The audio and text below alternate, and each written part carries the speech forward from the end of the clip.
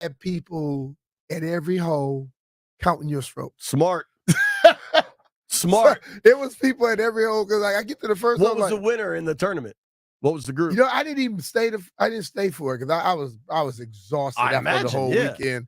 And I'm driving home, but last night I got home. I didn't even eat. I laid on the couch. I woke up. It was like 11:30. I haven't seen you. We had first communion for my daughter, and my whole family came over, and we were drinking some of the Kicking It with BMitch 30s that you would give me. Yeah, and everybody liked them, and folks that live like all over the area are asking me where they can get it, and I was like, well, it's in a bunch of bars. The best place to find out where you can get some, I've said, is just follow you on social media, right? Yeah. Okay. And I think that will only expand as time goes on here. So you fell asleep, therefore probably didn't watch the end of Knicks Pacers. I heard the Knicks won. Sure. I hear that. That is a thing that happened. I hear that Minnesota is up 2-0 on Denver. Yo. So I stayed up for Minnesota, Denver, because I was just excited to watch it. I thought for sure, Denver would show up. Denver's been having these slow starts, but able to overcome it. Mm-hmm. End of the first quarter, I'm like, all right, Well, they're definitely in a slow start routine right now. B, you didn't watch this. This was a thorough ass kicking. I heard it was like 100 or something to 86. Do you know what it was at halftime? What was that? I believe they had 35 points. I think it was like 70 to 35 at Anthony halftime. Edwards, bro, but last mesmerizing. Night, yes, but last night, this will sound absurd because whatever his final stat line, he wasn't dominant. Like it wasn't the Ant show last night. Granted, he finished with 27, but it was Karl Anthony Towns.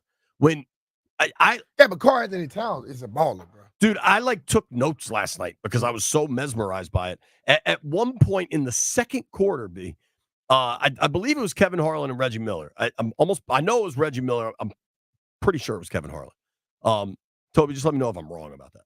At one point, Kevin Harlan goes, that's 11 consecutive misses for Denver. This is in the second quarter. Wow. And Reggie Miller goes, it looks like there's 7 Timberwolves on the court at one time. This defense is stifling. I can't Towns had 27, 12, and 1. His shooting early, B, you remember, you know how much I love Sean Kemp and those Sonics teams, right? Do you remember Sam Perkins' role on those teams? Just big, smooth shooter from the outside.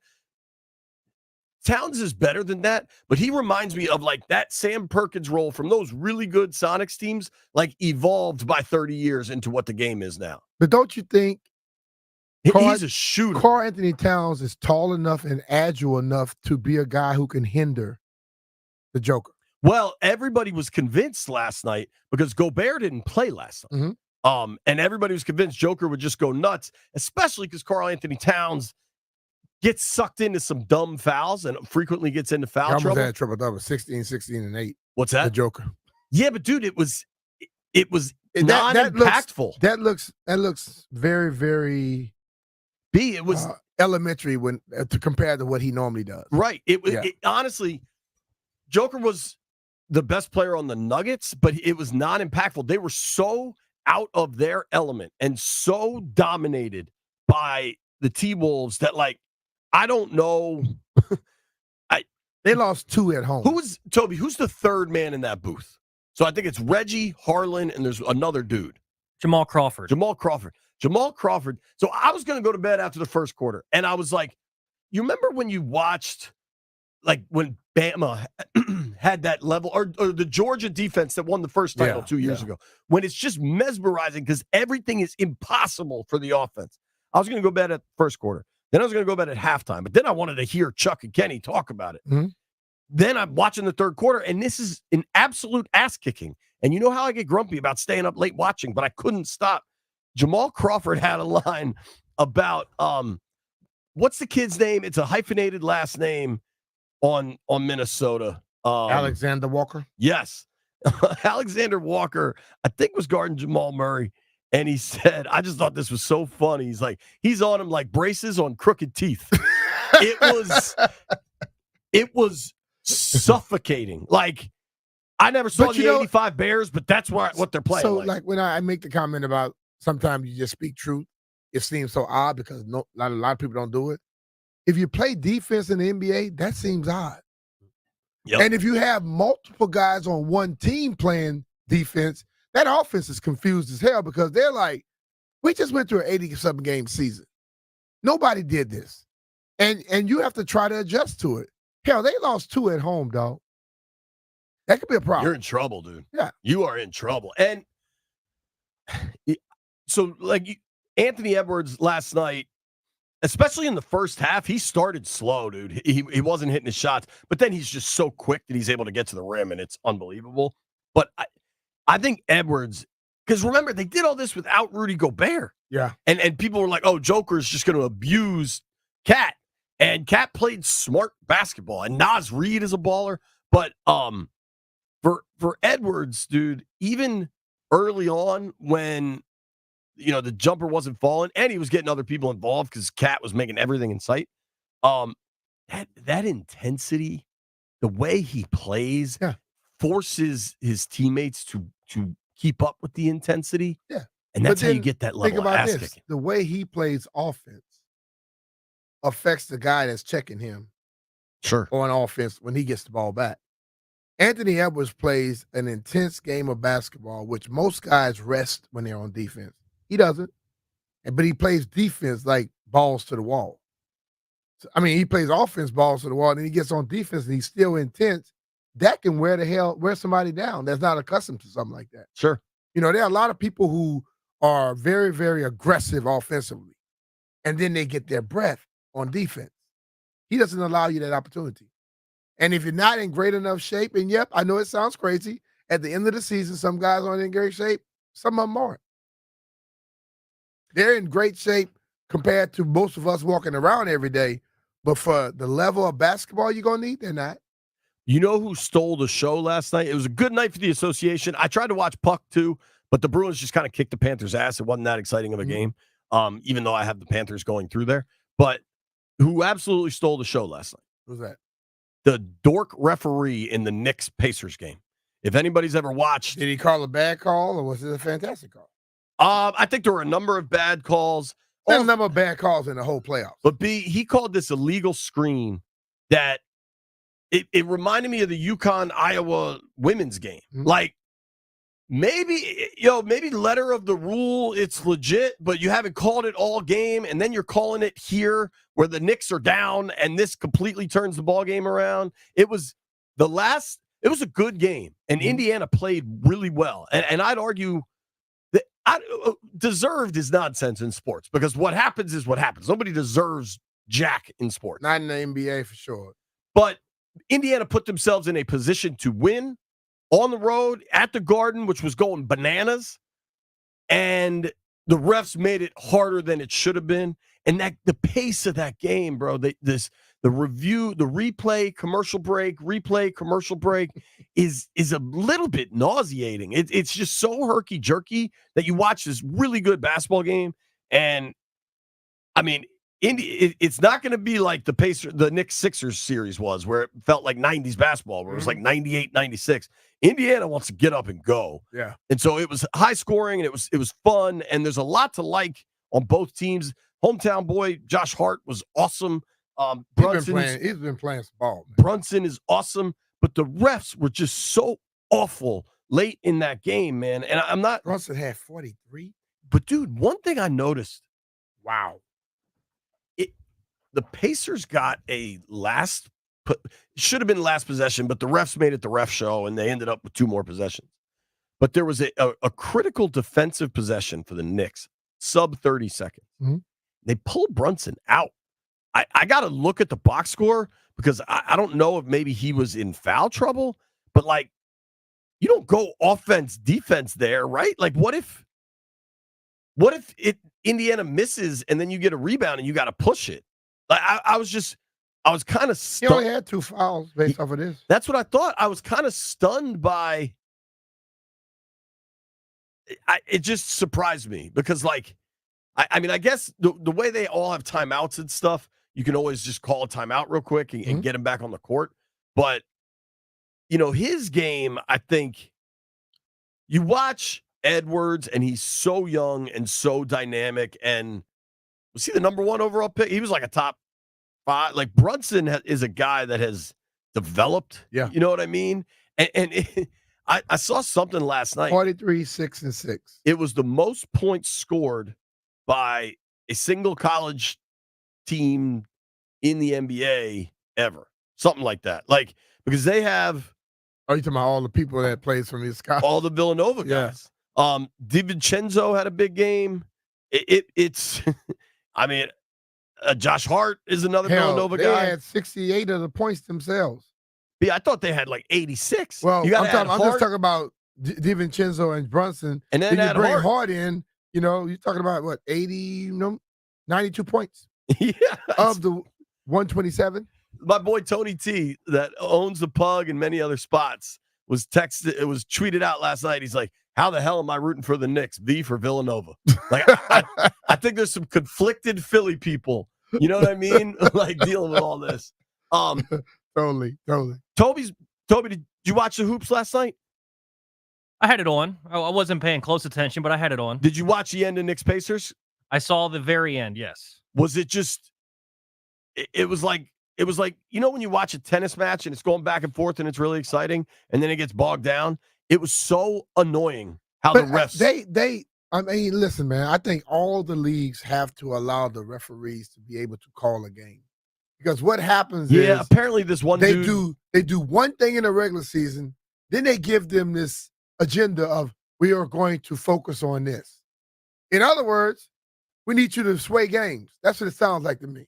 Well, the other issue is these reviews just take way too long. And there's so many of them. It's everything. Everybody that has a review, they should have someone at home, at the office watching it. I didn't bring this up yet, though. The worst call in the Knicks' little comeback, I think it was Brunson tried to throw like he was kind of in the corner between half court and 3-point line, and he tried to throw like a bounce pass to imagine the foul line roughly. Mm-hmm. And the Pacers defensive player got his hand on it. Like it was his hand, was ruled a kick ball, and you can't replay a kick ball. So there's 50 replays in the last 5 minutes, and the one critical one you're not allowed to replay. Do they? You think when they make those calls where they know you can't replay it, they're not smart? You think the league doesn't want New York versus Boston in the Eastern Conference Finals? It was really hard to watch the last 2 minutes of that thing. Not lean that way, right? Dude, it was really hard to watch the last 2 minutes of that thing. Because God bless Indianapolis. It's a pleasant city. I've been there a number of times. But Knicks Celtics in the Eastern Conference Finals would be banana. It will sell. Did you watch any Landini? I didn't. Man, Landini was asleep. We have. He had just had Coke. That's normally when he's up. No, it's like 10. He had red wine and soda. 10 would be like when he wakes up from his nap and then he's up till 3. Like, I feel like he probably watched the end of Timberwolves Nuggets. He and Al Koken are the same people. Nah, but yesterday was Mimosa Mondays. Oh, Lord. It was. Yo, what are we going to do for National Mimosa Day next Thursday? We're going to have to go hard. CK, I'm off that day. BMitch has declared jihad on mimosas. Who knew? We got jihad on men getting together to drink mimosas. Yes, I'm gonna call. I'm destroying that immediately. I don't know the last time we could. Maybe there was a point last season, and I'm not remembering correctly. There's a baseball game 3 blocks from our office tonight. Mm-hmm. And there's a baseball game 3 blocks from our office tonight with some juice. Battle of the Beltways. Orioles coming to town. Nats playing good baseball. Orioles in first place in the AL East. Let's do this. Mark Zuckerman joins us next.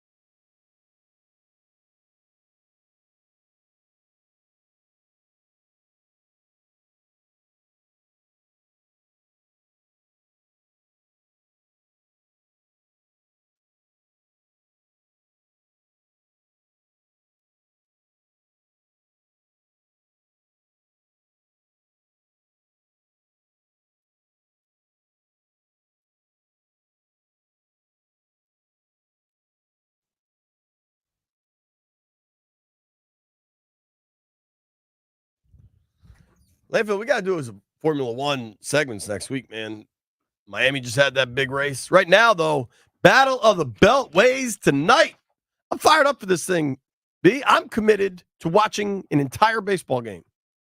And to help us watch it is our man, Mark Zuckerman. Zuck, what's up, dude? How are you? I'm good, guys. This is a big step for you, JP. All 9 innings, you sure? It'll be on all 9 innings. I have a little bit of ADD, Mark. I don't know if you're aware of that. So for me to lock in, I got young children. Lauren's got tennis tonight. I'm in charge of bedtime. So it will be on all 9 innings. I promise that. Okay. Well, the good news is the pitch clock. So, and a 6:45 starts, you might even be done before the kids have to go to bed. Dude, you know what's funny? It's funny you bring that up because we had a bunch of family over this weekend, and somehow we were talking about baseball, and I was saying that I don't think any pro sports organization, or really just any sports organization, has done a better job with rule changes than MLB did to speed this thing up. And MLB's made so many missteps, but this is a grand slam for a pun. Yeah, it's absolutely been a win. It's shaved like 25 minutes off the average game, I think. And, it's funny, like the other day we had a game that went 3 hours, and you're feeling like, man, this feels like forever. Well, it used to be that was a good time for a game, and it was 11-8. So it's not like it's lacking in offense. So no, it's been a huge step up, and hopefully it's translating now into people in attendance and people watching on TV. So, Mark, we got a team that's on fire and another team that's playing better than what people expected them to play. The Nats, are they capable of competing with the Orioles? Well, I'm interested to see how this looks. Now, last year they got swept. They only scored 1 run in the 4 games against them. So don't rub that in. So the bar is a little low here. But I think what we've seen from them this year, even when they have lost games, they have been much more competitive. They, for the most part, are not giving up a ton of runs. Their issue has been more scoring runs. So if the pitching holds up and gives them a chance, and actually, I feel like they've been really good, and that they have a positive differential from the 7th inning on. They're outscoring opponents late in games. So I think the combination of their ability to score runs late and the bullpen's been really good. I give them a chance. I think it's a good measuring stick for them. Obviously, they're not yet where the Orioles are, but I think they're trending in that direction, and the hope would be that in a year or two, they can talk about that team the way that everybody talks about the Orioles now. Dude, that's how I view it, is that the O's had to tear it. The Orioles had that kind of resurgence that roughly 10 years ago with like Adam Jones and Manny Machado and that team. And then they had to tear it all the way down and then brought it back. Obviously, the Nats got the World Series. If anything, the Nats seem a little ahead of schedule because that World Series was only 5 seasons ago and the teardown was thorough, clearly. But I think the two stories you hope are really similar, right? Yeah, absolutely. Now, in the Orioles case, they were really bad for a longer stretch. I think 3 straight full seasons of like over 100 losses, not just 100, but well over that. So they really were bottom of the barrel. Right. Now, they did a phenomenal job, one of the best jobs of all time in their drafting and now developing of these guys. Every single one of them, for the most part, has become a star in the big leagues, and you don't often see that. Now, in the Nats case, a little different because it's more about the trades that they made, particularly the Soto trade and who they got in return for that. We're still waiting to see if the draft picks they've made the last couple of years will pan out. It's still going to be, another year or two, I think, before we know that. Then the real question is going to be if, let's say they keep going this year the way they kind of are and they hover around 500. Next winter, are they in a position to start spending on free agency again? They have not really done that the last few years. We know when they were at their peak, they had one of the top 10 payrolls in baseball every year. So is ownership about to give Mike Rizzo the commitment to go out this winter and say, get an ace for their rotation or get a big slugger to play first base, something like that? That to me is how you can then turn a rebuilding team into a contending team very quickly. You already have a lot of the core pieces, young guys. Can you now bolster that with free agents? And if they can do that, I do believe that there's a chance by next year they are a contending team again. Well, what's funny is we talked to Sverluga yesterday, and what's happened in Baltimore with Angelos finally getting out of here and the Angelos family leaving me and other baseball fans alone finally. Mm-hmm. it could really change the landscape of how everything looks between both clubs, TV, right? Like there's so much that could change here. I mean, think about all the studs Baltimore is going to have to pay, right? Is their owner the guy to do that? And then in turn, does this allow the Nats to get back to, because they used to spend a ton of money. They love to defer it, but they spent. They like to defer it, but they went to a point where they let some names walk out of the building. Consistently. Sure. And so what makes us think they're going to change now? Well, no, it's a fair question, and I understand why anytime the issue of, say, C.J. Abrams pending for agency, which is still like 5 years away, but of course, we've been conditioned around here to start fearing for the worst right away. Dylan Cruz hasn't even reached the big leagues, and we're already worried about what's going to happen because he's a Boris client. So I get it. And ultimately, the proof will be in how they handle those situations. The point that I'll make, though, and I know it's hard to accept always, but it's a two-way street, guys. They can make offers to these guys, and I think in a lot of cases they have made competitive, maybe not knock your socks off, you can't say no to this kind of offers, but they have made real offers to all these players.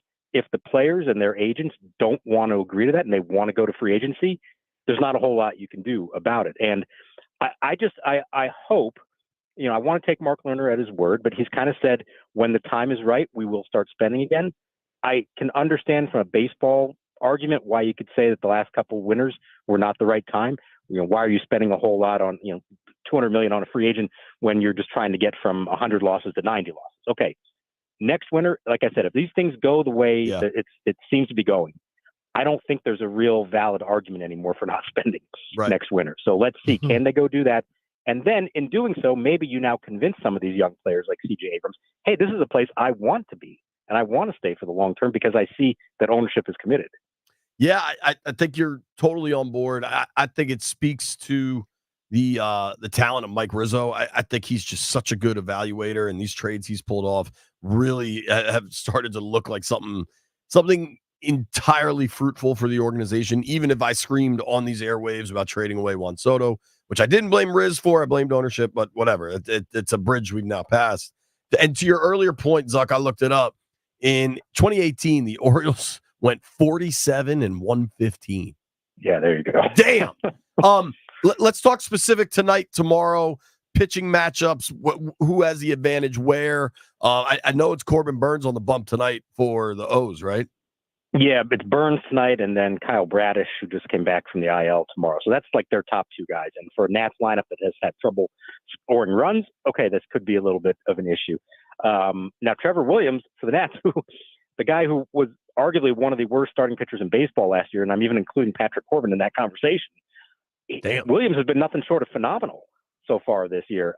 He is consistently giving up 1, 2, even 0 runs. Now, they pull him at the first sign of trouble. They basically only let him go 5 innings, but that's kind of by design. They're satisfied with that. If he keeps them in the game, they know that their bullpen has been good enough to then try to finish it off. So that gives them a chance. Tomorrow night, the kid, Mitchell Parker, who had the 2 phenomenal first starts of his career against the Dodgers and the Astros, been a little worse since then, but not bad by any stretch. And this is not like, we're not talking about Steven Strasburg here. We're talking about a guy who was not expected to even be in this kind of position. So he's been a huge revelation for them. If they can get decent starting pitching, hold that Orioles lineup in check, if you can get to the later innings and you're close, I do give them a chance. I think that's kind of the key to all. And if the Nats get on base, can they run? They've been phenomenal at stealing bases, at taking extra bases, putting pressure on the other team. The key, though, is you got to be on base before you can start running. Right. And the games that they've really struggled, they've only had 3 hits and 1 or 2 walks. That's not going to work. You obviously got to get guys on early and put some pressure on the Orioles. Zuck, we've established ourselves as, and just so we're clear, we are allowed to unestablish ourselves at any moment, but we have established ourselves as the foremost Mitchell Parker radio program in the district. Yeah.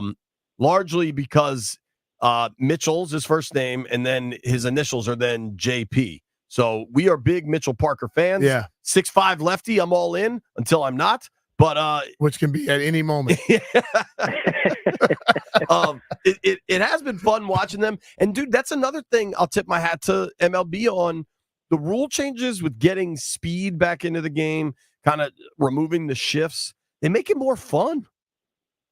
Yeah, no, they're playing a fun and exciting brand of baseball. And, it's funny, as we travel around the league and you start talking to people with other teams or other writers who cover them, they all kind of have the same opinion after they watch the Nats for a couple of days. They're like, these guys are fun. Mm-hmm. There is an energy to the way they play the game.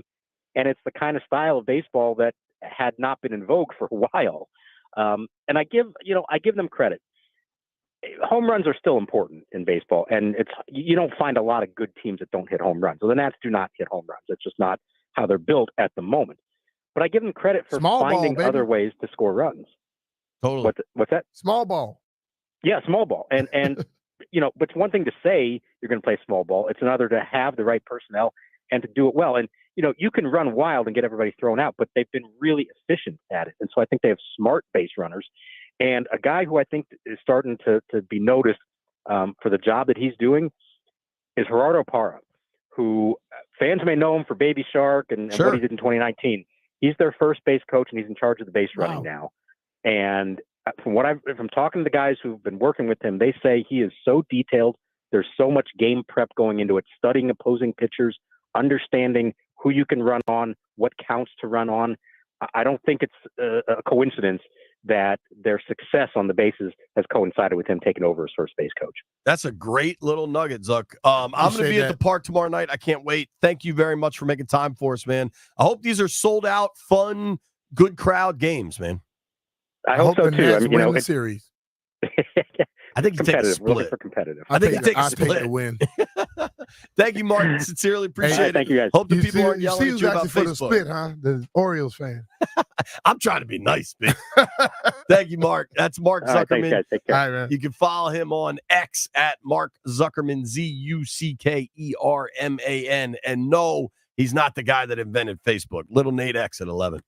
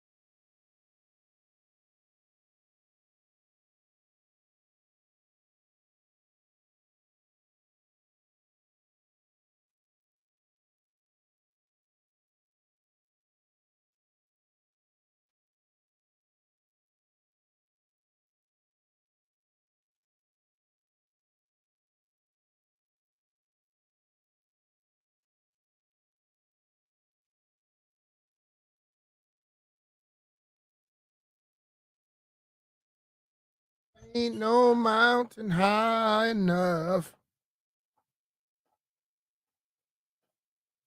Ain't no river wide enough to keep me from getting to you, babe.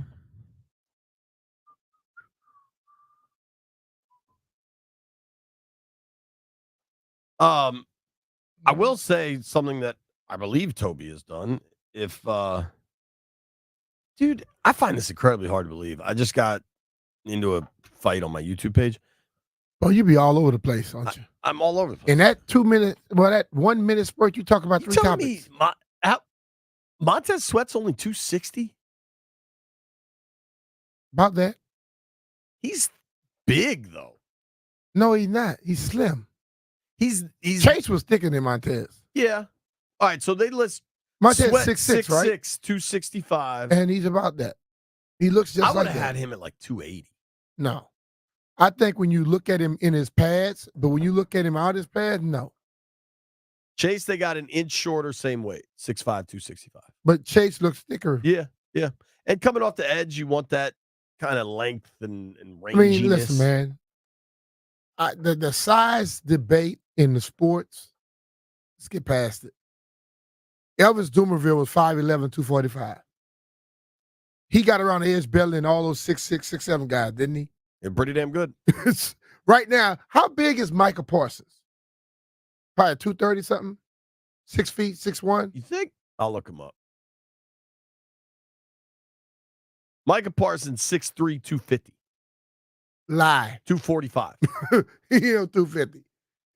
and I promise you. Says 6'3", 245. So by the time the season sorts up a little bit, he probably. And that's on Pro Football Reference. He probably 238. I'll see where the Cowboys list him. I can tell you by Pro Reference and all them places, they give you a number. Sometimes they write something not.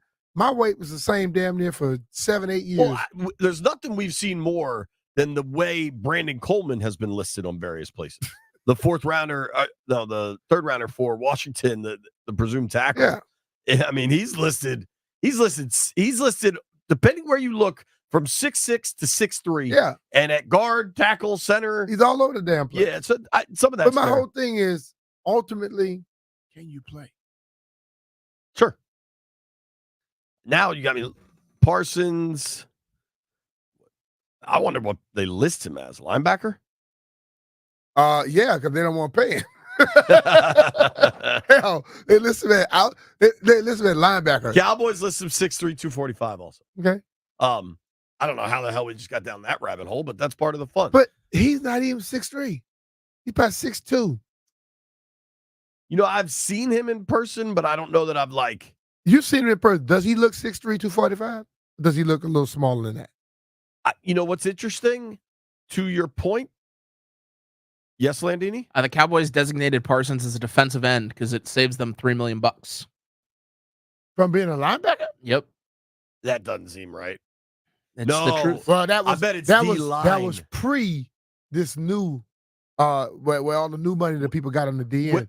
Watch how quick they changing back to a linebacker. See if you can read. Give me that article, because I wonder if that's for franchise tag purposes. That was like, what was it, last year or year before last? The difference is because there's no delineation on the franchise tag between D end and D tackle, and the D tackle market for a long time held. What's that? Send it to me. Okay. The D tackle market for a long time held that down, if you remember. But now the D tackles are getting paid like crazy. Mm-hmm. That'll be interesting. He'll become a linebacker real soon. All right, I'm reading now from CBS Sports.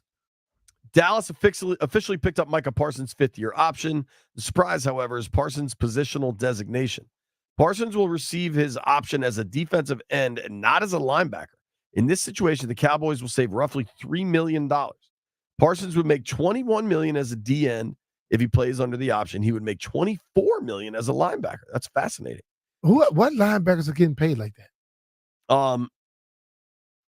Labeling Parsons as a defensive end is more than a cost-cutting move. Technically, Parsons was used more as a D end than as a linebacker last season. I know that. All right, now here they go. This will likely be a moot point given that Parsons probably won't play under his fifth-year option. It's likely he gets a lucrative long-term contract.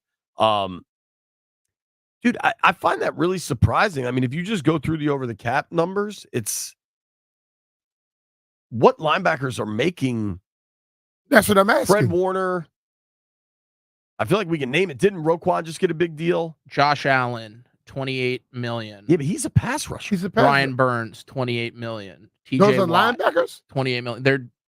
TJ Watt is listed as a linebacker? Those are DNs. You could either say they're linebackers or defensive ends, and their teams say linebackers. No, like on over the cap, the linebacker contracts, Roquan making 20, Fred Warner making 19, Tremaine Edmonds making 18. That's how the NFL lists that? I think this is how their teams list them. Yeah, the Jaguars list Josh Allen as a linebacker. The Giants say Brian Burns is a linebacker. TJ Watt, you could almost get because the Steelers do move him around a little bit, but like, damn. Yeah, I don't see TJ Watt dropping back very often. No. I think it's a moot point because. But it just shows you how petty and evil the damn owners are. Think about that. Oh, we gonna designate your position so we don't have to pay you. The dude's playing the position and he's damn good at paying. And they're trying to penny pinch $2 million, $1 million. And usually Jerry's not that dude, but they're about to enter into negotiations, and you want to enter from the most advantageous spot. Little Nate X joins us next.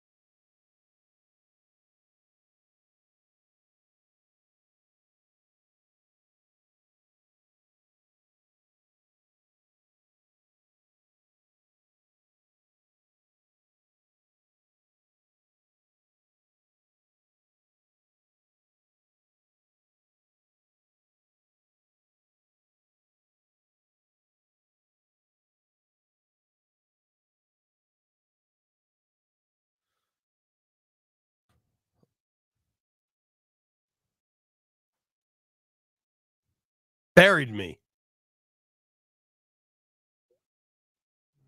Love me. That is Little Nate X's theme music. Nate Dogg joining us now. Hello, Eric. What's up, Nathan? How do you do, buddy?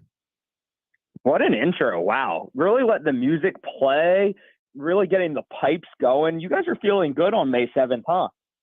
We get excited to talk to you. You feel good every day, Battle man. of the Beltways in town. There's a little bit of juice in the air. We get to see Jaden Daniels in a Commander's helmet at the end of the week. JP saying that the Warriors going to sweep us? I'm not saying I think we are setting up for a great summer. I'm with you. It's beautiful outside. The weather is nice. Jaden's about to, throw the ball 80 yards through the air to Terry in a couple days. It's a good week. It's a good week. It's a good week, dude. Now, we should try to temper expectations from rookie minicamp. We probably won't do. Nope. Won't do that. All right. Fire away. Here's the thing. It's good to be excited about something with this football team. I don't care that it's rookie minicamp. The second I see Jaden's arm strength and him dipping and dodging and weaving through the rookie linebackers, I'm going to get excited, and I see nothing wrong with that. I know it's not the same as even OTAs. I don't care. I'm excited to be excited. We have our franchise quarterback, hopefully, knock on wood, and it's just it's like that buzz that we get from having an exciting quarterback. I'm all about it. I'm excited to watch him play. I don't care how low the stakes are. We have our guy. He's going to be out there wearing our colors, our helmets, our pads. It's just like finally we have something to really, really look forward to. No more Carson Wentz, no more Mark Sanchez, none of that. We have a real quarterback, an exciting quarterback, and it's a great week to be a fan of the Washington Football Commanders. I'm largely with you, dude. I'm curious. I asked this yesterday on the program. Also, a little bit of news here. The Commanders have released linebacker Brandon Bouye-Randall, cornerback D'Angelo Mandel, and D-end Josh Pryor. Okay. Team announced that. Pryor's the only name that really stands out to me. I'm not sure that any of those dudes played last year. Pryor's a Bowie State guy, local guy. That is probably just a move because they're going to bring some other people in for OTAs in 2 weeks. Probably not a rookie camp move there. But Nate, we asked some people this yesterday, and I'm curious where you land. And B, I'm curious where you land too. Draft a kid number 2 overall. I saw yesterday on Twitter, one of the Commanders kind of fan accounts compared RG3 to Jaden, and they're both You're going to get that a lot, though, right? Yeah, it's going to happen. You're right. But both drafted number 2, coming out of college, ironically, almost have the exact same number of rushing touchdowns. Mm-hmm. I'm going to start with B. How do you feel about that comp? Both coming off a Heisman Trophy winning season. I understand people are going to do the comp, but you got to look at the quarterbacks, and they're different. But ultimately, you're going to look at them, okay, you're going to say, all right, well, they're the same people. They're far from the same people. One thing, Jaden is not fully himself. And that makes a world of difference. It does seem to be a very different vibe having met them, being just at an introductory presser. I also think not that Robert wasn't an absolute compelling passer coming out of Baylor when people first started hearing about Baylor, Landfill. But I think Jaden's a way better passer. I think like from the pocket, I think like getting through progressions, I think Jaden is more advanced than Robert was. He doesn't have the high-end track speed Robert did, clearly, or probably the deep arm, the deep ball Robert threw was out of this world. Nate Dogg, where do you land on that? A little different opinion. I see nothing wrong with the comp because let's think back to 2012.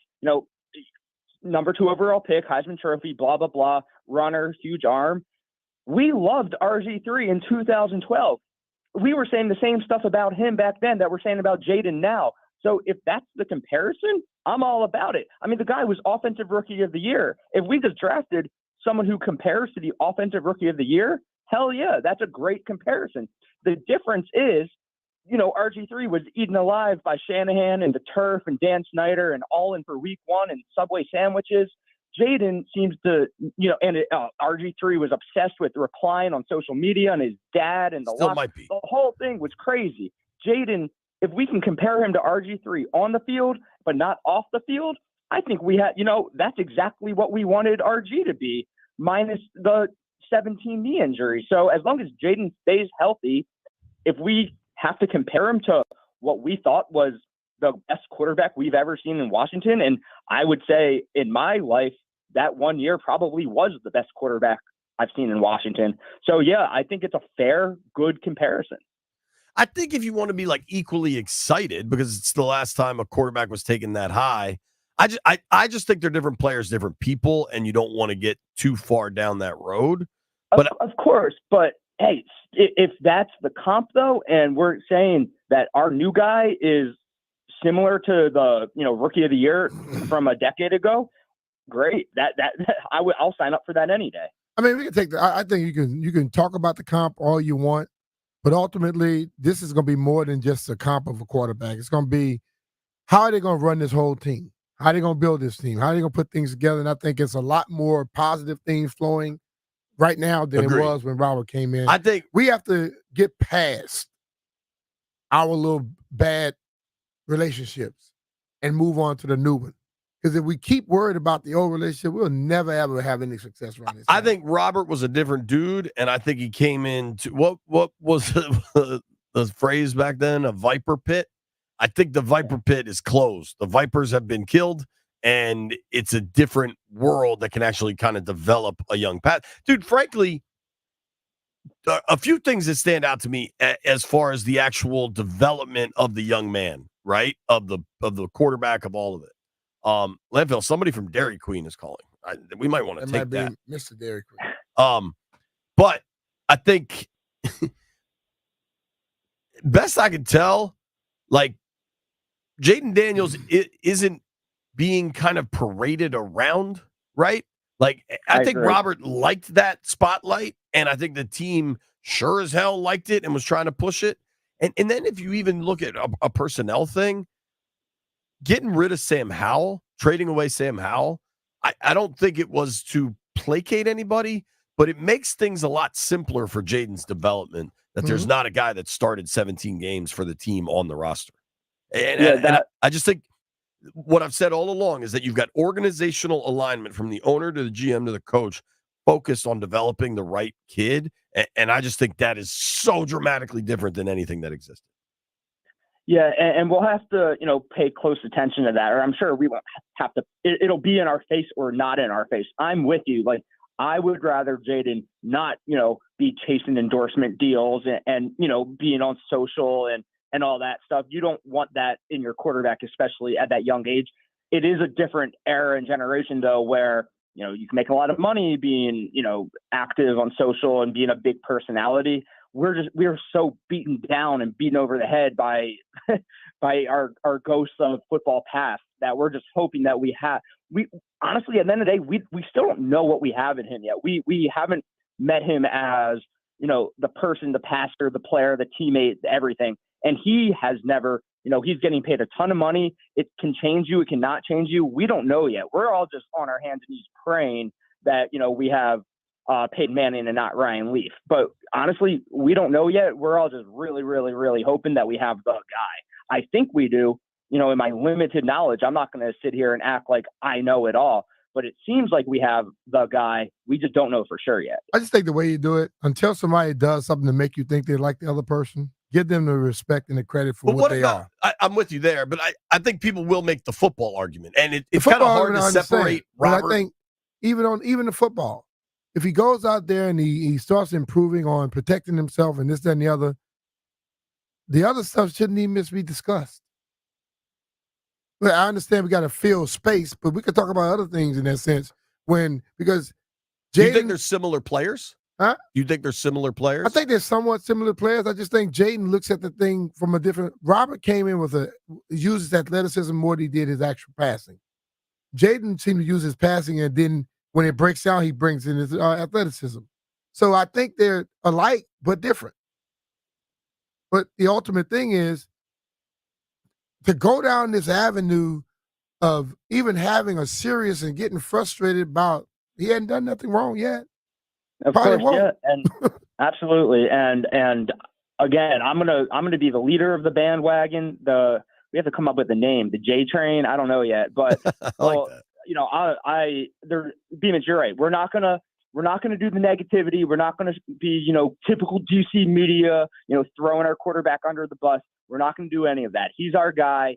He's gonna be our guy until we're given a reason not to. And for me, that's probably like week 17. He gets the longest rope of all time. Well, dude, it's interesting you bring that up, Nate. Talking with our friend Barstool Nate here on the BetQL guest line, because I was like seeing some commentary on social media that it's like, hey, man, they signed all these new players. They drafted these new guys.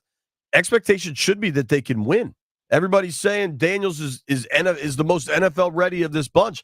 I think that is nonsense.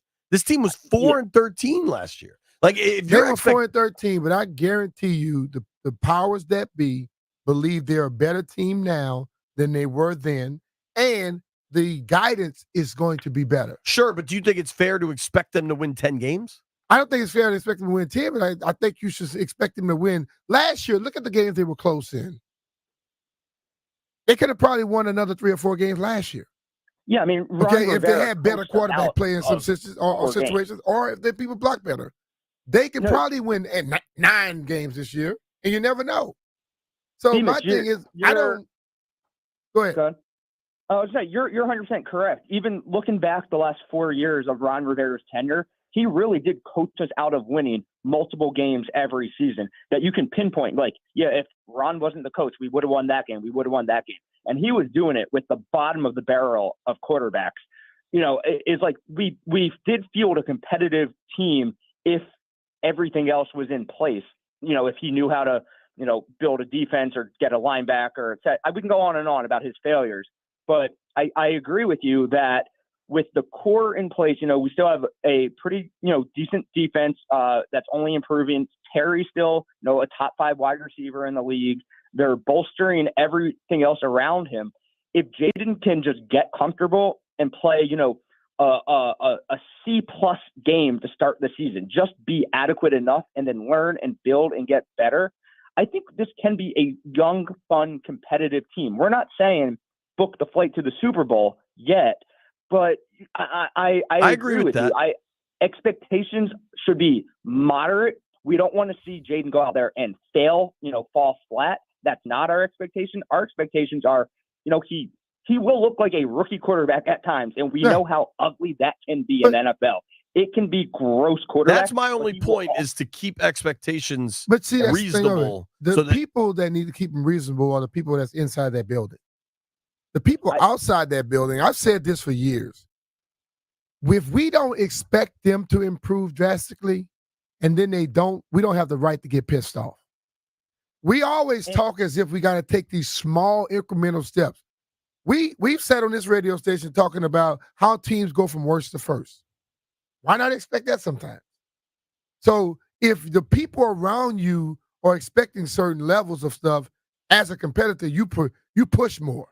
When you think it's going to be okay no matter what, you don't push more. That's human nature.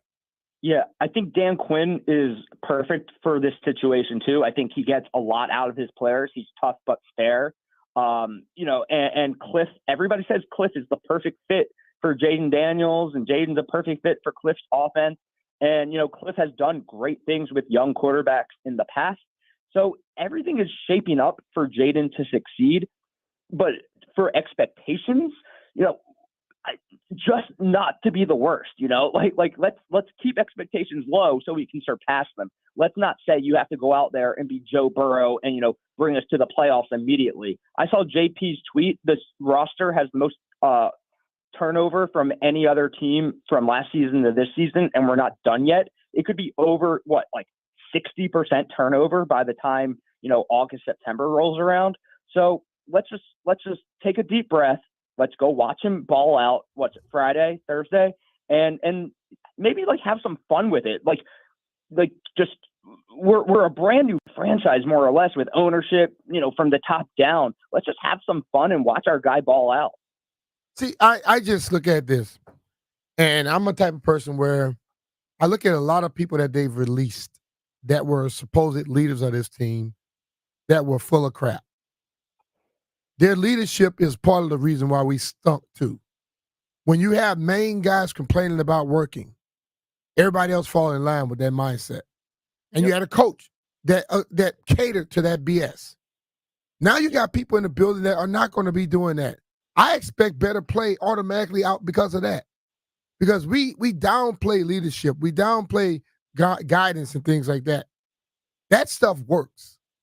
If you got the main dudes working hard, the dudes that are not there yet, they work harder. If you got your coaches pushing you to get to a certain point because they expect you to do that, then people work harder. What we dealt with last year was crap. I'm telling you, it was so many stories going on with that football team. The fact that they won 4 games, that's surprising. Could have lost more than that. They could have won 2 or 3 because they had too many people pulling different ways, trying to point fingers at people instead of going out there and being true leaders.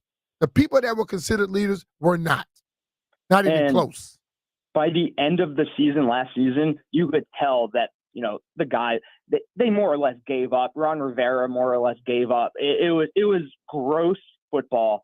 And let's just rip that page out of the book, crumple it up, toss it in the bin, and never think about it again. And that's why it almost feels like a brand new franchise this year with the all new roster, the all new franchise quarterback, new coaching staff, et cetera, et cetera, et cetera. All we need now is a new stadium. And, it's basically a new team altogether Listen from to the this. last 25 years. Listen to this from Warren Sharp. He just tweeted this out. Maybe he's listening to us. I don't know. Dan Quinn was the Cowboys' DC the last 3 years. In Dallas, his defense is ranked number 1 in interceptions, 59 interceptions in 3 years. Number 2 in forced fumbles, number 2 in takeaways, number 1 in defensive TDs, number 1 in takeaway EPA, expected against average.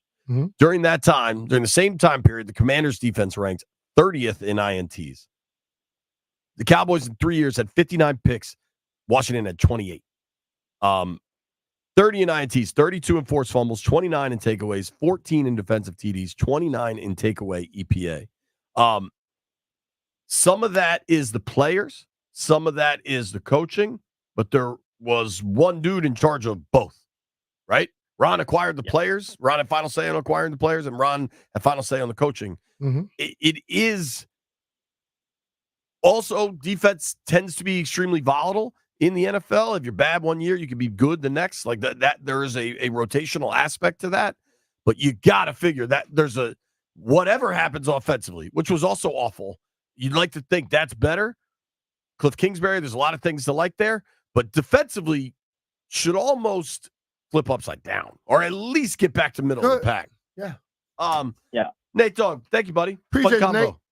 One last thing. I almost forget. Jack Del Rio, just the worst thing to ever happen to this team on the defensive side. Mike, you just triggered some deep, dark emotion out of me. Man, was that guy terrible. Thank God he's gone. Thank you, Nate Dogg. Take care, brother. See you guys. Barcel Nate, always very subtle in his criticism. I'm kind of thinking we're a little heated up here. Maybe we open the phones up. 800-636-1067. 800-636-1067. We're going to get to see Jaden Daniels on the field on Friday.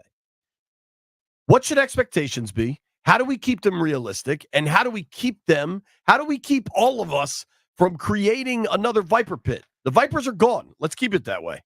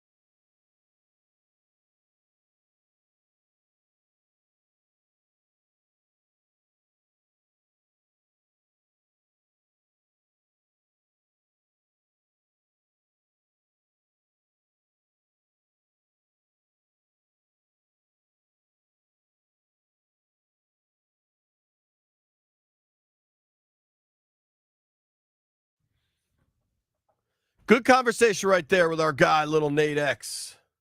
Barstool Nate, Eric Nathan, whatever name you prefer for Nate Dogg. I think there's a natural aversion to staying away from any RG3 Jaden comps because of the way it ended with RG3 and things are just starting right now. They are both exciting players that just won the Heisman and are number 2 overall picks. But there's a guy more recently that I think fits that bill that he's teammates with. Mariota. I mean, Mariota was a number 2 overall pick coming off a Heisman Trophy. You know what I mean? Like, I don't think you can extrapolate too much from draft position and sharing an award. And I think it's just such a new day, scenario, outfit, group in Ashburn that the comp to me isn't all that cool. I think it's cool if you're just fired up for the season. Now I know what happens if I don't go to him first. Devon in Rockville is on the line. What up, D? What's up? What's up, guys? Nah, man, I'm just really optimistic, man. It's an exciting time of the year, and I really feel like we have a promising future. And like B said a couple of shows ago, everything is not going to be built and turned over this year. So all I'm looking for is progression, not perfection. So, and I feel like I like that. Since the owners took over, they've been just laying the blueprint. You could clearly see they had a clear vision with the coaches and the GM. The GM came right in and got the work, got the scrums up out of here, bringing in the people that they want. And a lot of people saying, "Oh, we didn't attack offensive tackle. We didn't do that. We didn't do this." Everything is not going to be built and overturned in a year. And so they are confident in Brandon Coleman. I've had enough off-record conversations, no mics, no cameras. Like, they think they've got a guy. Now, maybe over time he's a right tackle. Like, we'll find out. But they believe they have addressed it. I think we lost Devon. But, you know, I listen, man. Addition.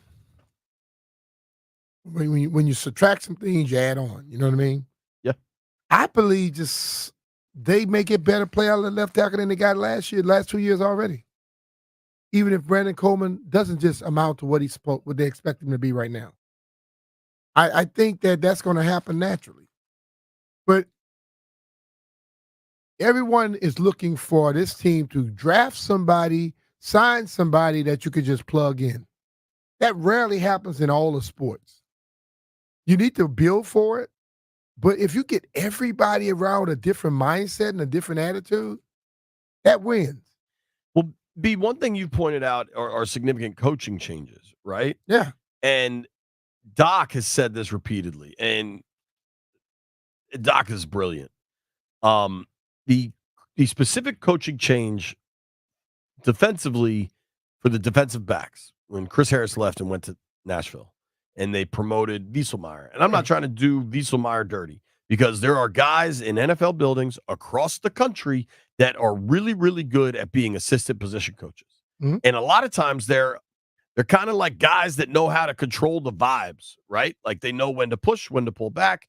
They can assimilate from coach to coach. They can go into any room, and they are useful for a team, but they're not equipped to be the position coach and to design the strategy. If you look at 2022, when Harris was there, the Commanders' defense ranked 4th in passing yards allowed, 4th in passing touchdowns allowed.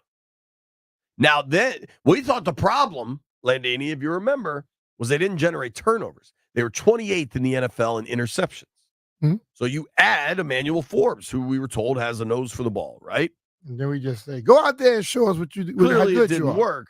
Their passing defense specifically, after they let in a position coach go who was getting interviews to be defensive coordinator around the league, who was highly regarded around the league.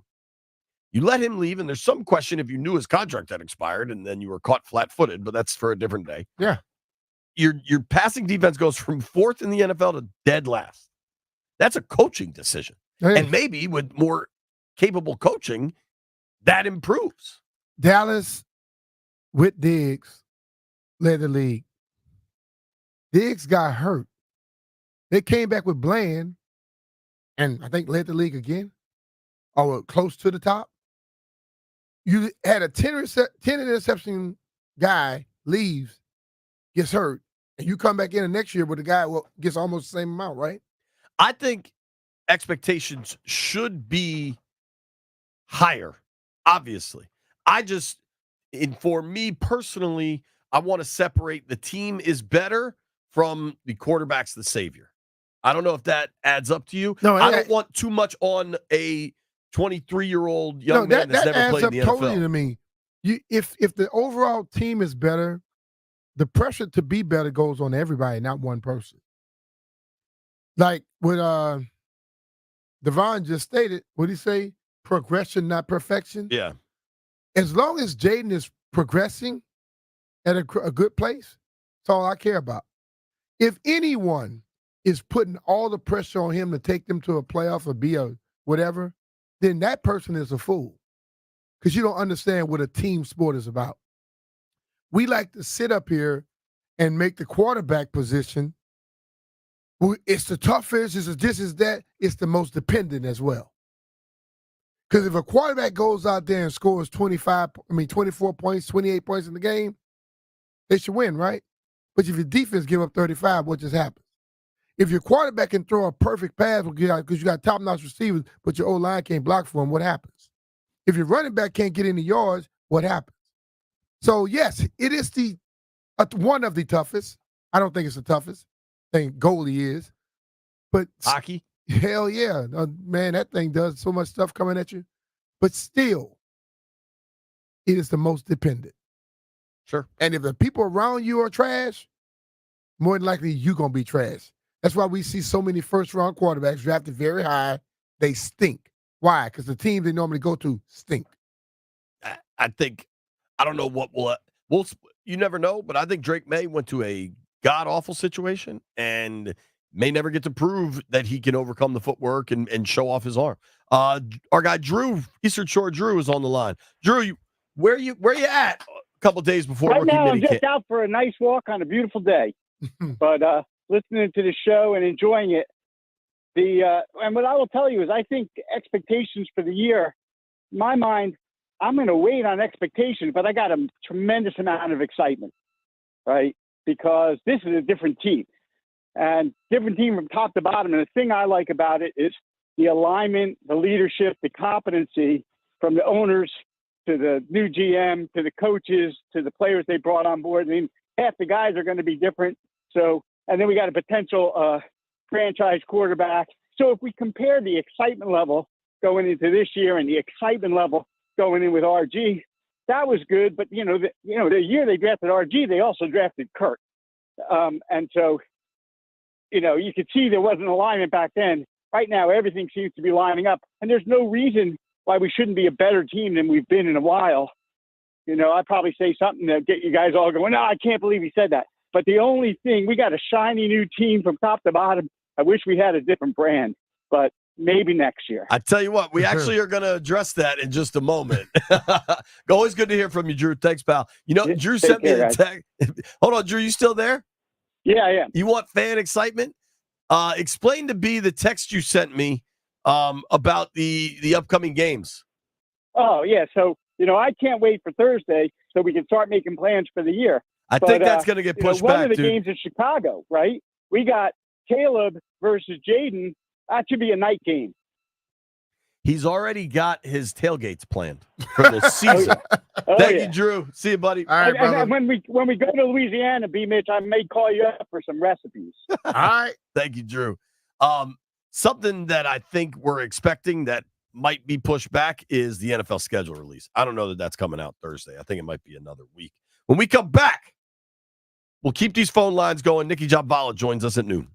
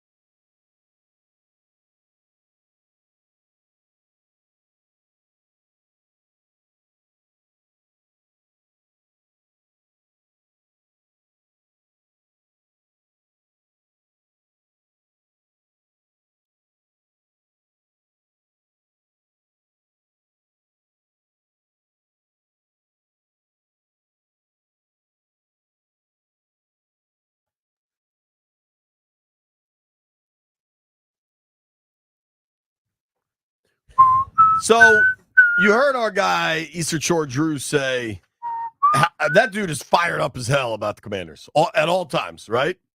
But Not just Drew. I've talked to multiple people who I've been already invited to multiple tailgates this year. Right. People are fired up, but Drew just said he hates the name. And Landfill just said in my ear they should change the name to the Atomic Dogs, which would be really dope. I'm not expecting it. Boy, look, they tell you the Atomic Dogs going to be some stuff going on. I think you got to talk to the Qs about that. That's their theme song. And Toby was just talking about how he wants to buy some gear, but he's not sure what to get. And that just don't get no gear with dinosaurs on it, Toby. Toby, you wanted to have the dinosaur conversation? Bring the shirt in here so people on the stream can see it. Yeah, but the thing of BMitch just ended up singing Barney to Toby. That was the thing of it is like I saw the shirt, I saw the colors. I said I like the colorful shirt. I love the material. So Toby's going to, and then I looked closely, and it was Barney and his friends. And then it's a dog. Yeah, but look, that's from the lead here person. You can't tell. It just looks like a nice shirt. Then you get up close, and it's dinosaur. Isn't that a dog on there? What's the name of the line? Roback. Okay, and that's a dog. But yeah. I think it's a he likes dinosaurs, so that's cool. But I'm not buying the shirt with dinosaurs on it. But you can't tell it's dinosaurs. Yeah, when you get close to him, you're gonna see Barney and friends. I mean, I could tell it was dinosaurs from across the room. Listen. I don't have good eyesight. I don't either. I wouldn't be buying a dinosaur shirt either. Toby did. But he said he liked dinosaurs, so I'm cool with that. But I liked it because of the colors and then the material. Did compliment it, said, "Whoa, I like the shirt." And then he said, "Wait, what the hell? Why are there dinosaurs all over?" Yeah.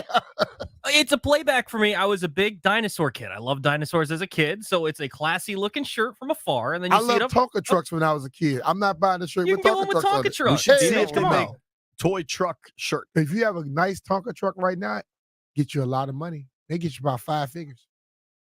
The toy trucks? A toy truck, and if it's in pristine condition, you can't beat it up like I did mine.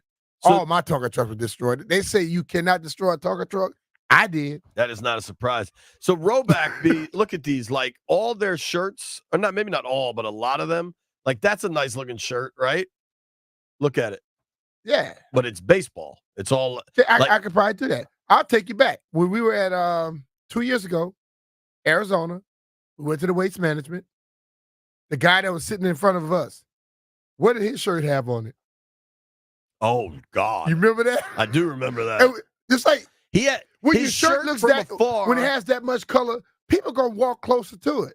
From afar, his shirt looked just like yours. And when you got close, it was positions. It was diagrams of sexual positions. Yes. But it just looked like when I got close, I'll take the dinosaurs. And his wife sitting there just smiling. I'm like, well, damn, did you look at his shirt? And Toby said he'd take the dinosaurs. I think would. If you had to pick dinosaurs or sexual position shirt, Landfill, which one are you picking?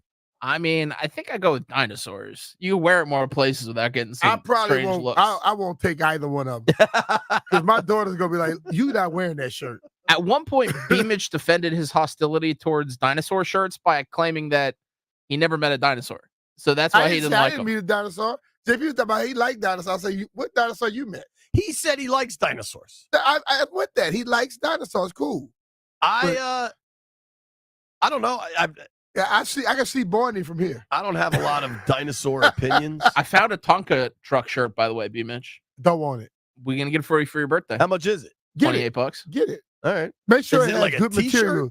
So when I go to wax my car, yeah. There are more and more of these shirts. That is kind of a cool shirt, but B doesn't do t-shirts. I do t-shirts in t-shirt areas. Like at home working out. I very rarely see you in a t-shirt. You don't. Whereas I wear if you see me with a t-shirt, it's going like you saw me. I wore this one black t-shirt. And I think I was like, oh, you're wearing a t-shirt on it. Yeah. Trendy t-shirt. Yeah, I don't just throw on t-shirts. I got a shirt when I'm working out, I will. Where it's a bunch of sunglasses. Mm-hmm. But like you don't notice it till you're right up on top of it. You bought that shirt because you lose all yours. You just want to be fine with your t-shirt. I like the vibe of it. I like your shirt, Toby. I will. No, I love the shirt. I said that. Didn't I, Toby? You did, and then you criticized the dinosaurs, which are 95% of the shirt.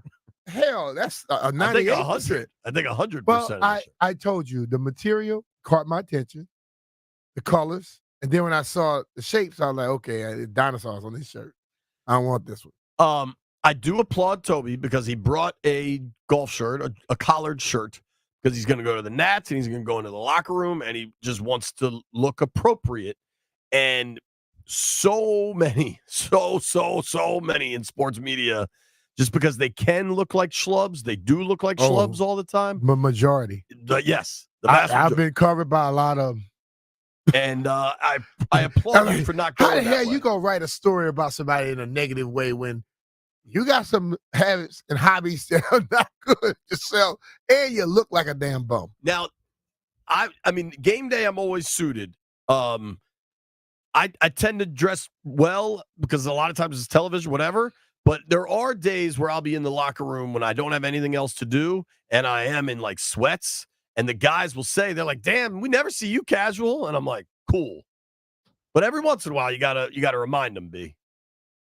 But there's also like post-COVID world, like the athleisure world is like taking over. Yeah, but everybody can't do the athleisure world. Sometimes in certain positions, you got to do what that job entails.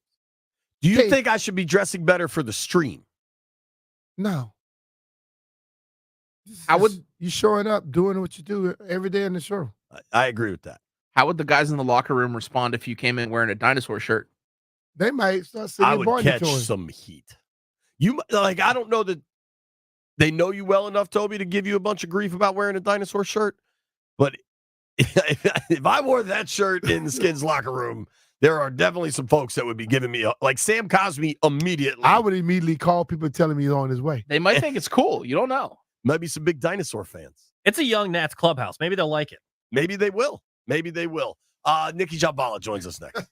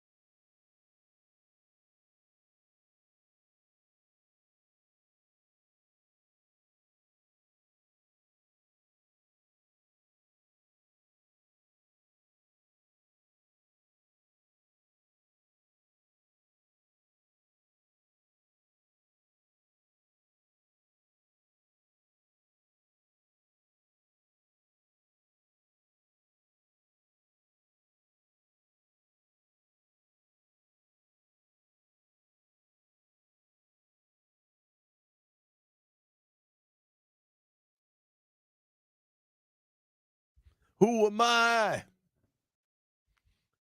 When you hear that song, you know who's coming on, the one and only Nikki Jhabvala from the Washington Post. Nick, how we doing? How's Julian? We're good. We're good. How are you guys? We're good. We are good. I'm going to open this with a story that I found out during draft weekend, I guess last week in Ashburn, 2 weeks ago in Ashburn. BMitch, are you aware of Nikki's ability to drop bars? Are you aware of that? So I need to know about this. Yes, and Nikki has recorded some covers of Nicki Minaj songs. And boy, Nikki, I have not recorded them. People have recorded you. Involuntarily. Against my will. But these recordings exist one way or another, Brian. All right. And Sam Fortier uses them as his ringtone. Really? that was the next Nikki. level.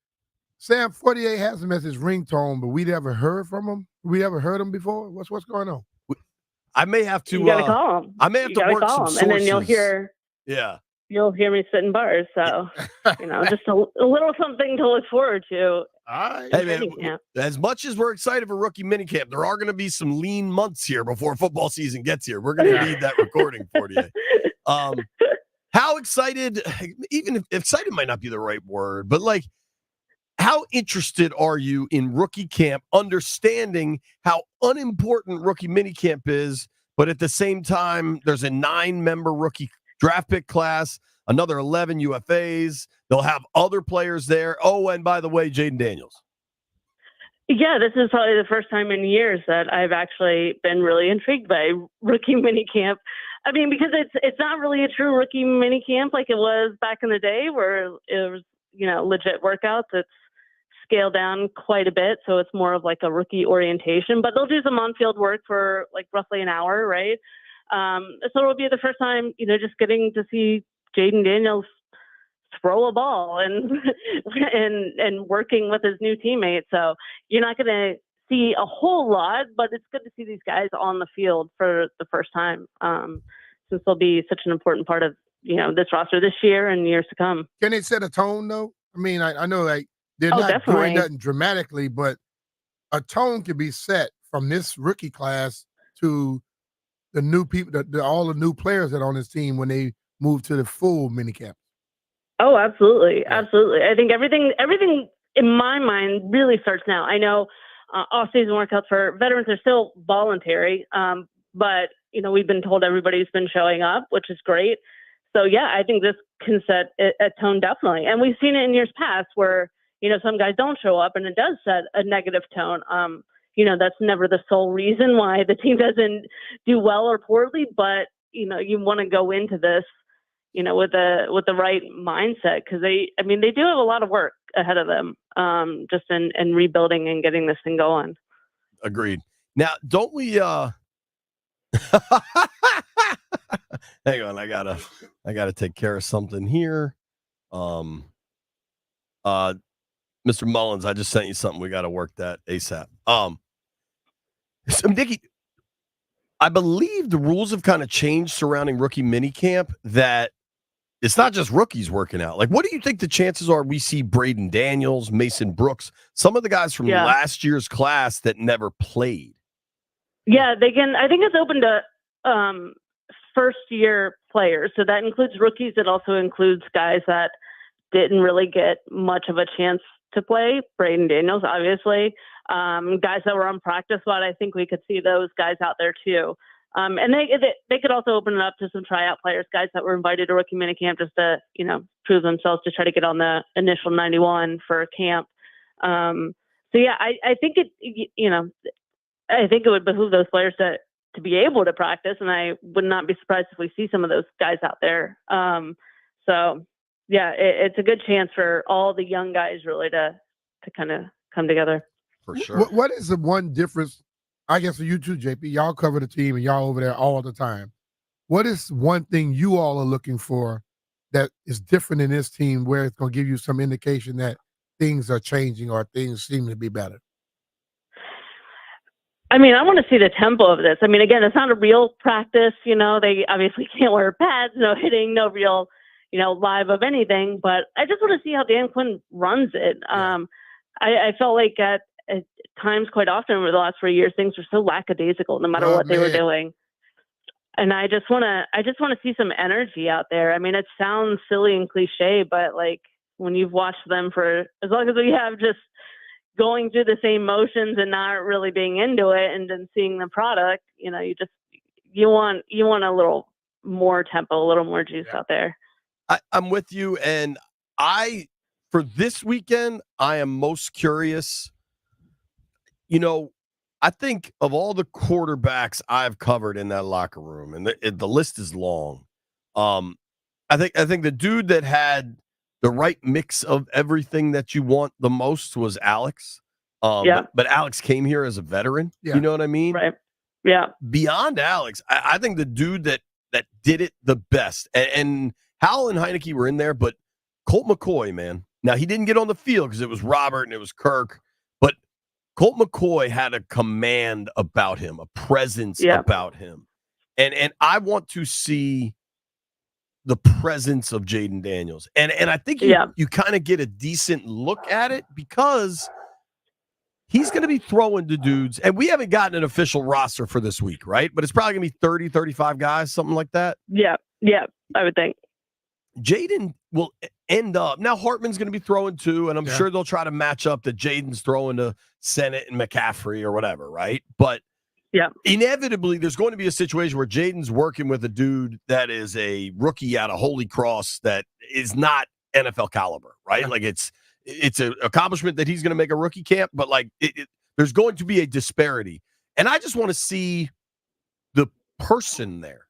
You know what I mean? Like, because that's totally. It's a number 2 overall pick, Heisman Trophy winner, throwing with a dude. Yeah. And I want to see that interaction. Yeah. I'm totally with you. I mean, look, they're all new. All the rookies are new, but there's a bigger burden on the quarterback to play beyond his status, right? Like he's got to instantly become a leader, face of the team. And, you know, we'll see how much they do on the field to really show that, but it extends beyond the field too. Like how is he interacting with guys on the sideline? Like, you know, is he really locked into what they're doing, or is he joking around on the side? Like things like that, where you can really learn a lot about a guy and kind of his approach and mindset to this, and his rapport with the other players. And, you know, even if he doesn't know everything, how is he helping others come along? So I think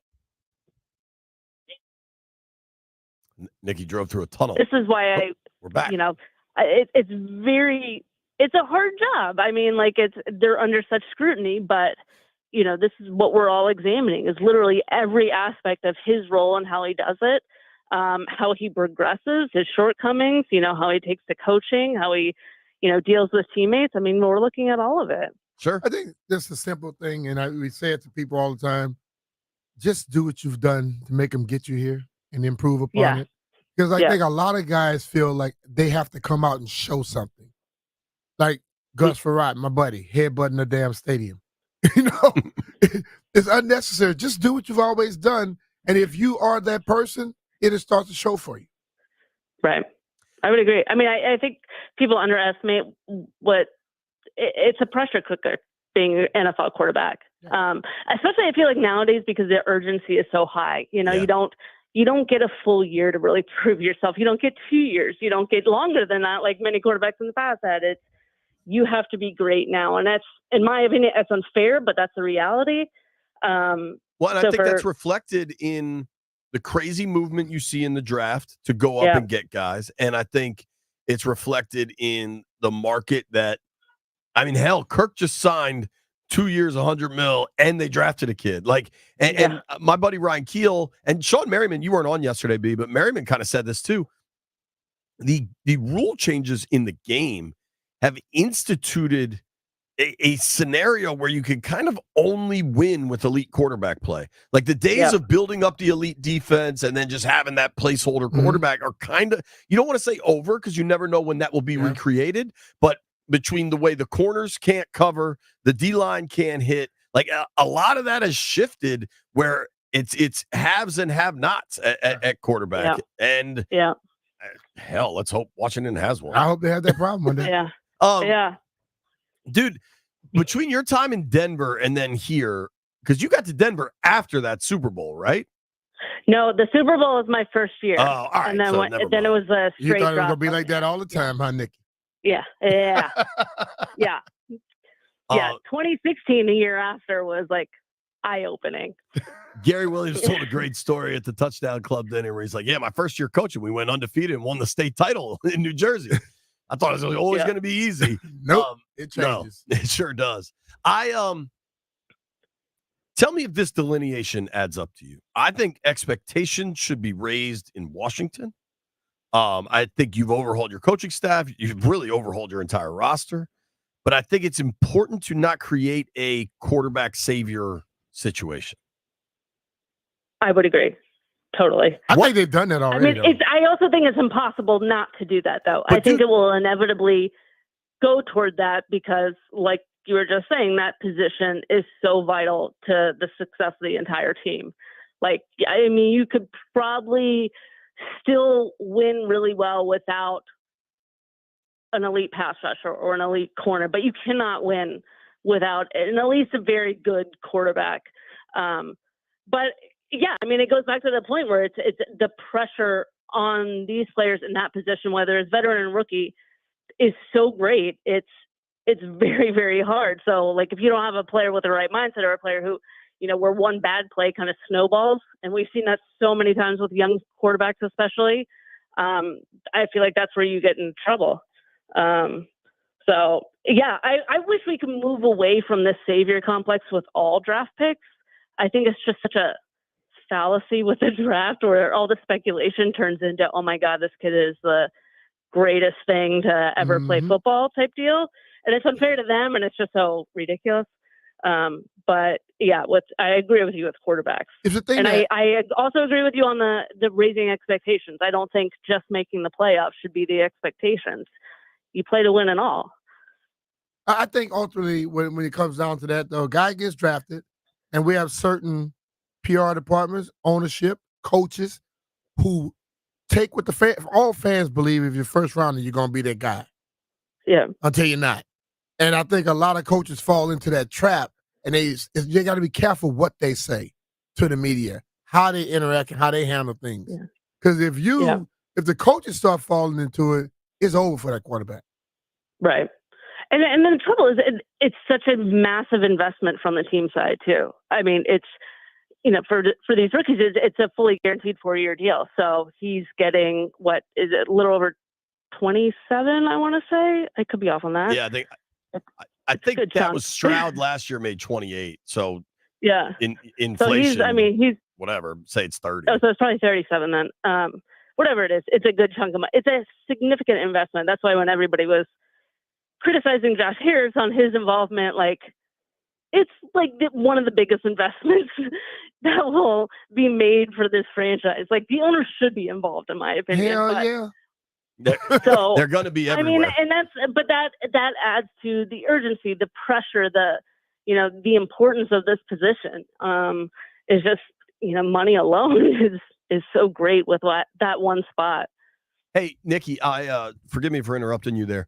Landfill has some, I believe, I don't know if this is breaking news or just audio we need to hear, but let me turn it over to the producer here on the Fan. Oh my God, no, you did not get that. I know you. Oh my God. I like dollars, I like diamonds, I like stunning, oh my I God. like shining, I like $1 million deals. Where's my pen, bitch? I'm signing. I like those Balenciagas. I look like socks. I like going to the I put rocks all in my watch. Oh my God, I can't lose. From my exes when they want a second chance. No. It's gonna be dirty. Oh my God. I think you can flow. Oh my God, no, it's the worst thing I've ever heard in my life. But I do know the lyrics. I do listen to Cardi. I like Cardi. I wonder. You were gonna do it. Oh my God. I wonder if. Do you want to keep? It standing? It was standing. It was not standing. If you guess, I will tell you, but I cannot. 40-year? Nope. Time? Nope. Oh my God. I don't think you're gonna guess. So. Oh my God. Now, do you want that to be your walk-up song, or do you want to stick with Petey Pop? Play not. No. Do you want me on your show again or no? I think it's good. I think it's fun. I mean, how much do you care about your ratings? I think everybody that enjoyed that, tweet at Nikki Jhabvala right now. No. NICKIJHABVALA. Say, way to drop They bars. gonna say they like the flow. We need my more God. soon. I think that's what I'll start. I'm gonna live tweet No. Nikki. David, get him. B, what'd you think? He's gonna expose everybody. Oh my God. But I like it. I like the flow though. You worked it. I mean, that's ugh. Landfill, what'd you think of Nikki's rap? I was impressive. That's one vote impressive. Toby? Way better than I could do. Boom. 2 votes impressive. Brian and I both are impressed. Yeah. See? The people need more. What's amazing is I was completely sober when I did that too. So in other words, we need her to be tipsy when she do the next one. Oh boy. Oh my God. I wonder now, somebody just said that to me. I do know that often people in Ashburn are listening to the program. I wonder if anybody over there just heard you drop bars. I'm sure somebody had. And Nikki just goes Hey, silent. when you walk in there, Nikki, and they start just bowing the head, you're gonna know they did. I'm gonna know. I'm taking names. Thank you for your time today. Appreciate you, Nick. Of course. Thanks, guys. All right. See you Friday.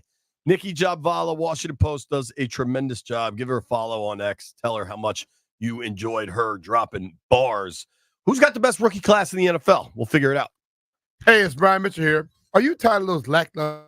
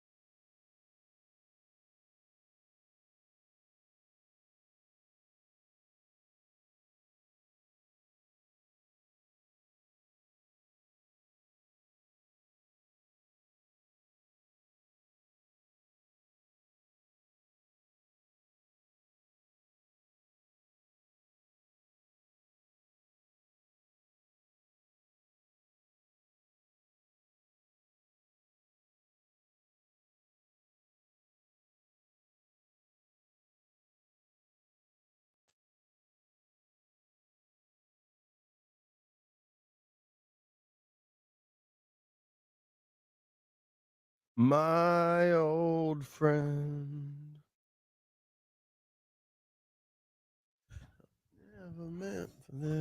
I'm trying to commit to getting back to going to shows. When I see bands, when I hear bands that I've seen a million years ago when I used to go to shows,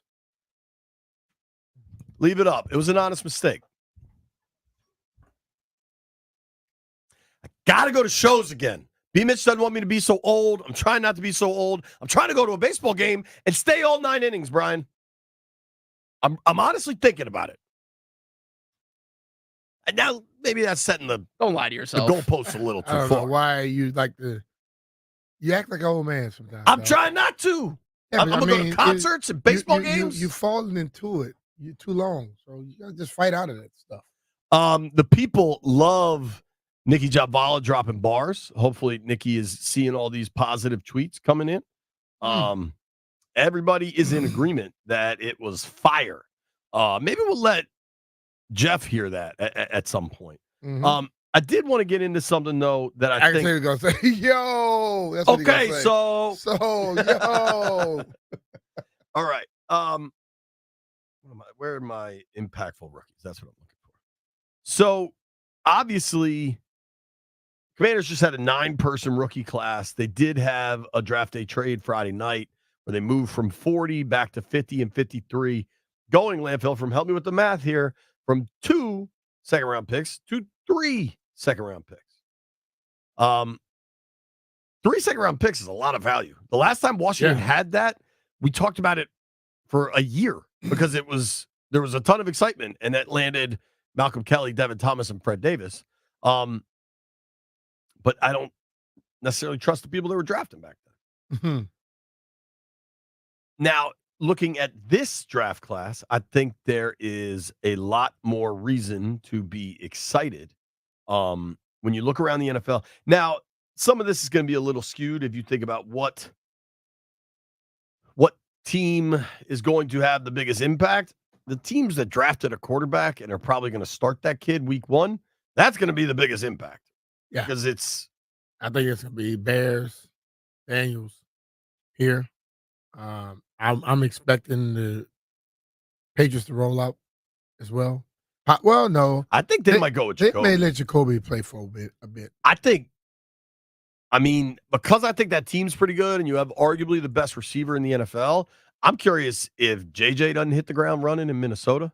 Possibly. I think in a perfect world, the least impactful rookie is Michael Penix, which makes that situation pretty interesting. The Chargers have a tiny draft class, but Joe Alt, I think, was a clear top tackle prospect available. They drafted the Georgia little slot guy, Ladd McConkey, who I think will help them a ton. Lag a route. Dude. He can route you to death, though. The linebacker that I liked a lot for Michigan, kid Junior Colson, Harbaugh drafted his guy. It's a small class, but it's good. Yeah. She may be tiny, but she is vicious. But CBS Sports did a list this morning of who they've got as the most impactful draft classes. At 5, they go with the Bills. Certainly in like a page view standpoint, kid Keon Coleman, the receiver from Florida State, is going to make people laugh. But will he perform on the field? Toby, pull up the Bills wideouts now. Because they lost Gabe Davis, they lost Steph Diggs. One signing that kind of went below the radar that I think he could be a monster up there is Curtis Samuel. Like from a fantasy perspective, a late round flyer on Curtis Samuel, I think could be big. But that Bills receiving core, you got Josh Allen, who has the big arm, maybe the strongest arm in the league. But it's going to be interesting because he's thrown to an unexperienced group. What do we got up there? So you got Khalil Shakir, who I think is going into his 3rd year. You got Curtis Samuel. And then after that, they just signed Chase Claypool. They got Justin Shorter, Mac Hollins, Quintez Cephas, KJ Hamler. How excited are you for Quintez Cephas, Landfill? Keon Coleman's got a chance. A scientific experience. Keon Coleman's got a chance from day one. So CBS Sports rates the Bills rookie class 5th overall. At 4, NFC East division,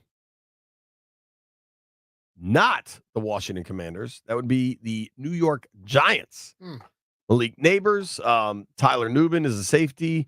Drafted a running back a little later. Did they get another quarterback somewhere? They did not. Okay. They must believe in Daniels. No, I think they only wanted Drake May and couldn't get him. I don't think they believe in I'm saying Daniel whoever Jones at put all. this out here like this, they must believe in. No, I'll read it. All 5 of these first-year pros will likely be leaned upon in 2024 and have the athleticism to thrive in their specific roles. Neighbors was so this dude, I think, just really likes Neighbors. This isn't necessarily to make the team better, but the rookies that can have the biggest impact this season. The Packers at number 3. I think they just tried to kind of rebuild after they lost a bunch. And Jordan Morgan could be the left tackle they need for Jordan Love. See about that. I think Jordan Morgan going to Green Bay is why Washington traded back. And Washington was trying to get up into the first round and then wasn't. I think that Jordan Morgan pick swung a lot of that. The second most impactful draft class. You want to guess? Kind of surprised Chicago's not on here. Arizona. Of course, Marvin Harrison Jr.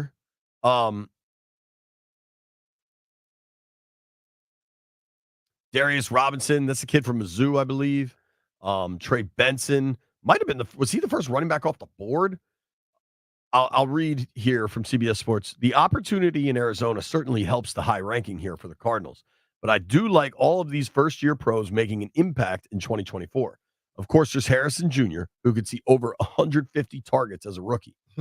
Robinson will be maximized inside as a sleek interior rusher and run-halting defender. That's the book on him was that he's a legit 3-down D tackle, which helps you a ton. Benson was my RB1 with Breece Hall-like capabilities. Keeps going down. But far more important is who's the author on this, Landini? Is it Trapasso? All right, so Chris Trapasso, who's their draft analyst. I think Chris does a good job. Trapasso ranks the Washington Commanders with the most impactful rookie class in the NFL. He highlights Jaden Daniels, Johnny Newton, Mike Sanastrill, Ben Sennett, and Luke McCaffrey. I would include Coleman, frankly, but that's fine. I read now from CBS. Those first 5 picks by GM Adam Peters were sensational. Denzel Washington, man on fire type stuff from the Commanders' new GM. Daniels has all the dynamic skills to be that new age dual threat passer that terrifies defenses underneath at the intermediate level, downfield, and with his legs. If Newton was able to work out before the draft, there's no way he's available in round 1. Remember, he was dealing with that foot. He can be a 50-plus pressure defensive tackle as a rookie. Sanastrill can be the annoying nickel corner who tackles like a champ, blitzes off the corner, and sticks to slot receivers underneath. And Sennett legitimately has Sam Laporta-esque athleticism and powerful yak skills. I hope so. McCaffrey will probably make the least impact of this bunch, but his diverse route running skills will likely help him get on the field and earn targets sooner rather than later. I ran into a guy this weekend who told me his buddy coaches where McCaffrey was. And he said, he asked me, can he really play? He said, dude, this dude is a dog. He can play. It's not just about his brother and his daddy. He can outright play football. I think the reason he likes talking trash. I know you like that. He has some BMitch in him as my boy who played in college football with me. He said his boy told him that this dude has a lot of me in him, where he's gonna tell you how good he is and gonna perform on you the whole game. And you let him get some plays on you, he's gonna become relentless. So I like that aspect already. Well, and I think, I don't know, you want to say he slid or not, whatever. There are people that thought he would go later too. I think he was trying to play quarterback. I think he chased it for like 4 years. I know he went to Nebraska to try to be a quarterback. And then That Nebraska situation looks like it might be kind of on the way up now with, I think Matt Rule is there, but it was a train wreck out there for a while. And it's my understanding that he was at Nebraska trying to be a quarterback, and then he committed somewhere else before he eventually got to Rice. But since he switched to wideout at Rice, he's only played the position for 2 years, and he's had 71 plus 58. Help me out. Is that about 130? 129? 71, 68? 58. 58? Yeah, 129. Yeah. In 2 years, he had about 130 catches and 1,700 yards. And those are his first 2 years ever playing the position. And then you can't question the pedigree, right? Yeah. And some of that stuff gets overinflated. But with that kind of family, it's not. Like we were discussing it about Drake. Well, dude, when one of the Fuller boys got drafted to play corner after playing at Virginia Tech, you could pretty much pencil him in for at least an 8-year career and really productive. You know what I mean? Like some of this you can kind of count on. Yeah. Oh yeah. And I think McCaffrey can maybe be in that vein. Listen, man, could you have the most impactful rookie class? Certainly, because you're going to start a rookie quarterback, and that's when things can change the most dramatically. To help us understand Jaden Daniels even more, that rookie quarterback, Kevin Falk from LSU will join us at 1:00. Nobody go anywhere.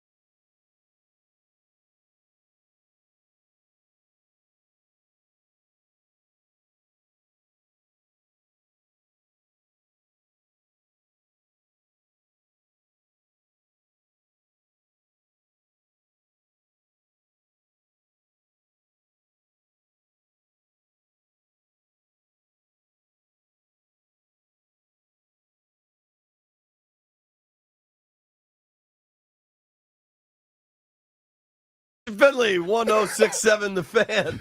Wrong edition. Moving fast. Moving fast on a Tuesday afternoon. Yeah, we got dropped. I want to talk about So something. you got a new haircut. Toby, you did get it. Is that a mohawk? No, kind of like a frohawk, kind of leaning to the side. Yeah, it's a mohawk of sorts, It but looks kind of like Barney when he used to have his hair going to the side.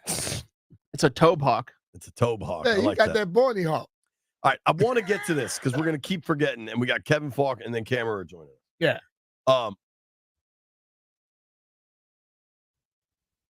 This is from Commander's Wire. When you rebrand, it's supposed to give you momentum. That means selling more T-shirts, hats, and jerseys with the new name and logo. That hasn't been the case for the Washington Commanders. The Commanders changed their name from the generic moniker football team to Commanders. Let me get to the facts here. According to Josh Kaber of Finance Buzz, only 3 NFL fan bases spend less on merchandise than the Commanders. The NFL league-wide average per team is $144. Washington fans spend an average of $80 annually on team merchandise.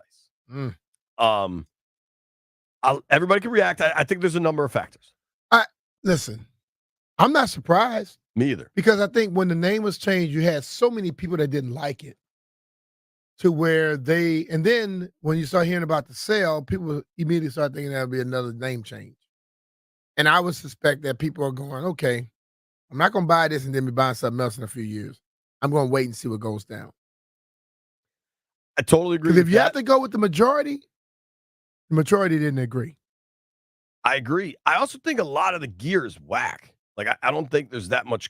That hat you had the other day, the draft day hat that Jaden Daniels been wearing and all his Instagram stuff, that's a cool hat. Yeah. But I don't know. I think fans got kind of burnt a little bit. Like, a lot of fans bought a Chase Young jersey. A lot. He's where the hell? He's with the Saints now. Yeah. I think the Jaden Daniels jersey finalization has not occurred yet. I think also, if you believe they're going to change it again, I just think the name stinks. Too many people equate it with Dan still. Yeah. There's not that. Dude, I don't think the jerseys are that. Which jersey would you buy of the 3 that exist? Like, Toby, you're a Skins fan. Which jersey do you like? Because for me, it'd be the black one, I think. I don't love it. Yeah, I bought the burgundy one. I think I bought a Dotson jersey. That's the only Commanders one I bought. I prefer the burgundy, but the black just doesn't look like the team I grew up cheering for. Right.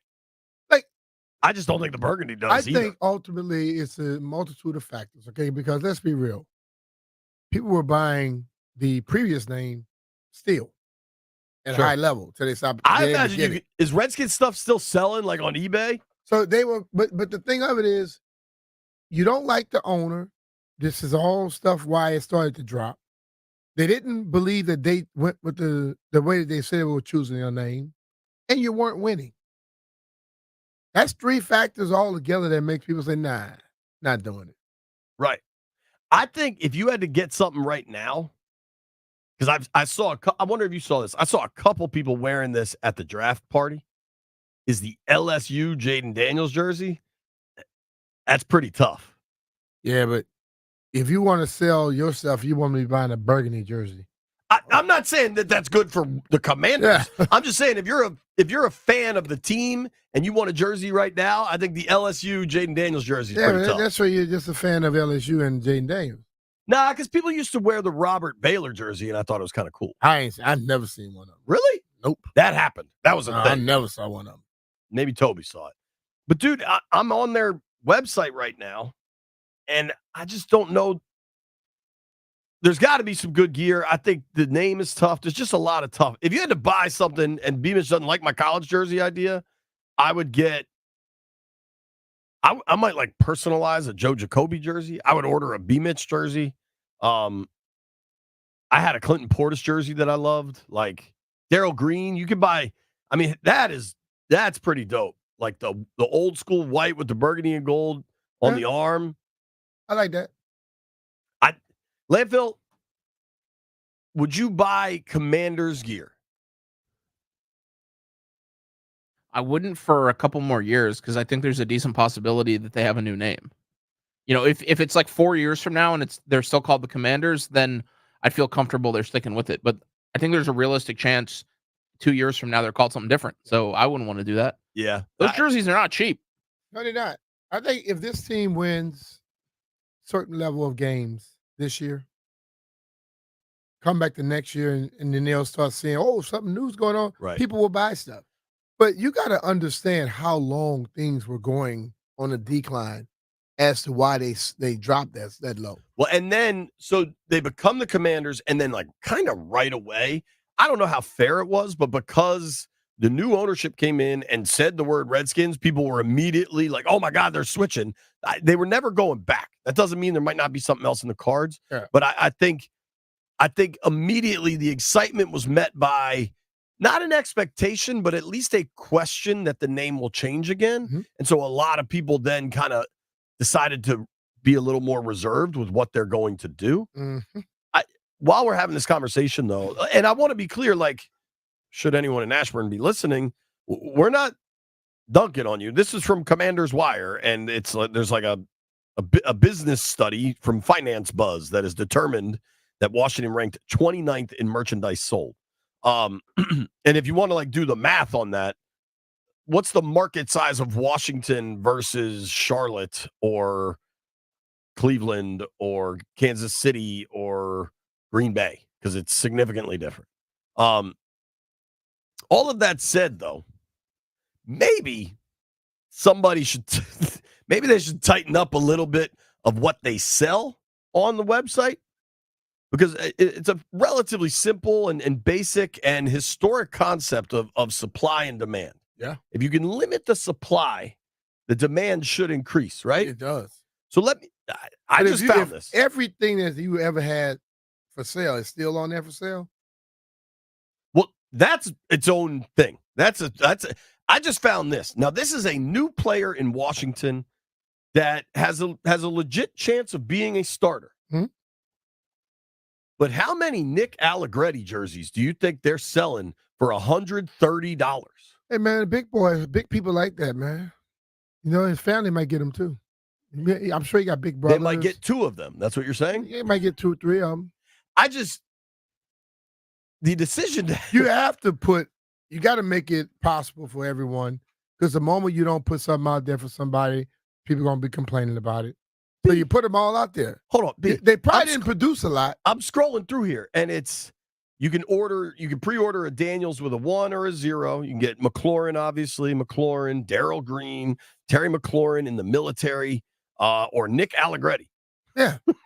Because he's Sean Taylor, Doug Williams. He's the offensive lineman they promote the most.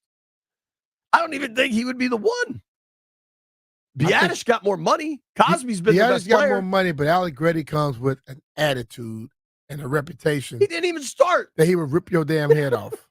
It's weird they're selling his jersey on the website. They don't even sell Joe Jacoby's jersey or Russ Grimm. But see, that's the thing about it, Jay. And I'll be honest with you. They got Sean Taylor. They got Darrell Green. Eventually, you got to move forward. You can't just sell all the old stuff and then expect people to really get into it. Darrell Green number is about to be retired. So, yes, I'm selling the hell out of that one. You don't think it's weird they're selling Nick Allegretti jerseys? No, they always sold offensive lineman jerseys around here. It's a very bizarre choice. I don't know. Over under 9.5 Nick Allegretti jerseys sold. By the season, I would go over. Just because we're talking about it now? No, because it's going to be, listen, man, I always see some big dude wearing an obscure number and name. I'm like, why the hell did you buy that? Oh, man, I like to wear the big boy stuff. I'll go under 9.5. Landfill? I mean, he's got to have a family, right? They'll get him over 9.5.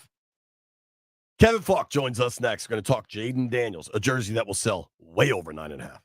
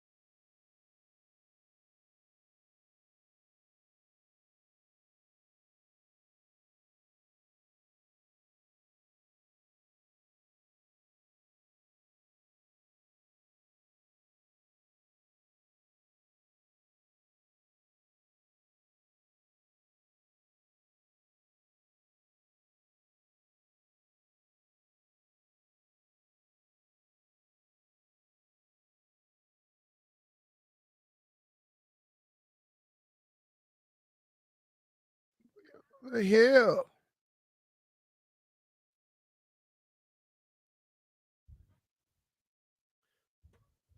BMitch Finlay 1067, the Fan. Very excited to get to the BetQL guest line. Welcome in our friend, or actually BMitch's friend, Mr. Kevin Falk. Long before Kevin Falk won 3 Super Bowls with the New England Patriots, he was a running back at LSU, a really small state college in Baton Rouge, Louisiana. Yeah, right. During his time at LSU, Kevin Falk went for over 5,000 yards from scrimmage and 50 touchdowns before he was a second-round pick by the Patriots. That boy good. Kevin, thank you for joining us, dude.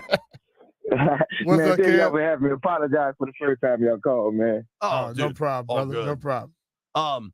Now, Kevin, we've had you come on plenty of times before, but this one we have a very specific young man to talk about, and that would be Mr. Jaden Daniels. We're curious kind of what you know of him, what you think of him. Well, the thing about Jaden is I didn't have a chance to be in the meeting rooms with him and understand, but as being a former football player and understanding the game and what Jaden did his first year at LSU, and then when he came back and did his second year at LSU, it told me a lot about him. He went in, asked about what he needed to work on, and he went to work on that. And we all know what that was. It's reading in the pocket, understanding the passing game, and trying to get the ball to receivers. But if that don't happen, use your athletic ability. And he started to understand that, and that's why he did what he did this past year. Yeah, and that's one thing that comes up a lot. He was at another school. He got better, which I think if once a guy's getting better, you stop complaining about what he's doing. But many people they seem to make that into a problem. But he's coachable based on what you're saying. It looks like Kevin dropped. Let Tobo get him back on the line here. Yeah, it certainly sounds like he's saying he's coachable. Yeah, so I mean, that for me, that right there solves a lot of problems for me. Because we know high draft pick, you come in with the mindset you know everything, and that could be a problem. Honestly, I mean, the interaction was brief, certainly, but he certainly seems to have that like super Cali laid back vibe, but he doesn't seem to be a I know everything type. Yeah, in everything we've seen and heard and learned in the times here. Toby, we good there? All right, Kevin's rejoined us now.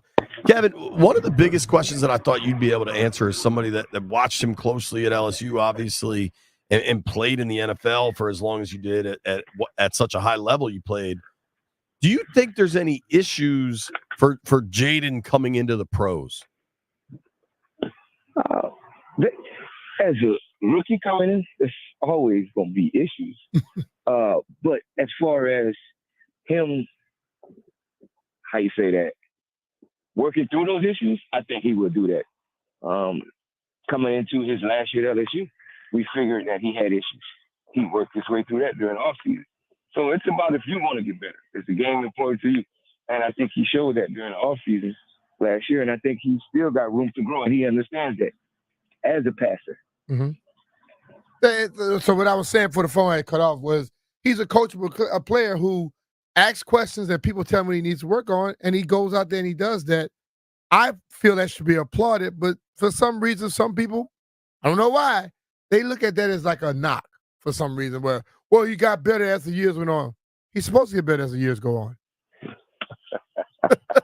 Well, that's people's opinion. And, you know, you love some of those people in their opinion sometimes, and you hate some of their opinions sometimes. It's just the way of life, and you move on. You don't look at it and treat it as you're bad. You just keep doing what you've been doing because it's actually been successful for you. There you go. Kevin Falk won 3 Super Bowls with the New England Patriots and now working at LSU back at his alma mater. What was he like?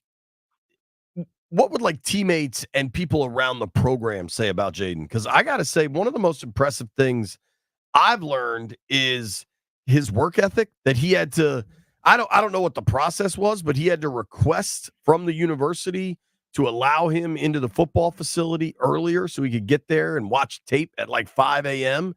Have you experienced that or heard that just about the work ethic from the young man? Oh, the work ethic speaks for itself.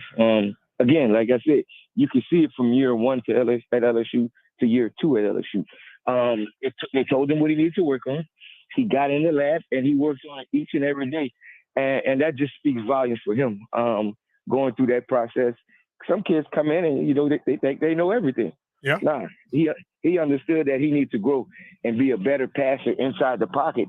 And he understood that and he did that. Now, does he need to grow even more? Yes, he knows that. And that's only going to happen with, him taking the coaching that he's going to get in the NFL. You saw me play college football. And I didn't run around people. I dove. I ran through people. But everybody say, man, you're going to get hurt. I didn't care about that because that's the way I played football. Jaden was a little reckless in college. Do you think he would also, if they tell him he needs to protect himself more, would he do that at the next level? I'm sure he will. A couple of licks is going to remind him that, oh, yeah, I think I need to get down. I'm a quarterback, not a running back. There you go. And I just like, you understand it. Oh, I can't do this. I got to slide. Because my team needs me even more. Yeah. Right.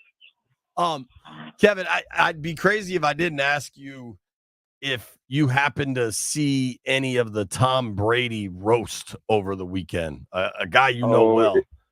It was awesome. It was awesome.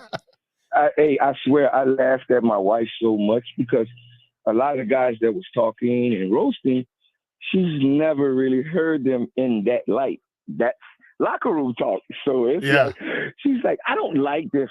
I don't want to watch this. What? I'm like, hon, that's what we do. That's how we get on people. She's like, I don't like it at all. Well, tell her if they ever finna do a roast on you, don't show up. Oh, please don't, because she's gonna want to fight.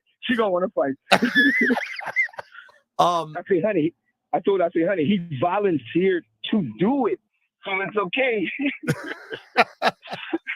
How surprised were you that Belichick showed up and started throwing haymakers? I wasn't surprised at all. Bill has gotten a lot relaxed in his years of coaching, understanding. When Bill first came to New England, Bill hardly talked. But as the years went by, Bill started communicating a lot more with the players outside of, just coaching them football. And, us as players, sometimes that's what we want. You're my football coach, but I need you to show me that you care a little more about me than just football. Yeah. And he started doing that, and it wasn't a surprise to me because he's loosened up a little bit. Watching all of it, was there any part of it that stood out to, was like your favorite or you thought was the funniest? I didn't get a chance to see Nikki. They told me Nikki was the funniest. She went hard. Yeah. They told me Nikki was the funniest. They didn't get a chance to see that. I got to go back and rewatch it, to kind of get it. But I swear, everybody was going pretty hard, Oh, they were going, listen, man. Even you got to be good friends with somebody to talk about them as bad as some of them people did. Even how it started when Kevin Hart made the jiu-jitsu joke, I was like, oh wow, this is going to be very real. Eight jiu-jitsu classes a day. No, exactly. But Kevin, for you, I mean, you were drafted in '99. Tom shows up in 2000. You guys played together for over a decade. What was it like watching him become from, just a rookie quarterback, late round pick to Tom Brady global icon? It's crazy because everybody asks this question. Well, we were in the process of being ourselves at the time as a football team. And we understood who Tom was. But we also understood that we had to be a part for him that helps him be who he is. Mm-hmm. So we had to be on our game.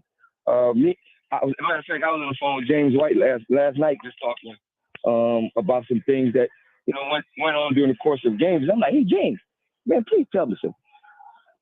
Right before the snap of the ball, did sometimes Tom tell you to get open? And he was like, oh, my God, Kevin. Yes, the ball could be coming through his hand, and he'll be like, get open. And it's like, instead of messing me up because I might have protection, but He telling me to get over, so he expected me to go and tell her. I'm like, oh, yes, I love it. I love it. So, it didn't matter who the players was. If you understood who Tom was, you was going to get the same coaching as any player that played under Tom or with Tom. I can only imagine what that was like. And then when you see or talk to Tom now, is it like nothing's changed or what? Oh, no, not.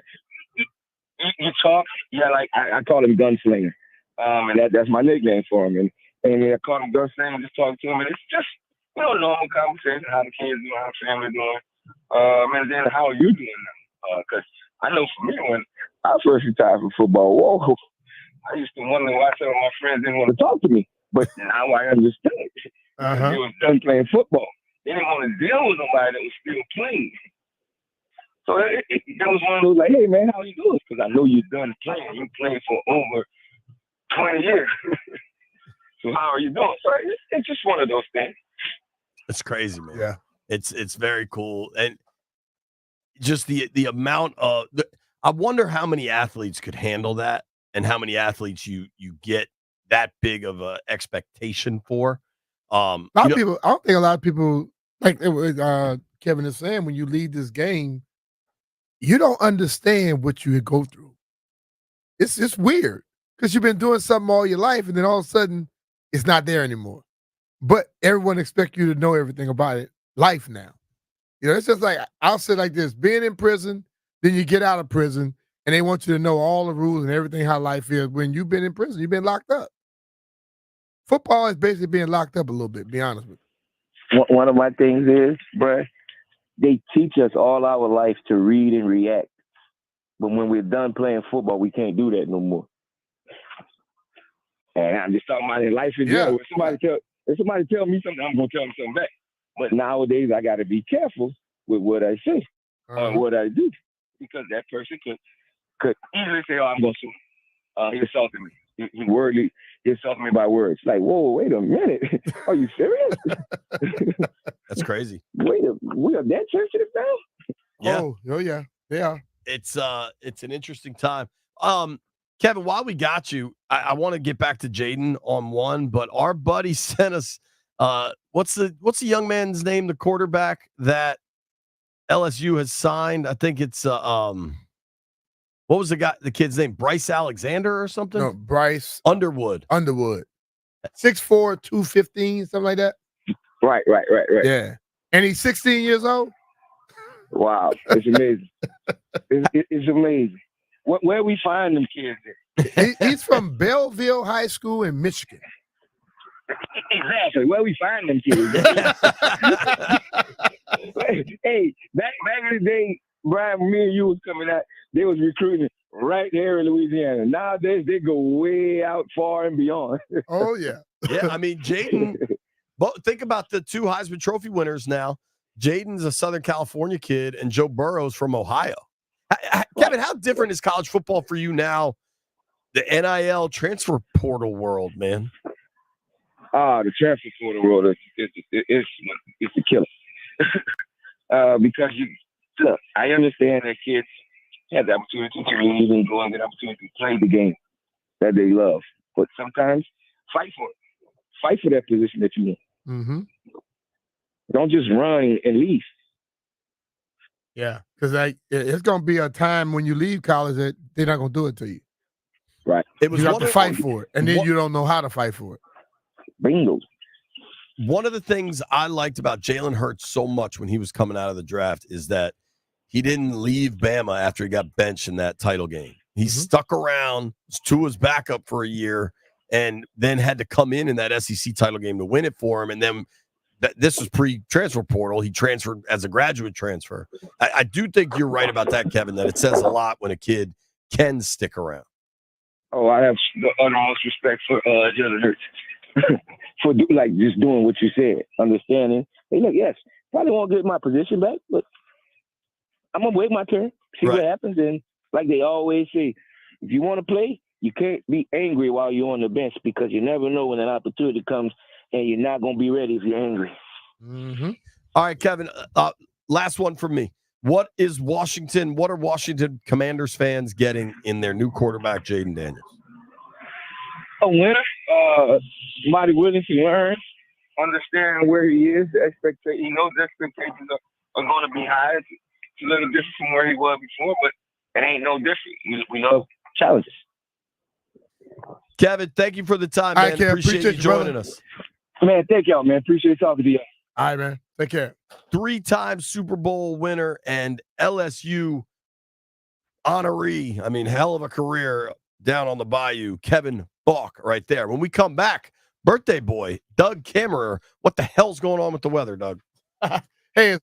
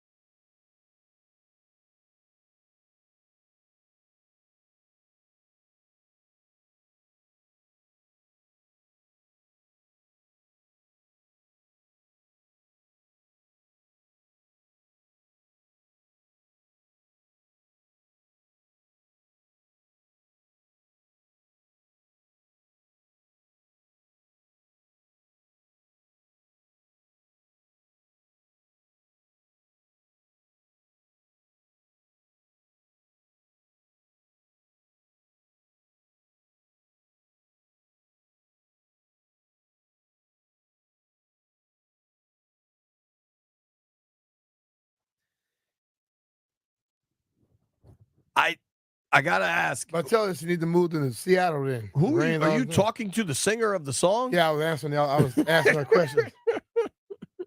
I'm only happy when it rains. Okay, then. Well, damn. Hope it rains. Will that make less sense than when I sing without the vocals, or BMitch asking questions to a song?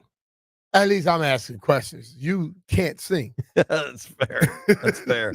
We're trying to track down Doug Kammerer, but I also know that like apparently there's like storm weather kind of popping up all over the place. So Doug just might have to be working right now. Yeah, I understand that. I got this email that I want to discuss real quick. Okay. Apparently, the folks at Just Gamblers created an index score by analyzing Spotify data to classify touchdown songs depending on the danceability, energy, loudness, and valence.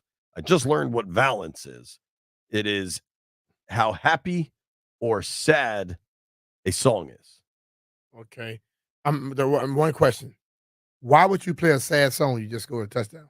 Hail to the Commanders. Remember that one? Yeah, but all right. What do you think number one is? About a song? Now, it's tough because I don't know everybody's touchdown song, but I agree with this one. I think this one's pretty dope. I don't know.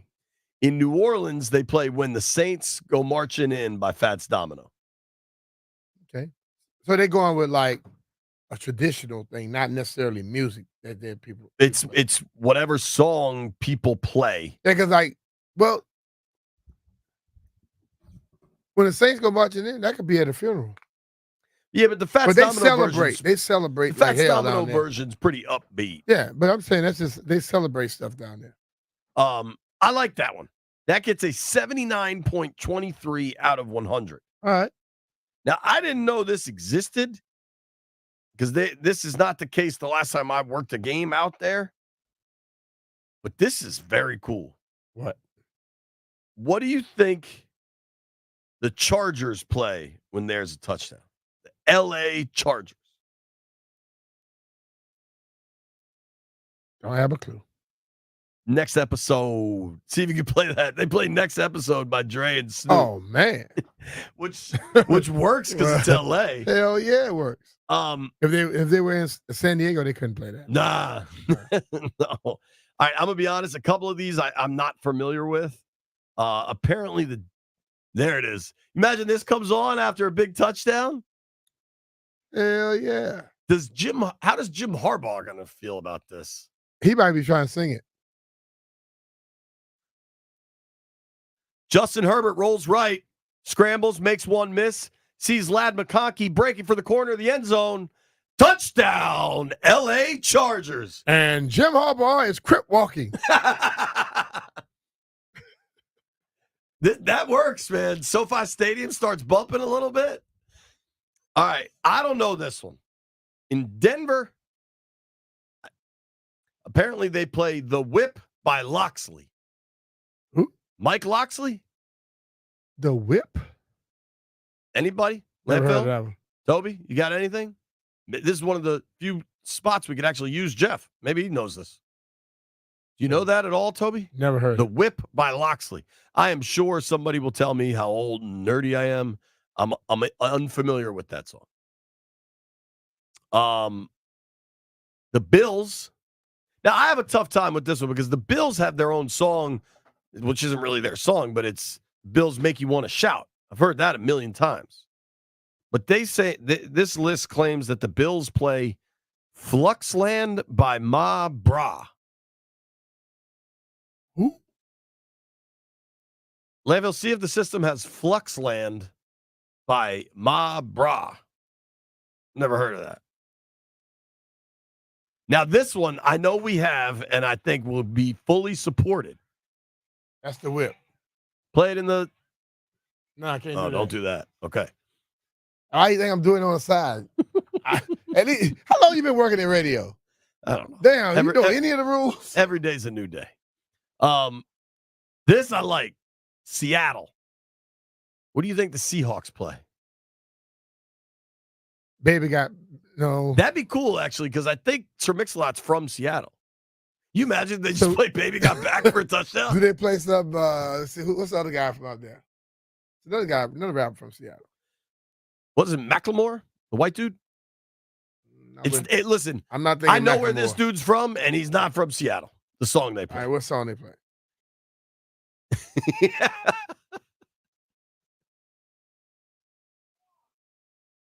Geno Smith rolls out, sees DK Metcalf in the corner of the end zone. X gonna give it to you. That's DMX. Yeah. Oh my Lord. But you know what? That's a song you played in. Apparently, it's upbeat. It's high energy. X gonna give it to you by DMX. There it is. I guarantee you, people in the stands dancing to this never heard this song before. Especially because, I mean, this song's probably 20 years old, right?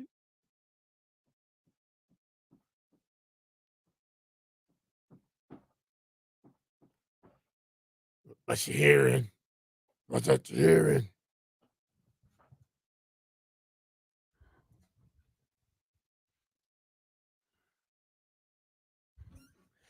I mean, if they played this after a touchdown, folks are getting pretty fired up. Seahawks line up in an I formation. First and goal from the 4. Handoff to Kenneth Walker. Boom! Touchdown. Hawks on the board. Get somebody on the team, last name X, Xavier or something like that, and he scores. He play that. Oh man. Apparently, the Steelers play Blitzkrieg Bop by the Ramones. I know that song. It's an upbeat song. The Lions play Uptown Funk. I'm surprised they're not playing something from what's called like Motown or something, or Eminem. Motown or Eminem, because Eminem, when Eminem shows up, everybody gets excited. This works for Pittsburgh. This song makes you move. Not after a touchdown.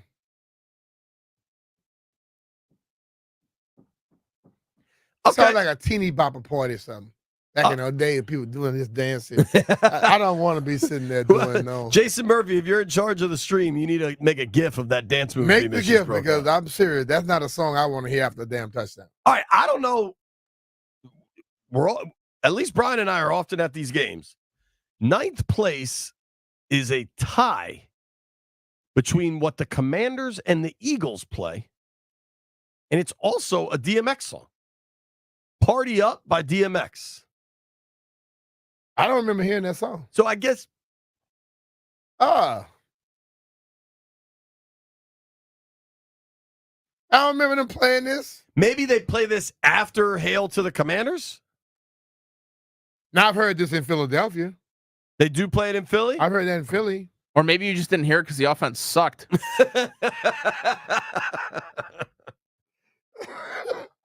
Listen, he's not incorrect. Factually correct. Gonna be quick. I mean, offensively, they were 25th in the NFL in points scored. So we didn't hear it a lot. DJ Premonition, Primo, if you happen to be listening, text me if that coordinates with you. I don't know that I remember. Toby, do you go to games? I went to one this past year, and they didn't score a touchdown in the game, so I wouldn't know. Yeah, so you didn't hear it. Landfill did not go to a game last year. You went to one. Liar. I you did. went to one with Greg. They got their asses kicked. I mean, the Bears ran up the score on you them. two stay out of the stadium. Yeah. Oh, that was the Thursday Got night. bad luck. Damn. Mm-hmm. Hey, they're 0-2 in that room right there. I'm going to text Primo. And they, Ask him what song they play when the other team scores. 0-2 over there. They 4-11 over here. They would have heard that song a lot. They played in Chicago. Do you play DMX after Commanders touchdowns? You know who might actually know this, and maybe he's listening, who knows, is Jeff. They should play that. If they do, kudos. If they don't, start. Wale, write a song. If Wale wrote an actual Commander song, would be real dope. Upbeat, entertaining. Yeah. Maybe Wale's waiting to write a new song until they get the new team name, so he doesn't have to write another one in 2 years. All you gotta do is just slide it in there.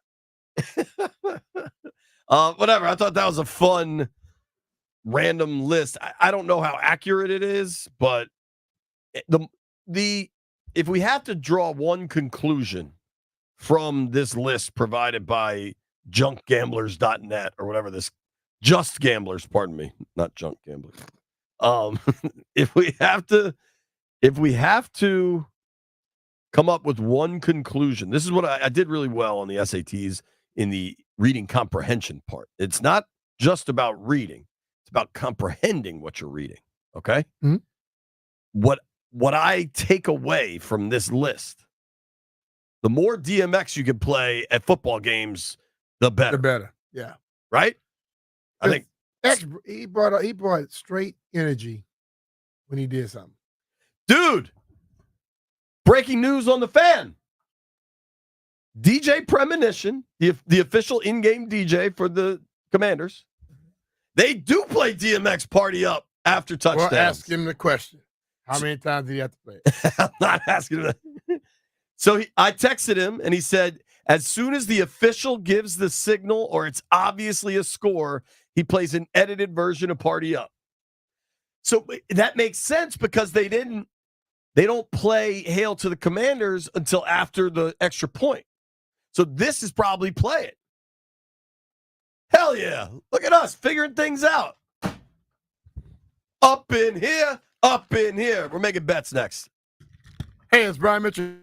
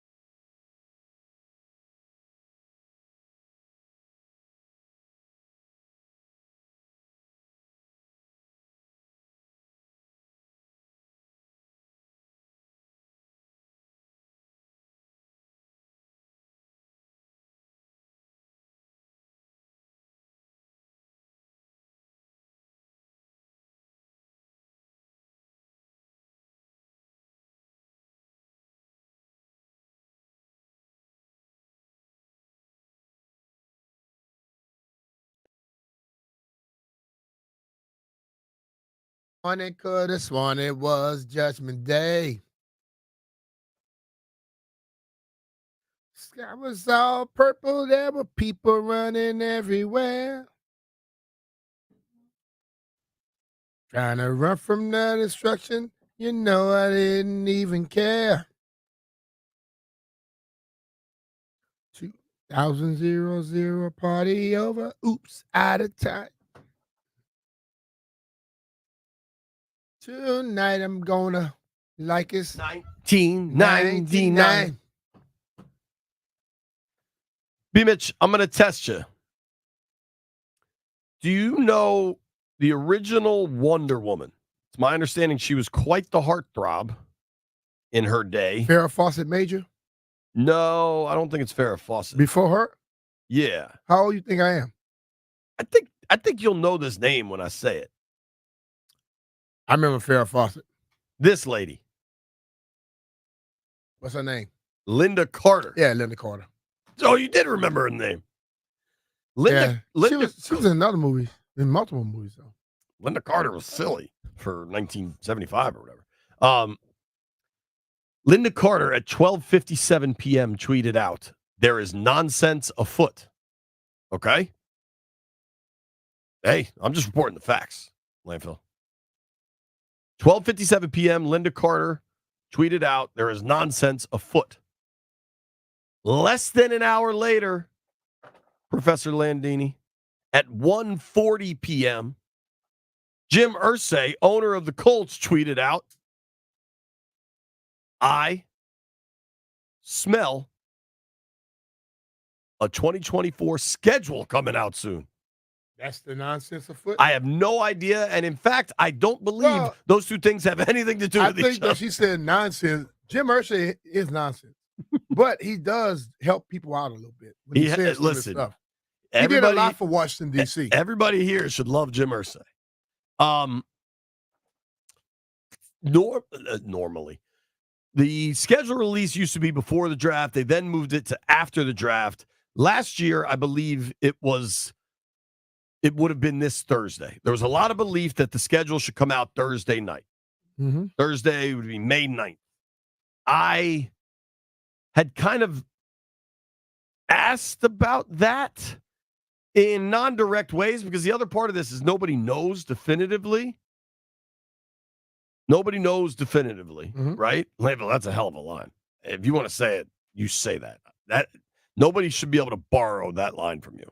I'm like distracted now. Because the NFL keeps this thing so cloak and dagger until the last minute, they could just announce tomorrow that they're dropping the schedule Thursday night. Yeah. They could do that. They are that powerful and capable of doing whatever they want. Oh, yeah. They also could move it back a week because the schedule has gotten so complicated. Think about just the opening Don't weekend. You think they need to get to the point where if you want more eyes to see it, schedule it. People will do that for you. And I think there is... It will drop everything and schedule something coming up. I know that they probably want this to be on NFL Network. I think that's where they like officially roll it out. But if you pay attention to kind of the media stuff, like the media business side of things, NFL Network's had a rough month. They've had some layoffs. They've gotten rid of some programming. Like there's been some changes at the NFL Network. Mm-hmm. So maybe they just like to roll this out isn't quite ready. I don't know. I'm speculating. If you look at the NFL's biggest partner to maybe they don't put it on NFL Network, they could roll it out. Thursday night, ESPN has basketball. They've got Celtics Cavs at 7 and Mavs Thunder at 9:30. I don't see the NFL. Might be an Amazon thing. Peacock? Possibly. Yeah, I mean, there's a lot of ways you could go about it. The Super Bowl this year is on Fox. They usually tend to try to support the Super. I don't know. It could be a lot of different things, and it's entirely possible it could still just be on NFL Network. I can guarantee you one thing, though, Jay. When it goes, we will be discussing it. Yeah. I think that's pretty safe to say, B. Yeah. I think for Washington, it's going to be really interesting. I'm curious what, if anything, you've heard. We could just tease this a little. I don't think training camp's going anywhere, but I think the team will be looking for joint practices against other people. Yeah, I agree with that. Plural. I think but I think eventually the training camp's going to go somewhere else. I agree. Maybe too. not this year because it may have been too late. I think the logistics of trying to, but get they're it all going together. somewhere else. I agree with that. I totally agree with it. And I know what fans say. I know what players say. You know what? I don't care. I know what it does for you when you get away and you have to depend on the people that you're going to be going to battle with. And I know that, frankly, I believe there's going to be 2 sets of joint practices against 2 different teams. And I know fans will say, well, why can't one of them be in Ashburn? Because fans like to be able to go to training camp. Ashburn can barely support the current infrastructure, let alone another team coming to town. That's just the truth of it. Landini, let's make some bets.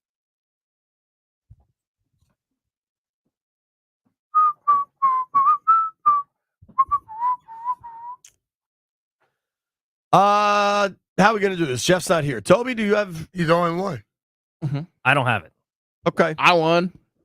I lost. And we let Barry make a bet for B, but I don't remember what it was. He won.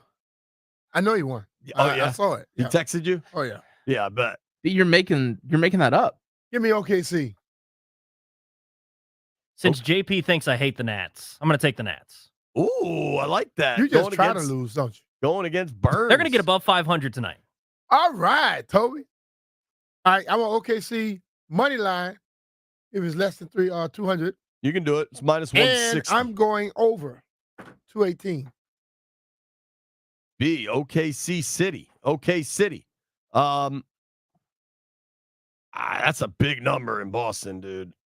Yeah. Landini, what do you take? Cleveland now. I'm gonna take the Dodgers minus 1.5. Dodgers minus 1.5. The Dodgers. Baseball. Baseball, Ray. Baseball. Los Angeles. America's being steamrolled. Sorry, Toby. Give me the Orioles at Nats Park.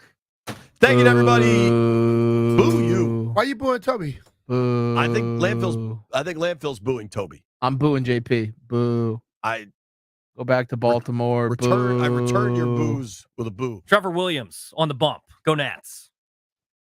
Toby wearing a dinosaur shirt. We'll find out if that's good luck for the old Washington Nationals. Thank you to everybody that listened to the program. Thank you to Little Nate X for joining us. Thank you to Nikki Jabala for dropping bars with us. Thank you to Kevin Falk for joining us. Cameron is going to join us tomorrow. All right, Cam. Thanks to everybody that called in.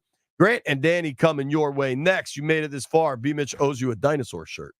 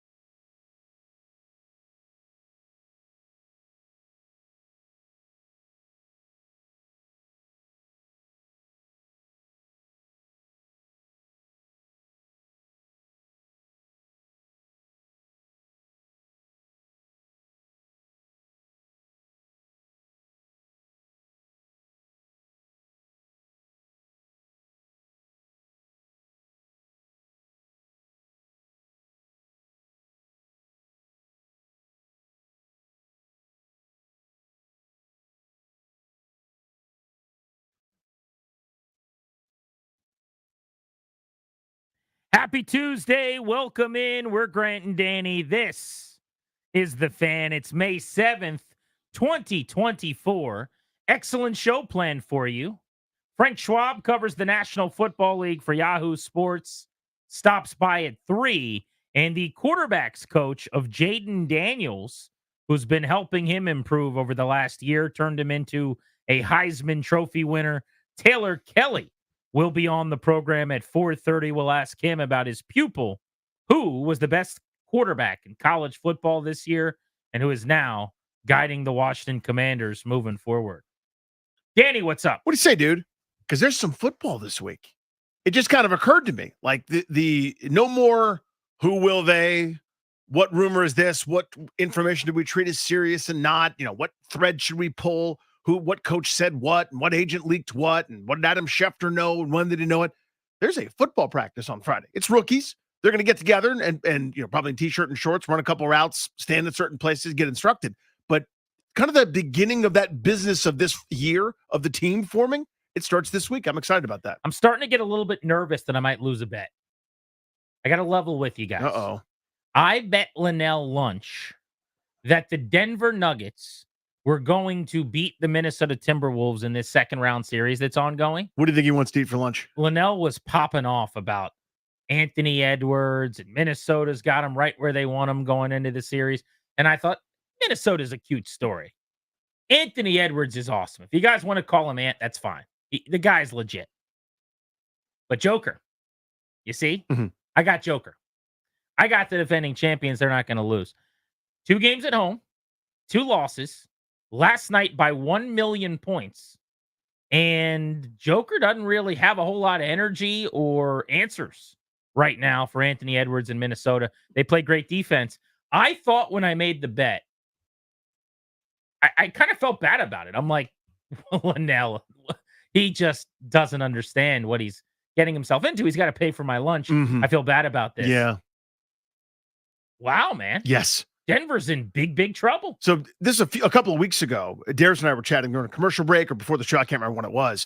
And we both kind of said, Minnesota might actually do this. Just in terms of how they're positioned. You've got that sort of killer in late game situations like Edwards who can get you that one-on-one bucket. But the way they defend, how annoying they are to play against, they're legit. They are for real. I think they're better than OKC, even though OKC is the 1 seed.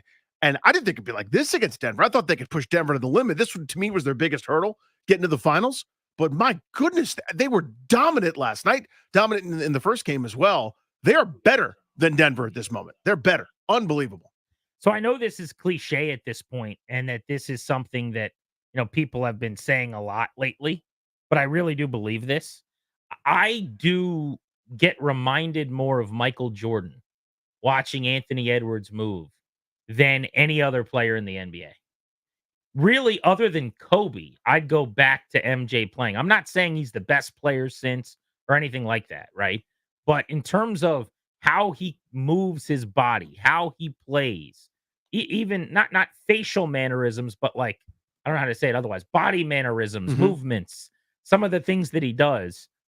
I don't know how people don't conjure up MJ thoughts. I certainly do. So it's been amazing to watch. The story last night actually was something that happened that shouldn't have, which was Jamal Murray, who was terrible in the game, throwing a heat pad, which he picked up on the bench, onto the floor in the middle of the action, right down by the Denver bench at the feet of a bunch of players.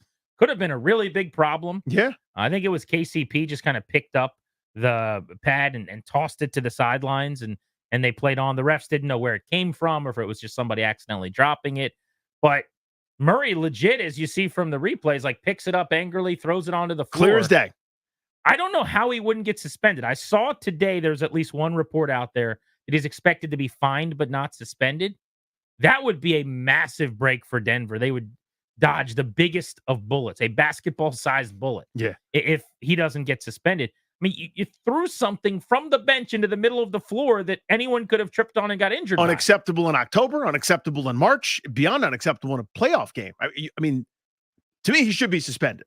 Like, I would, sight unseen now, right now, this minute, suspend him for multiple games. A game, 2 games? I would say 2.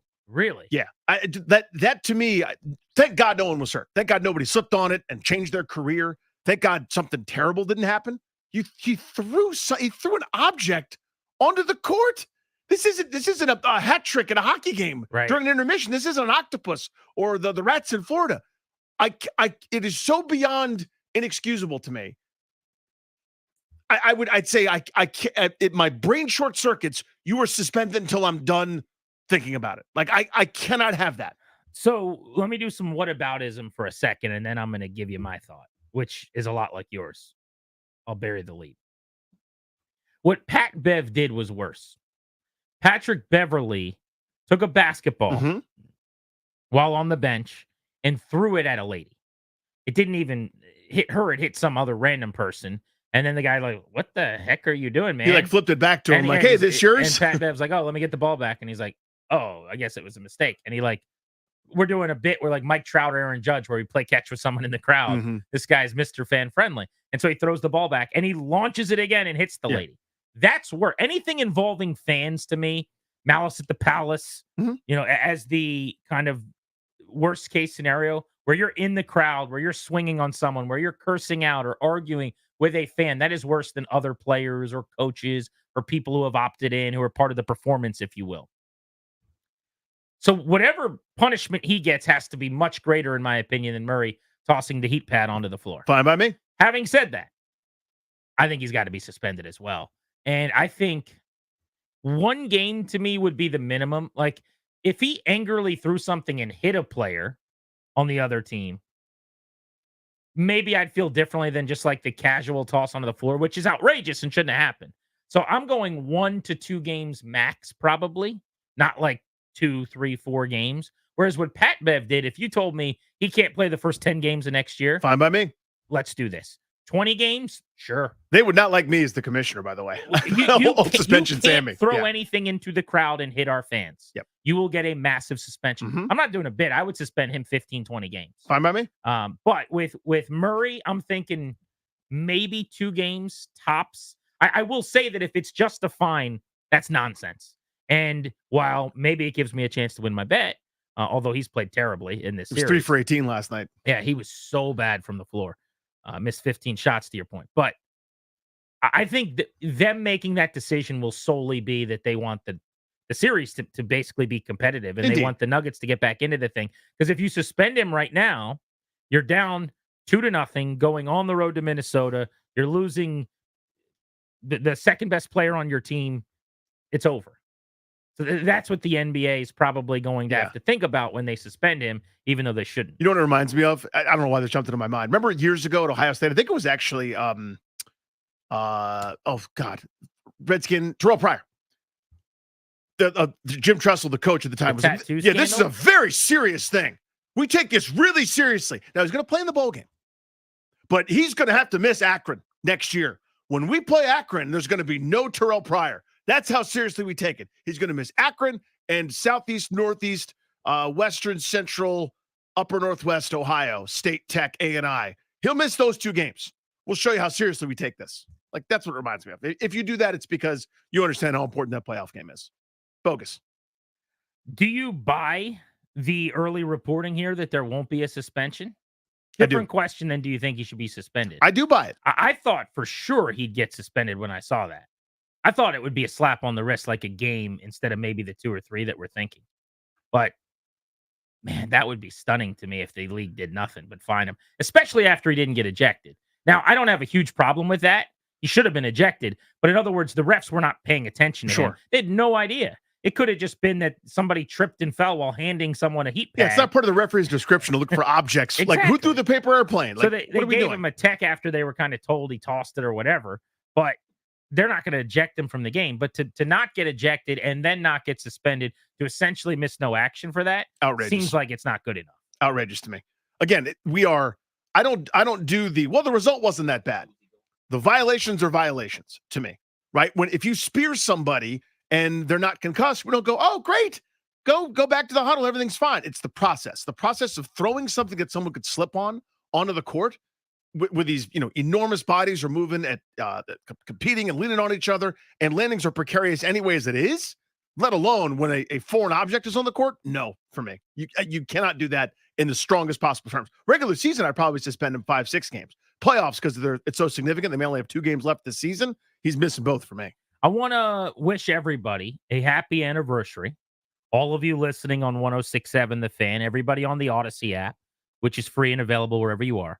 And those of you that are on the 106.7 The Fan YouTube stream right now, thank you guys for checking us out. And happy anniversary. What anniversary, you ask?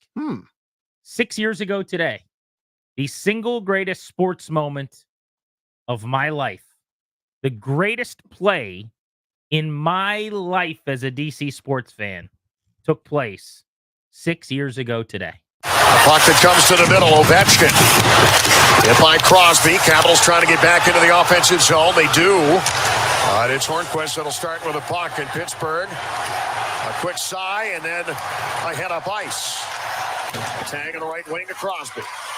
A poke check away, and now the counter. Here come the Caps. Kuznetsov gets loose. Evgeny coming down the middle, a shot, and it comes in over. He scores! He scores! Evgeny Kuznetsov wins it for Washington!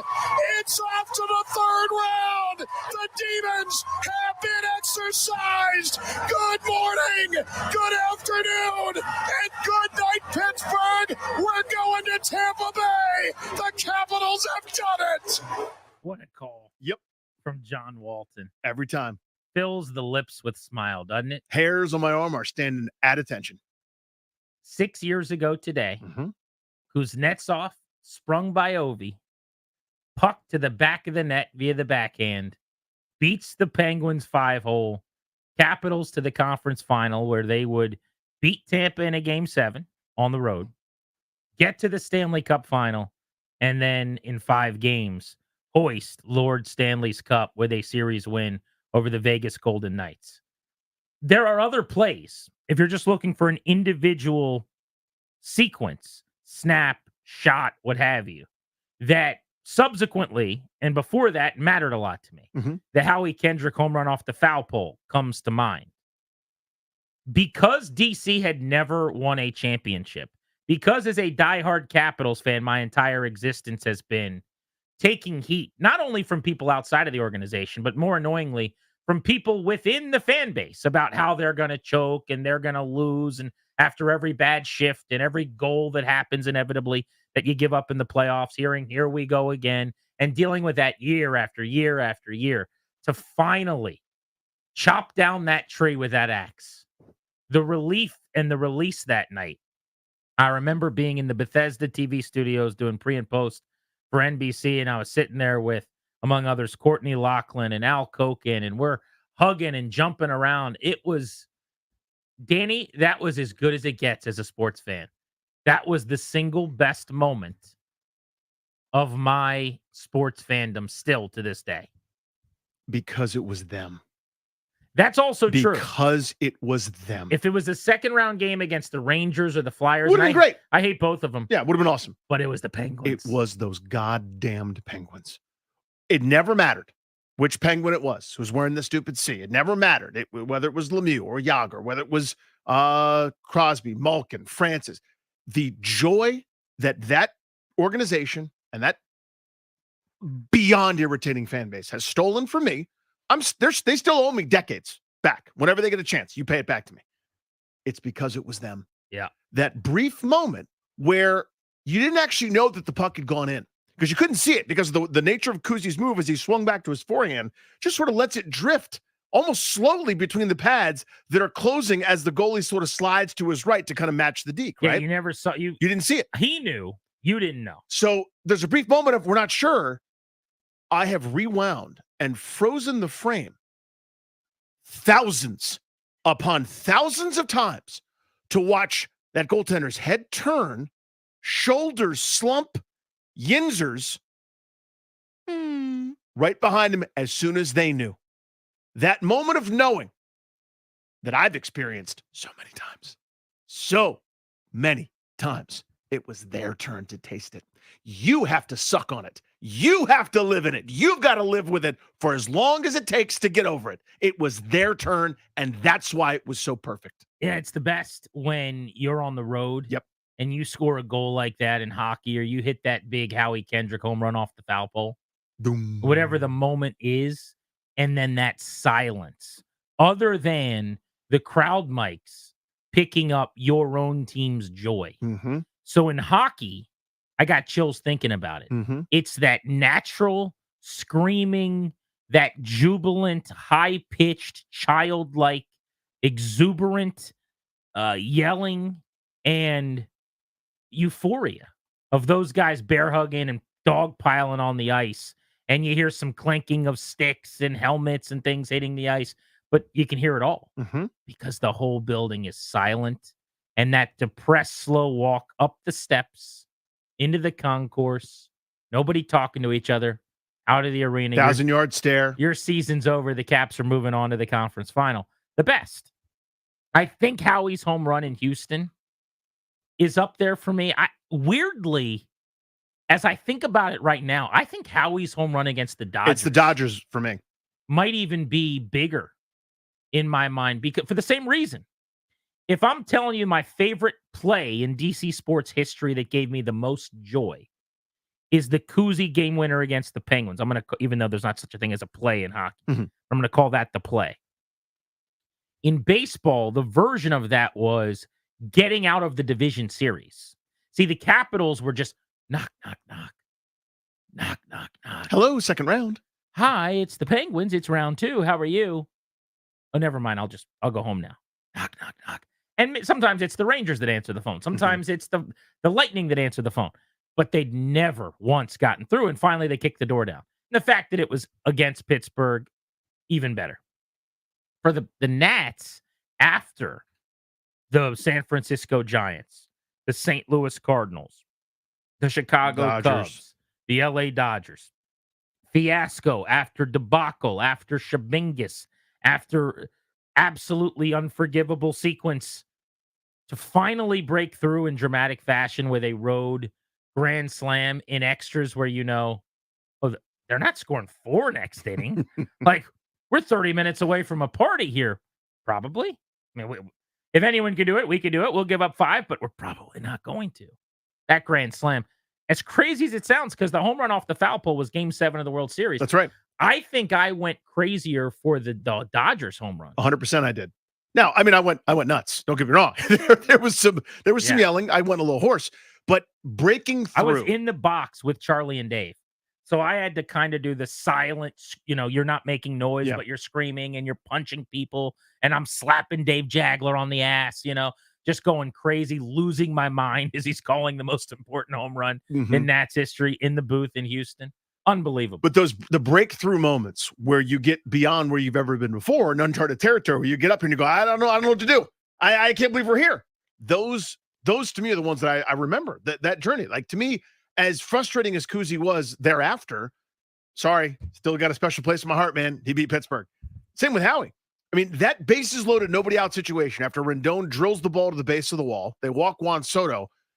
Nationals years past, that was going to be this is now top them all.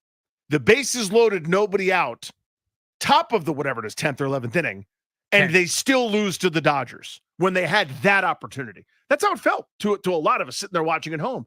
Howie grounds the first pitch foul, a breaking ball from Joe Kelly. I'm going, he's going to hit into a double play. They're going to get out of this. I'm so pre-upset. I'm pacing around, pinching myself. I'm schwitzing. And he takes 97 off the black inside and goes to right center field about 438 feet. First of all, you can't do that. Human beings can't do that. But Howie did it in that moment. I went insane. I blacked out. I ran outside. The game was on inside, but I ran outside. I went outside. I didn't know what to do. That was the one, man. Yeah, we had a baby, and I just started screaming. My wife was very upset that I'd woken up the baby, and sorry. The rest is going to take care of itself. The baby will get some sleep again. I won't get this. But Joe Kelly came in to pitch the 10th. Adam Eaton draws a walk. Anthony Rendon hits a ground rule double to left. Second and third, nobody out.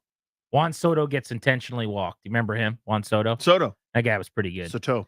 Bases are loaded, nobody out. Here comes Howie Kendrick. 410 feet. Dead center. Eaton, come on home. Rendon, C at the plate. You can jog. Take your time, fellas. Juan, party at that dish up there. And Howie will be there to high five. Zim lines out. Gomes singles to right. Taylor pops out. Dozier pops out. Inning over. Let's go. Sean Doolittle finish what we started here. And the Nats 7-3 would beat the Dodgers. By the way, that was October 9th, 2019. That was 4 years, 6 months, and 28 days ago. 54 months ago, 1,672 days ago. Weird. 239 very long baseball weeks ago. Yeah. I'll tell you. A lot has changed since then. Just a casual 40,000 hours ago.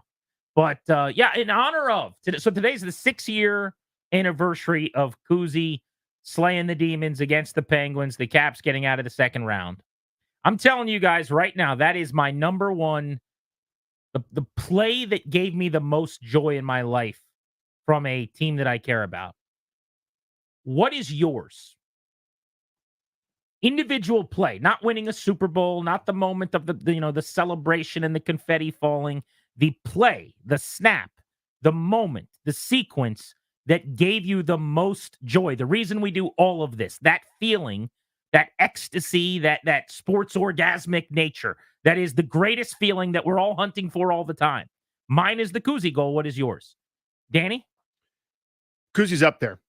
I'll go back to 1987 against the Chicago Bears in the postseason. This was still the formidable Bears. This is still that great Bears team from the 85 from a couple years later. Darryl Green returns a punt for a touchdown. All right, I want to hear your recollection of that and take me back down memory lane. But we'll open up the MGM National Harbor listener lines on this next. 800-636-1067. Grant and Danny on the Fan.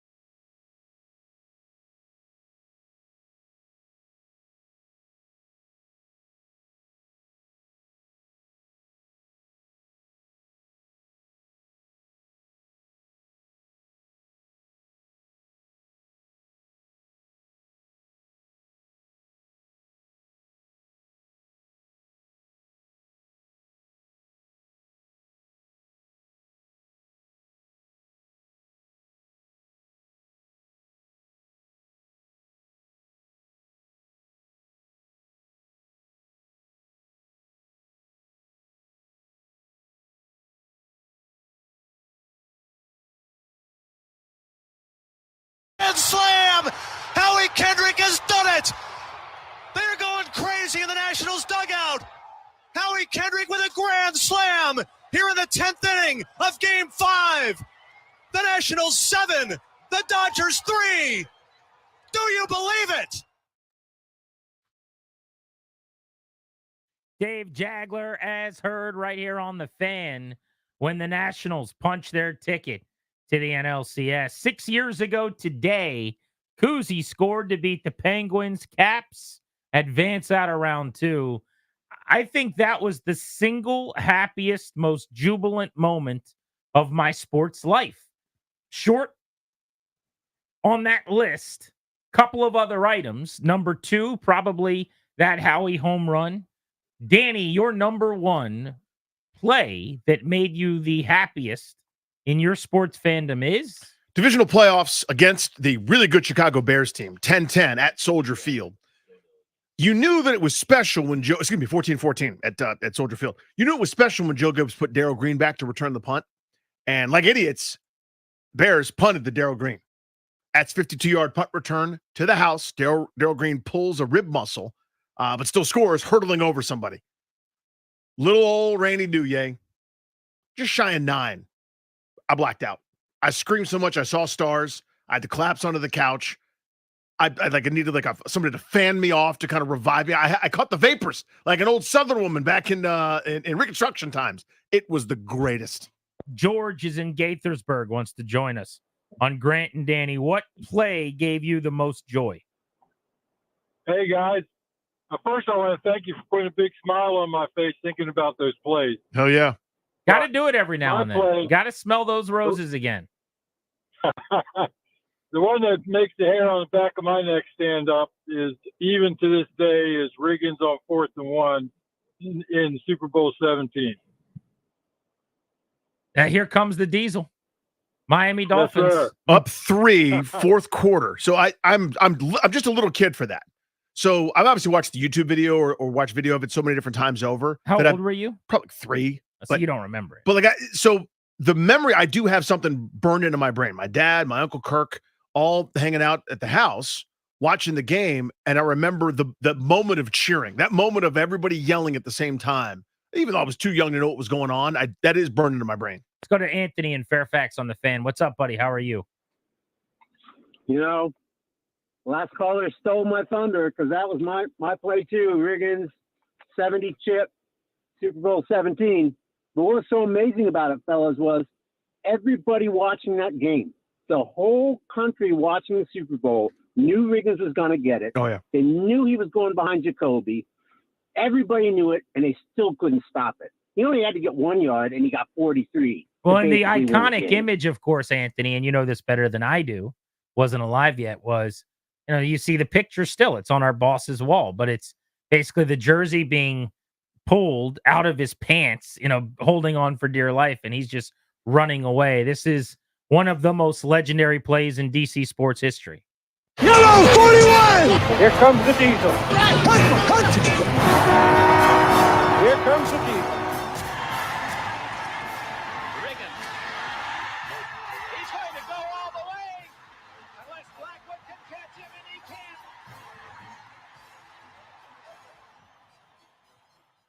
Let's go to Robert, who's in Sterling on Grant and Danny. Robert, 6 years ago today, my favorite play in DC sports history happened. What was yours? Hey, how's it going, guys? Hey, buddy. My favorite play has to be the Howie Kendrick Grand Slam. I remember I made last-minute plans to go to Nats Park for the watch party for that game. Oh, nice. And one of the best decisions I've made, because we were down 3-1 and the crowd had shrunk a bit because everyone thought we were going to lose. And I think it was Soto and someone else, I forget, hit back-to-back home runs, tie it up. And we take it down to the extra innings, and seeing that home run and the crowd just exploded has to be my favorite. All-timer, dude. It was always like those watch parties were so epic. Oh, it was so cool. Again, there've been little hints and moments where is baseball going to work in DC? Like it didn't happen a couple different times. The teams moved. How's it really going to be? Strasburg's debut and a couple of the nice playoff moments. But it's like, is this real? Those made it feel real, right? Those kind of shared experiences in the bullpen in the rain, people throwing beers up in the air against the Brewers. So here's Amazing. what I realized with the Caps Cup run, and it was a nice reminder a year later with the Nats. DC can throw a hell of a sports party when its teams are on runs. And I long for that, and I think about it all the time. But you think about 7th Street, people by the thousands outside of Capital One Arena, shoulder to shoulder, setting up chairs like they're there for a fireworks show on the streets, watching the screens outside the arena, the watch parties or the bullpen. You're not doing that on a Thursday night against the Dodgers or a, as it were, Tuesday against the Orioles. Like it's just not the same. And I don't know what the ceiling even is. But this city, when the teams are on their runs and all of a sudden the people that don't care all year get in and there's just the same, it's like Spirit Week at school where everyone all of a sudden is happy to be there. It is special, man, and it is awesome. Chris is in Hyattsville. What's up, Chris? What's up? Danny stole mine, but I can't think of a better one. So I'll just describe how that moment related to me. Danny and I are about the same age.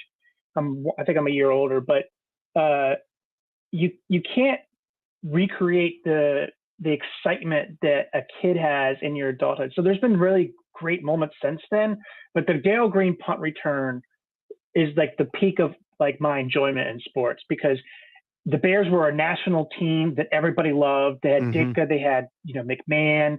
There was the strike season. There was a lot of drama. Doug Williams was a black quarterback. That was a story being discussed. The game was tied. It was a frigid game, which looked incredible on television, by the way. And it was tied. Green makes the most athletic play I've ever seen during a game, hurdles a guy like he's in the Olympics, pulls his rib cartilage, and scores essentially the game-winning touchdown. And then he followed up by an incredible game against Minnesota.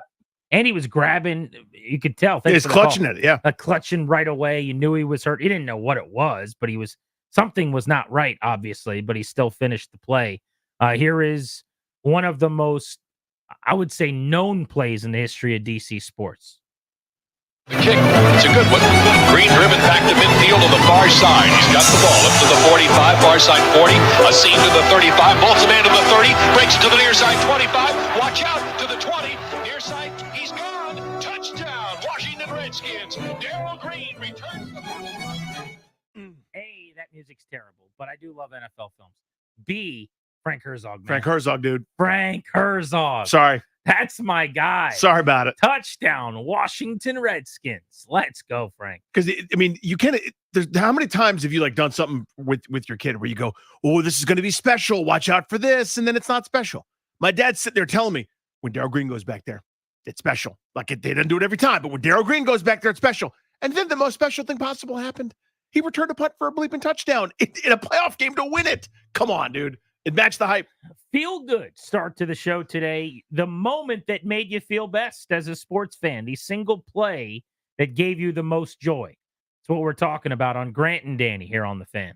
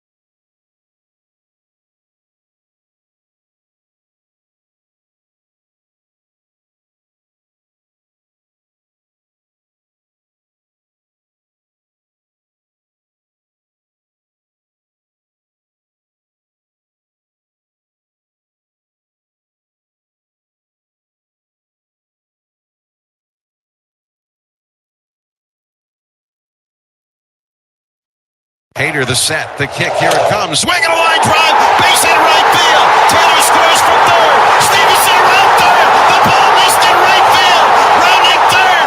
Coming home is Rendon. He will score. A base hit to drive in 2 runs. An error on the right fielder, Grisham, allows the go-ahead run to score. And the Nationals are in front. It's Washington 4, Milwaukee 3. The Nats were down 3-1, 8th inning wild card game against Milwaukee. That was the first game they had to win to even get to the division series where Howie would homer in grand fashion against the Dodgers and eventually win the World Series that year. But they were steamrolling toward another immediate exit without any offense. 1 run over 7 innings, couldn't really get anything going. And then it took miracle, like that little duck snort from Zim that fell in. Michael A. Taylor with a check swing, but it grazed his hand. So they said, no, this one's going to go your way this time. Against Hader, who was an all-star, one of the best lefty relievers in the sport.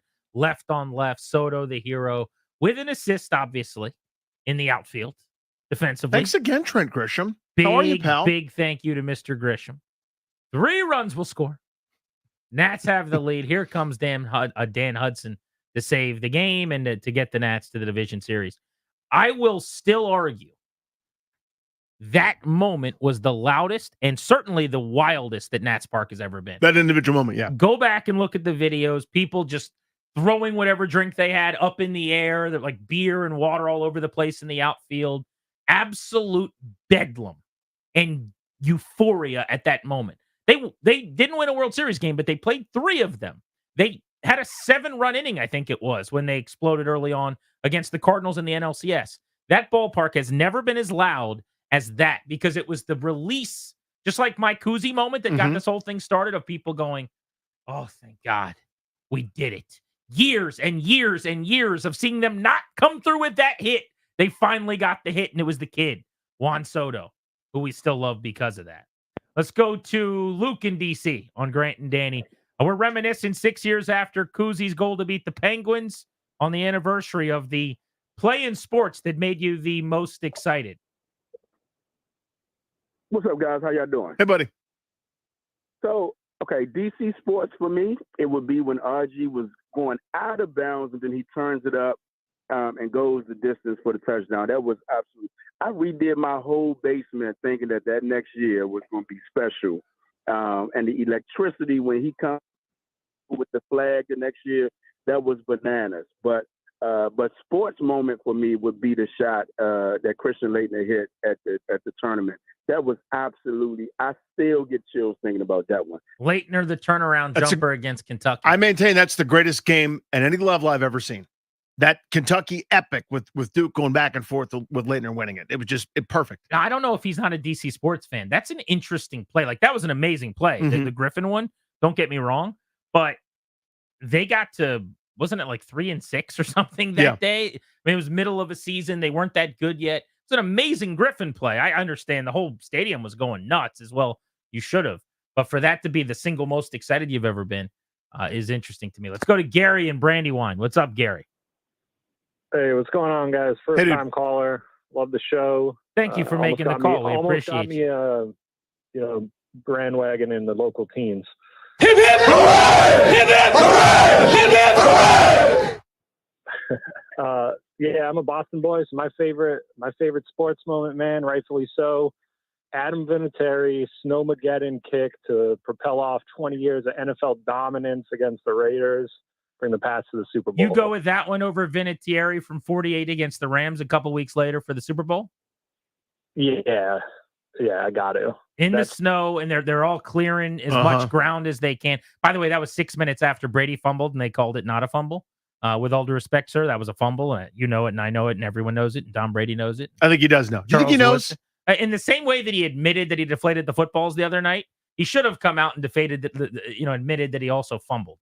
He deflated the Raiders' chances and all of football's chances for 20 years with a fake play to begin it. Having said that, that was so crazy. And who's more clutch? When you start thinking about some of the huge kicks in Vinatieri's career, remember the Super Bowl winner against the Panthers I think that was in Houston, if I remember Sounds correctly. right, yeah. But he beat Carolina on the Stephen Davis, Jake Delhomme, Carolina Panthers that year. Because Carolina came storming back in that game, if memory serves. There Yeah. wasn't much momentum, and he snatched it. I think you always knew if you were a Patriots fan, if that guy's lining up end of the game, what a feeling that You feel must be. good. Yeah. Eagles have that a little bit with Jake Elliott, who I don't Mhm. think's ever missed a big kick. I certainly don't have that in DC. Like, you were waiting to see that ball sail through the uprights.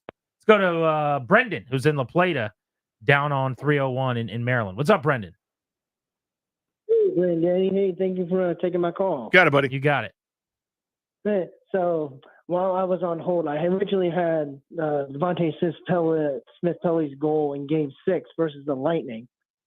But the more I thought about it, the more I thought, no, it has to be Ovechkin's goal in Game 3 of the Stanley Cup Final, with Doc Emmerich's call on it, and just the jubilation that I had, and that we had a whole house party, and everyone just went nuts when that happened. On his way to So the Conn Smythe. Caps in that Game 3, if I remember, exploded. Was that where they scored 6? No, so Game 3 was 3-1, I think. Okay. That was the close one. So Ovi started like a minute into the game. Ovi scored, and Right off the DSP bat. scored in that game as well. By the way, in So the Game third 4 period. at home is when they exploded. Yeah, that's when they went nuts. DSP had 7 goals to choose from. Yeah, I think DSP scored in that one too in Game 4, didn't he? He scored in both of those home games in the Stanley Cup. Let's go to Marvin in Landover on G&D. What's up, Marvin? Yeah, thanks for taking my call, gentlemen. Hey, man.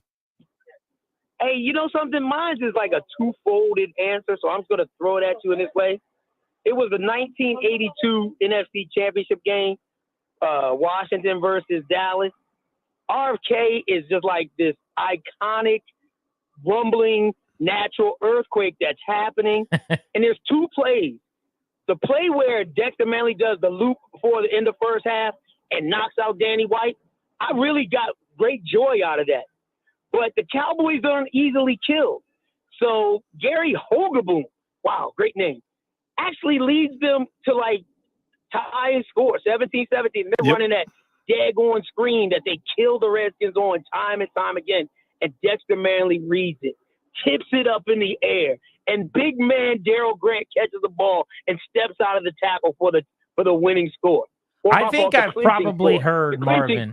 That's a great, by the way, great breakdown of the play. Good recollection. Totally right on. I think I've heard more people talking about that play than maybe any play in DC sports history other than the Riggins play. Because it was the Cowboys. I mean, it's NFC title game. We'd already chanted we want Dallas as a fan base the week before, in the waiting seconds. Dallas is talking trash. They were up 7 at that point. Dallas with the ball, getting ready to drive down the field. You just knew it until they didn't. Amazing. Let's squeeze in one more. Patrick's in Fredericksburg. Got to be really quick, Patrick. What's up? Hey, what's going on, Grant and Danny? Hey, quick story about the 2018 Caps run. So my favorite play was obviously the Holt Visa save.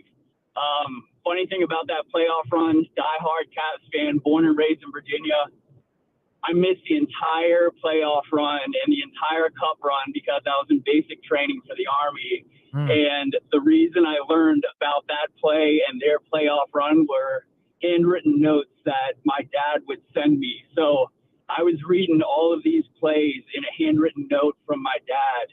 And so that my imagination from that game is kind of ingrained into my brain. So that's cool. how I found out about That's about amazing. The run. I've told this story before, but first of all, that's incredible. And thank you for your service. I had to send my buddy, same kind of deal. He left middle of the football season, a bunch of letters.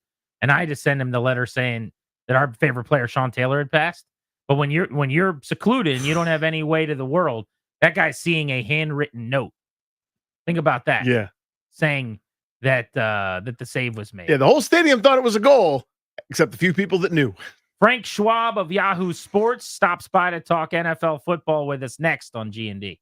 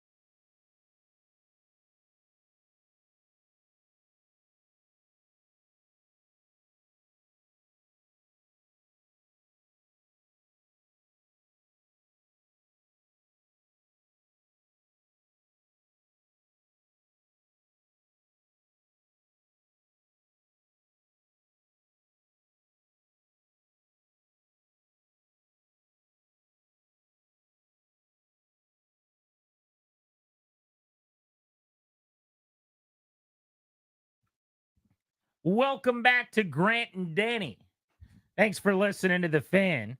We all want our teams to make the best decisions for their future. Don't forget to do the same for yourself. The exclusive sponsor of our show, the law firm of Kondori and Murad, can help. They're going to guide you or your family. Draft a will, set up a revocable trust, create a medical power of attorney, schedule a free consultation with their estate planning attorneys at kmlawyers.com. Be sure to tell them G&D sent you. Get a discount. Mention us, kmlawyers.com. We'll be joined by Frank Schwab, who covers the NFL for Yahoo Sports in just a moment. He thought a lot of Washington's draft class, had them ranked right near the top of his rankings, as a matter of fact. And we'll get to him on that in a second. It is nice, I will say, Danny, that everybody's saying very pleasant things about the Commanders draft. I'd rather that than not. Rather that than be the Falcons, where everybody's explaining different ways of how stupid you are for doing something that didn't make any sense. Again, doing one move is good. Doing another move is good. Doing the two that they did together is nonsense, especially in a division that can be had. So I'd rather be 2 than 32. NBC Sports posted this today. I guess Florio and Chris Sims on their show were debating this, but they were ranking some of the top rivalries in the NFL.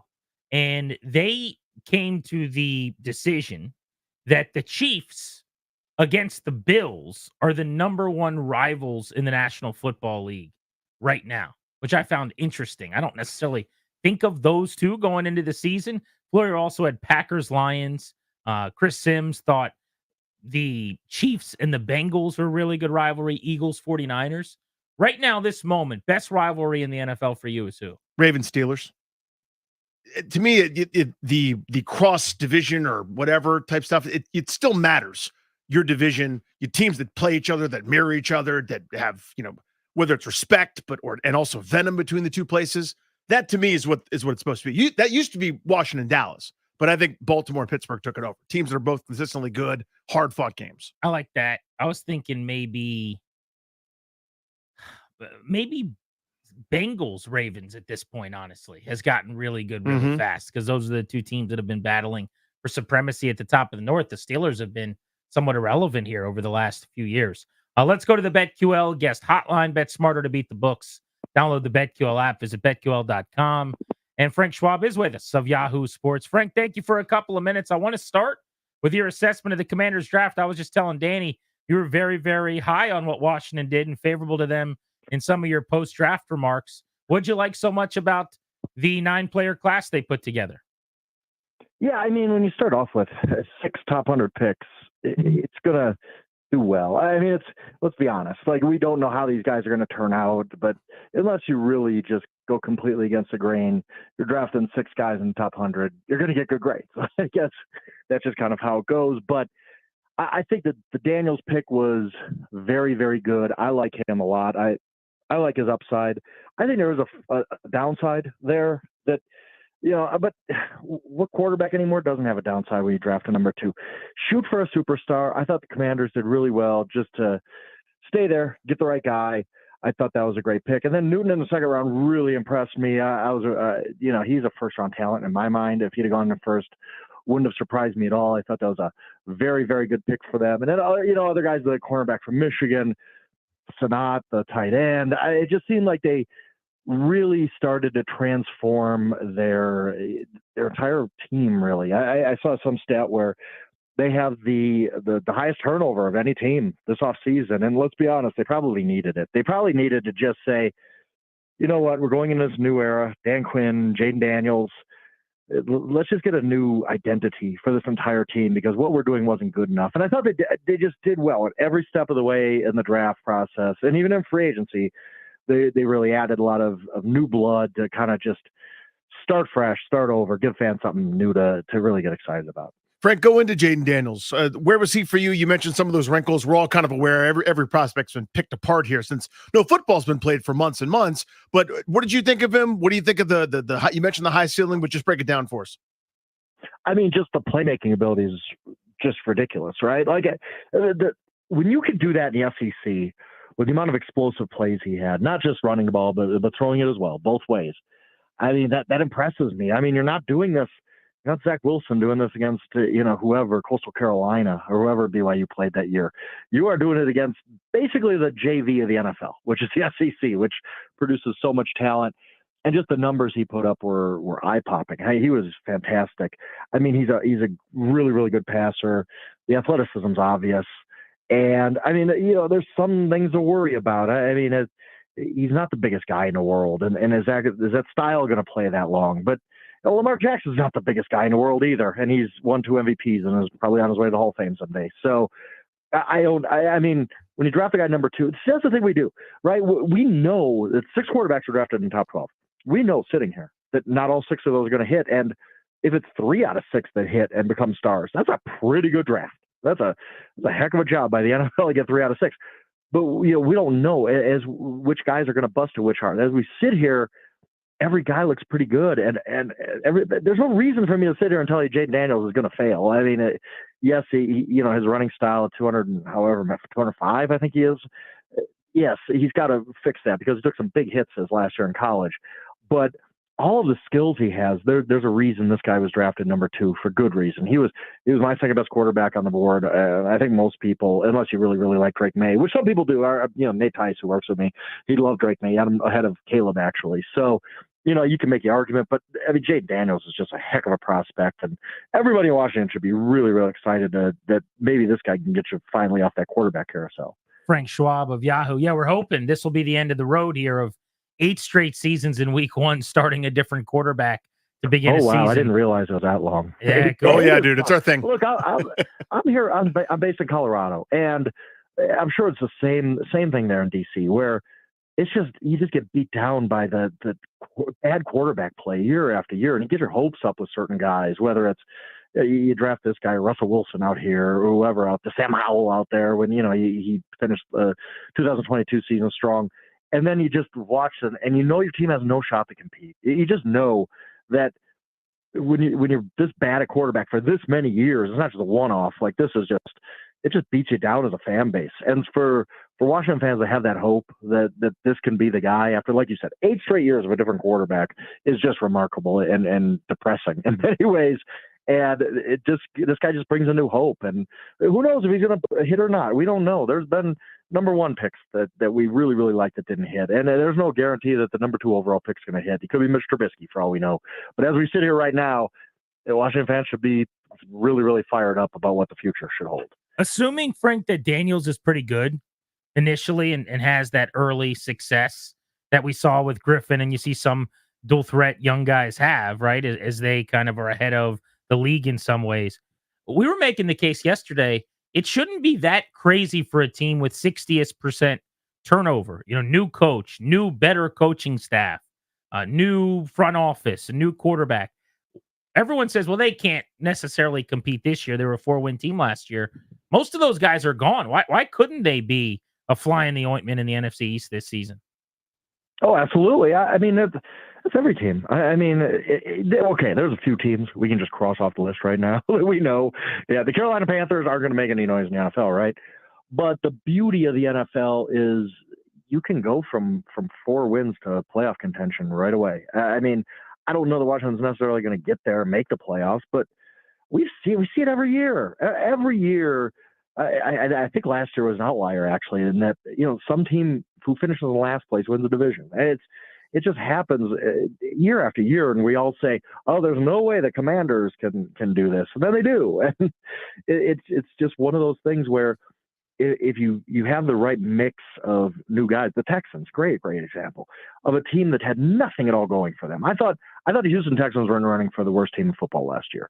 When I started, I do previews every summer and count teams down, and I think I had the Texans over 31 or something really, really low, because how could you have them much higher?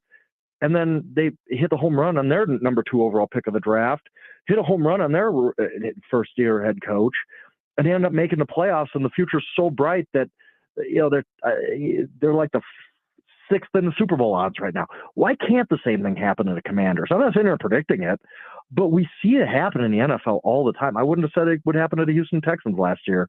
Look what happened. So to your point, yes, there's no reason the Commanders can't be a competitive team this year in the playoff mix. You're sitting there at, we're talking again in 9-10 months saying, wow, Jaden Daniels is a superstar and Dane Quinn was the right hire on his second go around. All these free agents hit, and all of a sudden the Commanders and Cowboys are co-favorites in the NFC East. This stuff happens every single year. And when you have the type of offseason the Commanders had with brand new head coach, good free agency class, pretty good draft class, obviously, brand new quarterback you can have hope in, why not the Commanders? Why can't they take that kind of jump? Yahoo Sports, Frank Schwab with us here on G&D. So devil's advocate here for a second, Frank, in terms of their draft class. I think sometimes this happens where, and by the way, I like these individual picks. So again, this is devil's advocate. When a guy goes around or like 25, 30 picks before we think, I think a lot of times we go, oh, that GM is brilliant. But if like one of the GMs we don't like if Tom Telesco made the pick of Ben Sinnott around early, or Luke McCaffrey, around the half before he was supposed to go, or Brandon Coleman, the offensive lineman from TCU, earlier than expected, he'd get beaten up as an idiot, but Adam Peters is a genius. Just your thoughts there. Yeah, no, I mean, I've been kind of making fun of it for the past few months that Howie Roseman goes to the drive-thru at Starbucks, and when nobody's in front of him in line, every NFL writer says, oh, my God, the NFL did it again. They let him go through the Starbucks drive-thru with no line. He's a genius. He figured out the system. The overpraising of Howie Roseman it was great, by the way, but the overpraising it's almost like I wasn't invited to the meeting of all NFL writers where we decided that Howie Roseman, every single move he's made, we all have to one-up each other and how we praise him, like he's turned wine into water by drafting Nolan Smith 30th overall last year. But it's also hilarious because it seems like he drafts based on whatever popular listing of players you're looking at. There's no team that seems to agree more with what Dane Brugler and Daniel Jeremiah think. And so he just happens to be reading their cliff notes or whatever, it's hilarious. Yeah, I've heard that. I saw the clip, Nick Wright, and it is funny. I don't necessarily believe that. I think Howie's great. He really is, but it's just you're right in that the perception of, oh my God, this GM made the same move.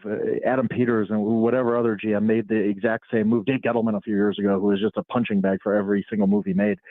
Yes, the perception is different, and the grades factor into that. And I think so we all have to take that into consideration for sure. But it's we'll see. Adam Peters is new, and we like him, and he's fresh. He's got fresh ideas, and everybody's kind of on board now. But oh my goodness, let this draft class struggle a little bit, and all of a sudden we won't be praising Adam Peters in 2 years.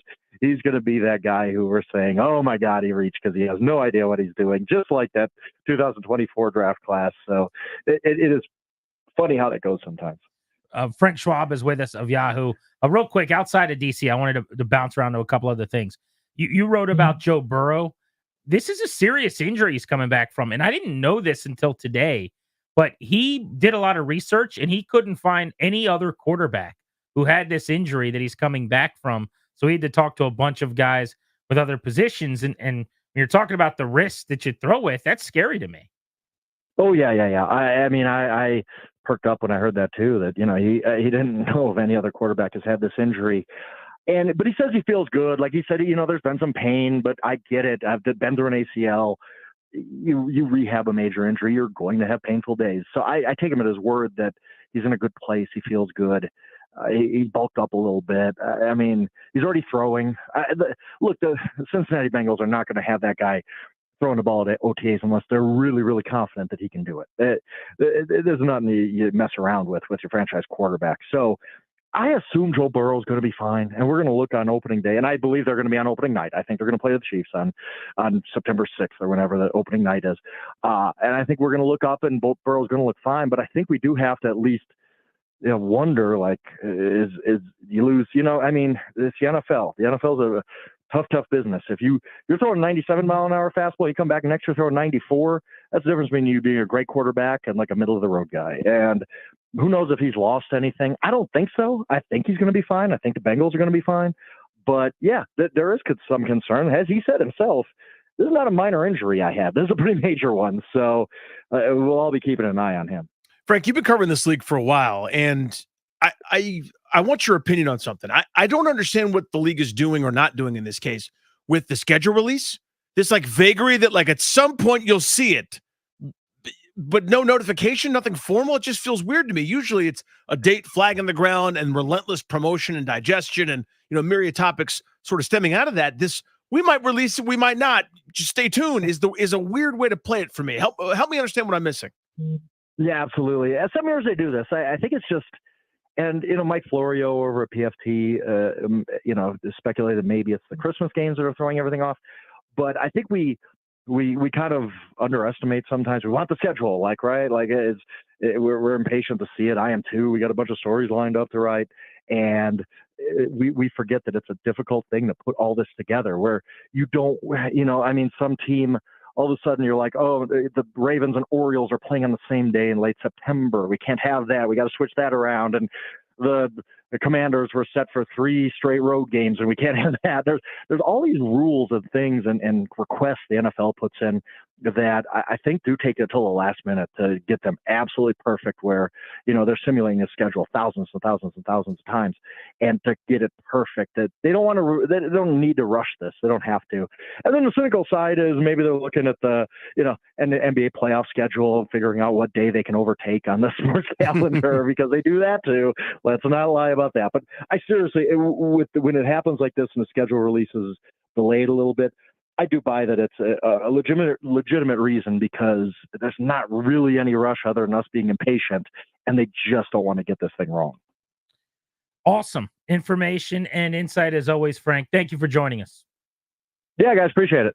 Appreciate you hopping aboard. Grant and Danny with you on the Fan. You just heard him talking about the schedule release. We don't know the dates of the Commanders games yet, but we do know the opponents. Which matchups are most interesting on paper with free agency and the draft in the rear view? We'll tackle that next on the Fan.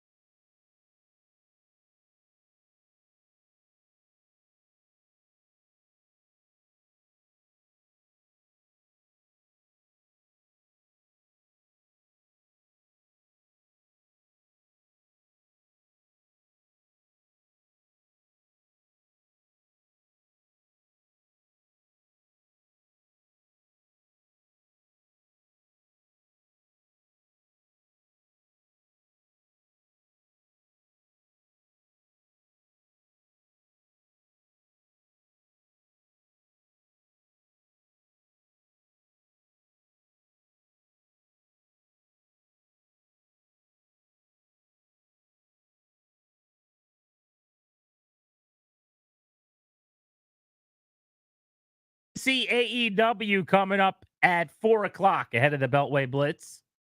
We'll give those away in 30 minutes, so make sure you're listening at that time. Welcome back, G&D on the Fan. There was a vague tweet by Jim Irsay, who kind of does whatever he wants. Whatever the rules are that other owners operate by, he doesn't necessarily follow them. He's got his own drum. So he basically said, I think the schedule release is coming soon. The last 2 years, the release has been on the second Thursday of May, which is 2 days from now. Mike Florio of PFT's reported it's not going to be this week based on his sources, but everyone's kind of waiting to find out when we'll get the schedule. But I figured we could just look at the opponents. Here's what I want to know, Danny. Most interesting matchups for the Commanders on paper. Just run through these really quick, and then we can kind of rank them a bit. So you've got the 3 teams in the division, Cowboys, Giants, Eagles, standard fare, 1 home game, 1 away game. Home games this season for Washington. They will be hosting the Falcons. Major intrigue there, I'd say still, because sure, of course, Kirk Cousins coming back, although there's so many years removed from Cousins having been here. It's almost more interesting just because it's him on a new team with a new offense, maybe even, than it's a reunion for him. But that's still a thing. It's only the second time he'll be playing at FedEx since leaving. Yeah, and a team that, you'd like to be able to beat or be on par with. I mean, they're 7-9 last year, kind of middling. You know what you were. This would be a nice measuring stick game. Carolina Panthers also in the NFC South. I'm fascinated by that game for 2 reasons. One, I think it's a game they absolutely shouldn't have to win. Like, if they're going to be any good this year, when you play the Doormats and the Panthers, the worst team in football this past year, maybe they'll be better. They had an okay offseason, I guess. I can't imagine Bryce Young will be as bad this season as he was last year. Like, there's going to be some growth, but that's just a team, if you're not terrible, that you should beat. So that's number 1. Number 2, I am now officially really nervous about Bryce Young. Oh, yeah. He was horrendous last season. And I'm not trying to put it all on him, but it really doesn't matter how we got here. Like, what was his fault versus did they have enough receiving talent versus the offensive line? He's a very small guy. The Panthers went 2-14 in the games he played in last year. He had 11 touchdowns and 10 picks and under 3,000 yards in 16 games. It was a putrid rookie season, one of the worst statistical rookie seasons we've ever seen. I was a fan of his. I didn't love him because of the size, but I thought he'd be pretty good. He's accurate. He did everything you ask. In Alabama, one of the big, Jaden Daniels can't miss arguments is he did it in the SEC, and then people just scream at you, and you're supposed to go, oh, okay, that's the same as the NFC East, of course. He can't possibly struggle. But Bryce Young kind of did the same thing, right? God, was he bad last year. It was terrible. And, listen, I don't know if he can play or not. I mean, I was wrong. I said, yeah, you take him 1-1, you don't even think about it. I don't know how much is his fault. Carolina was a disaster last year from Jump Street. Everything from their owner on down. Nothing was professional. They're a joke. I know what that looks like. That was the worst nest for anybody to go to. But at the same time, he also looked horrendous. Like, he looked like a little kid that wandered onto the field and couldn't see over the offensive line at times and wasn't hitting throws. His arm looked weak. Didn't look like the same player that was tearing up the SEC the previous fall. 2 things can be true. 1, nobody would have thrived in that situation. 2, he didn't play well and control some of the things that he needs to, right? Yep.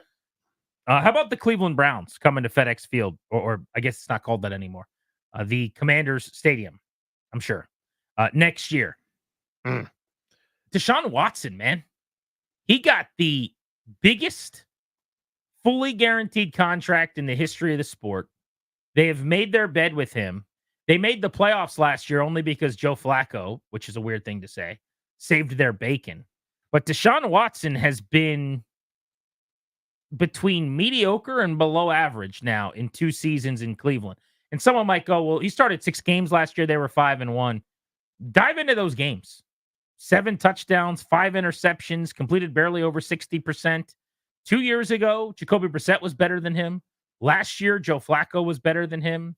Their general manager came out this week and said, we actually think he's closing in on a breakout. We think this is going to be a huge year. Well, you better say that. Yeah. Because if you don't get more out of him, if he doesn't become what you thought he was going to be, Andrew Berry, GM of the Browns, it looks like you made the worst trade in the history of the league and gave him the worst contract in the history of the league to acquire Deshaun Watson. They were 9-2. The Browns were last year, and games started by Joe Flacco and Deshaun Watson. And it's not because of their quarterback play.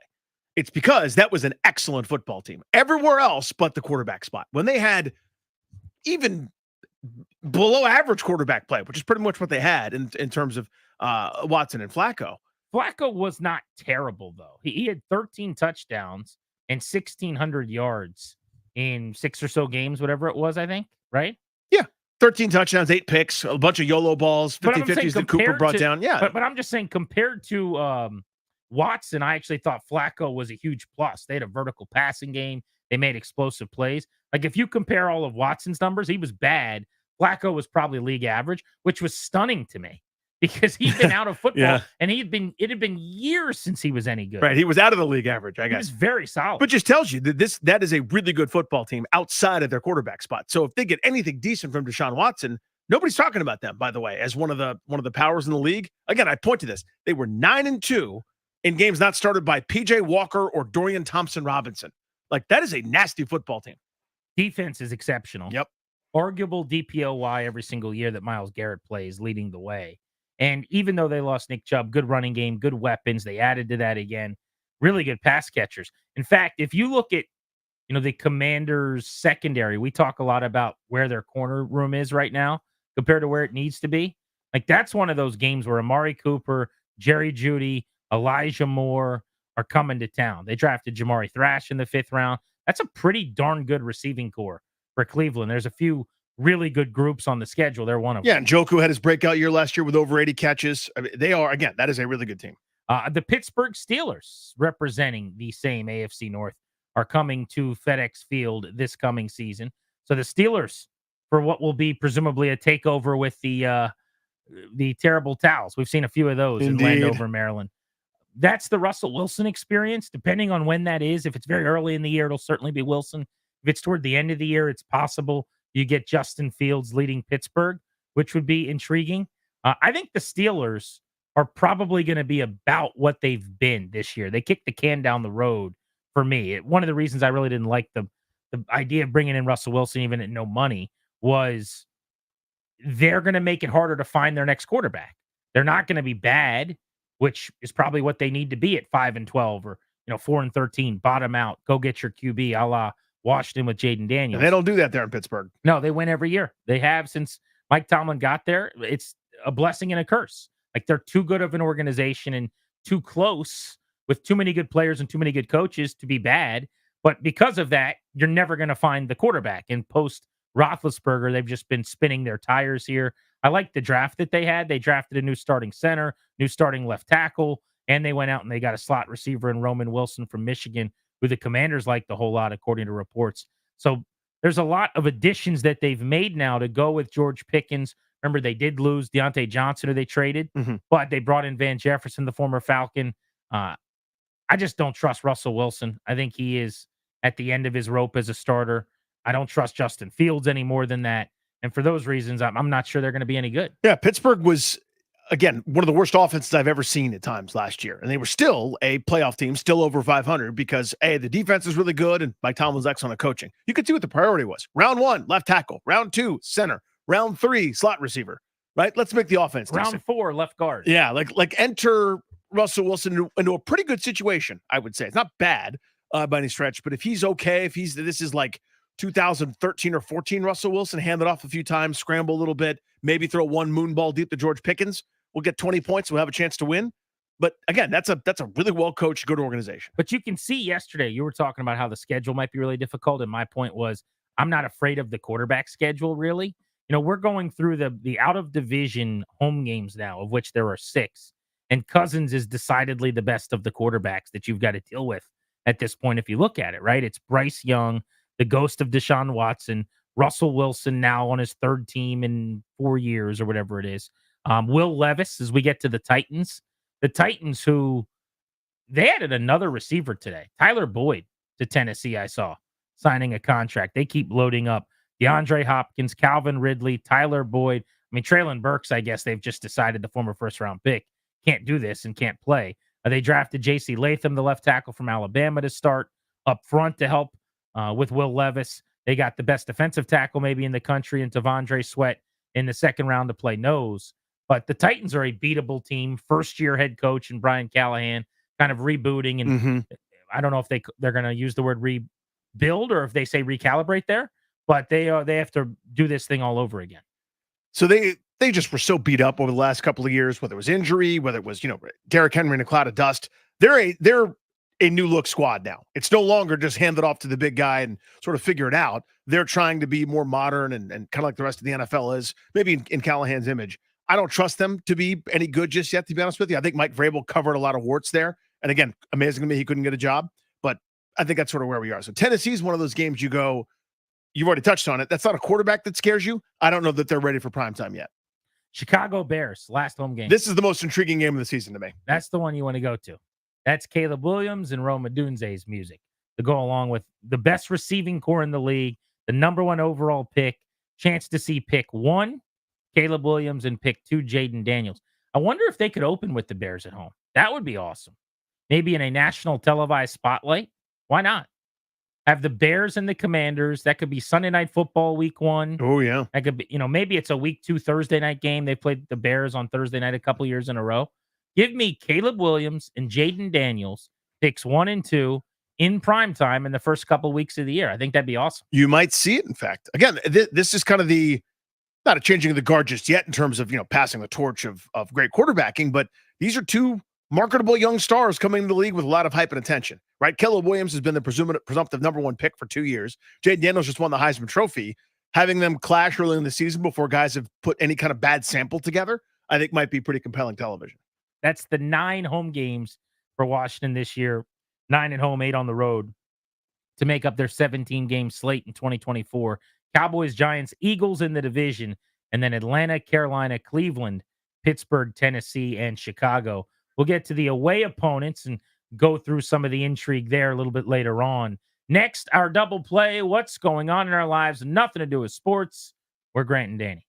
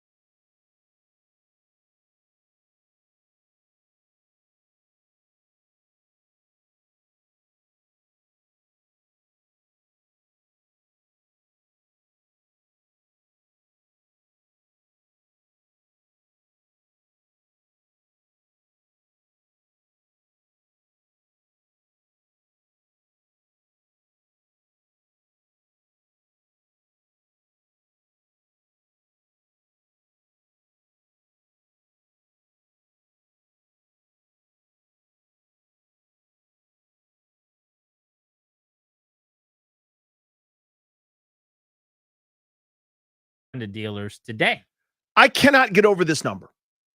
I cannot get over it. It's all I can think about, and it's all I want to talk about. The first 2 weeks, again, this is according to Amazon Prime. I have no idea how to check this. I don't know how to debunk it if it's false. I don't know, but this is reported. This is a magazine. It's in Variety. It's elsewhere, okay?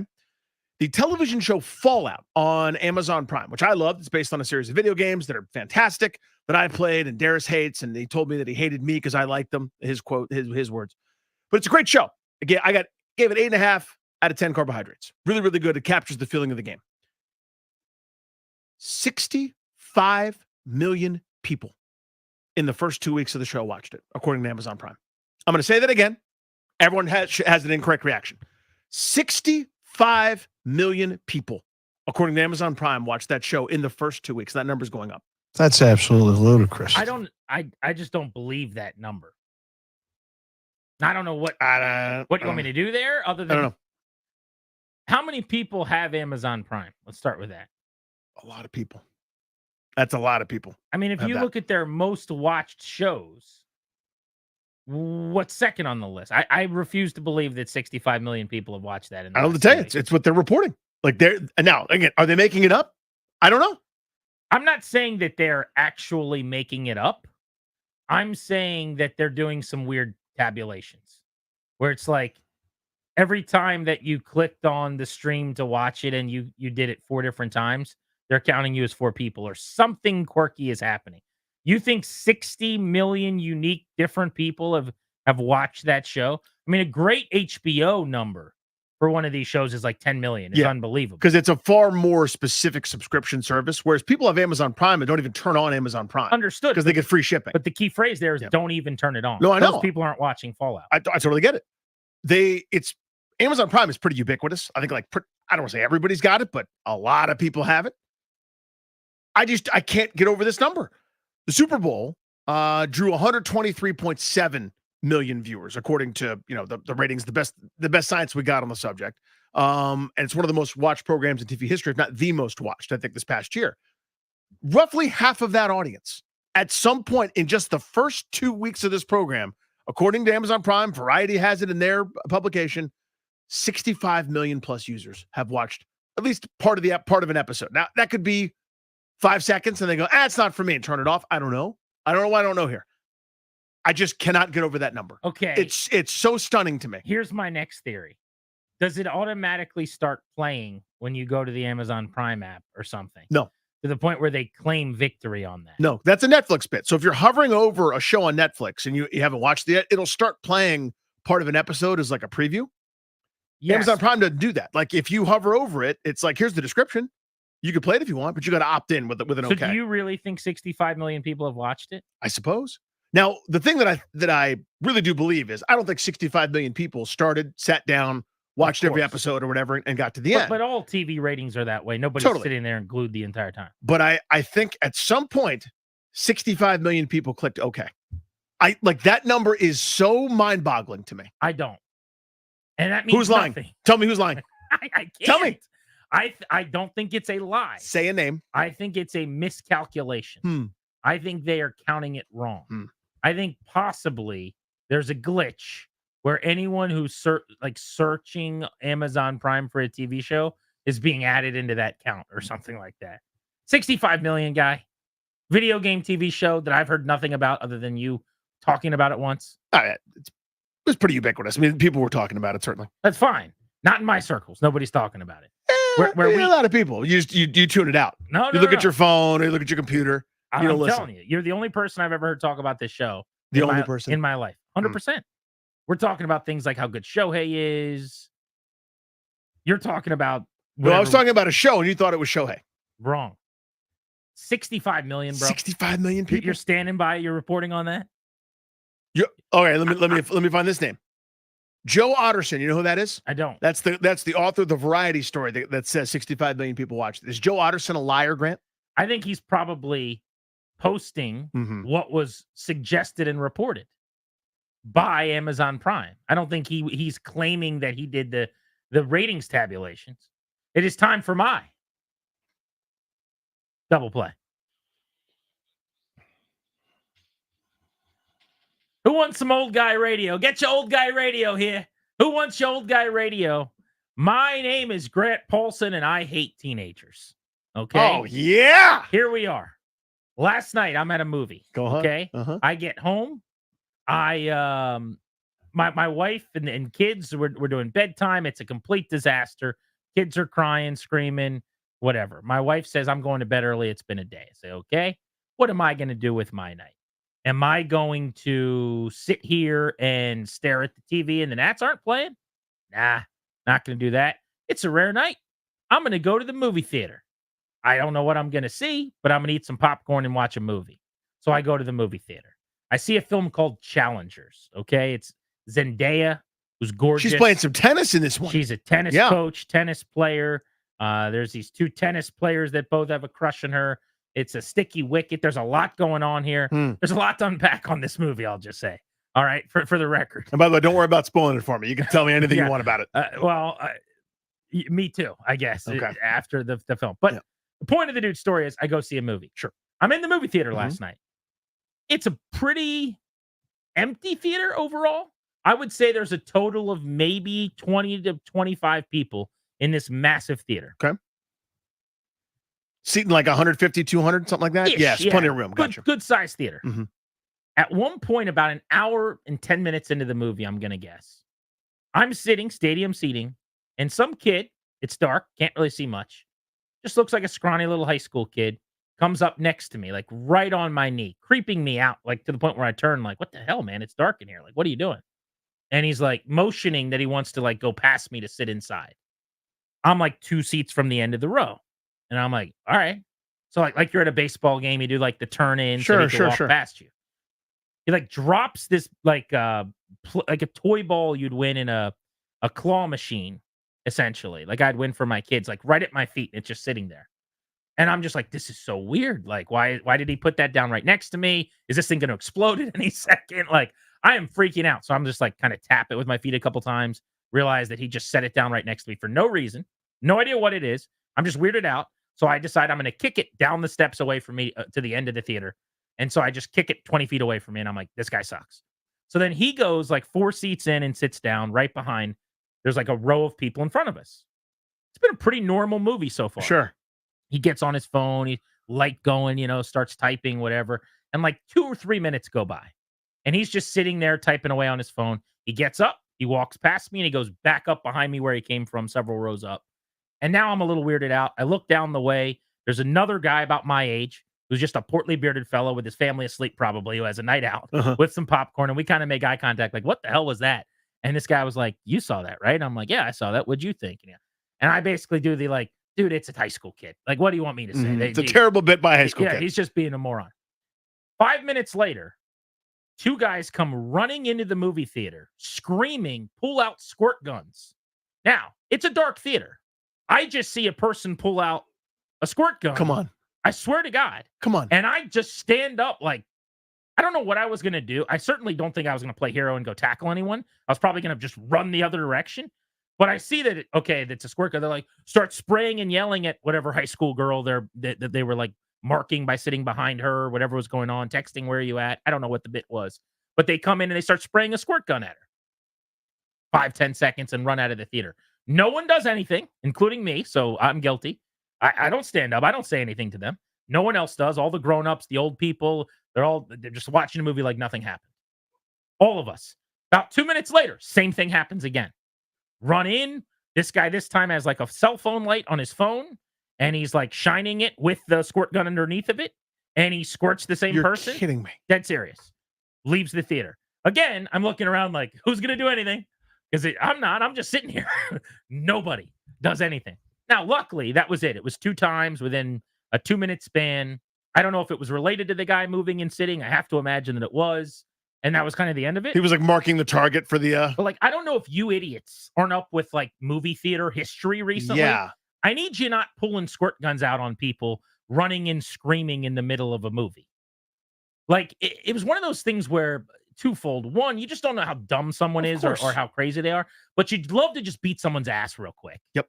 Like just real quick. Just super quick. Just like, dude, you're such an idiot, man. Like, why? Why do you have to Let me be go upside that your guy? head a couple times to let you know.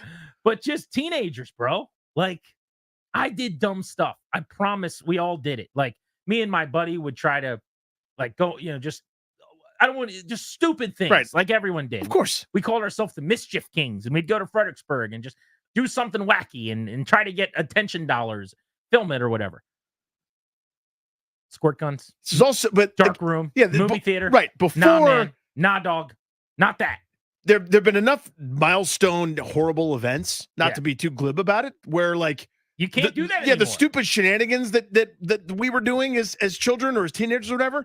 There's a backdrop now, totally right? Where it's just it's beyond not okay. I knew as a kid you can't yell fire in a clouded when the theater's rooms, cloudy. it was really cloudy. The cloudy rooms. I know what you can't do. We need to add pulling out a squirt gun and screaming at the top of your lungs, fake attacking someone with a squirt gun in the middle of a movie. To that list. But it's like I am reminded. I was joning on everyone and telling them how dumb they are for not liking the movie theater.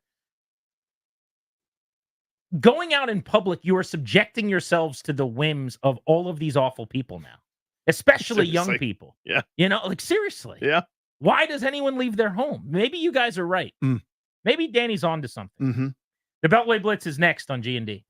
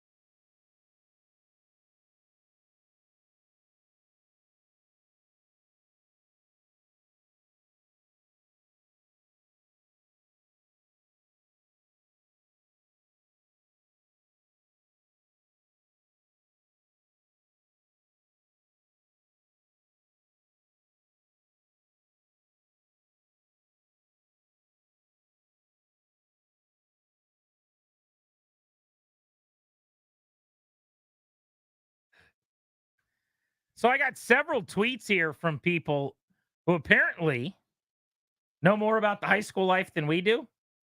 I don't know if this is what was happening. I don't know if this is true or not, but several people are saying the same thing.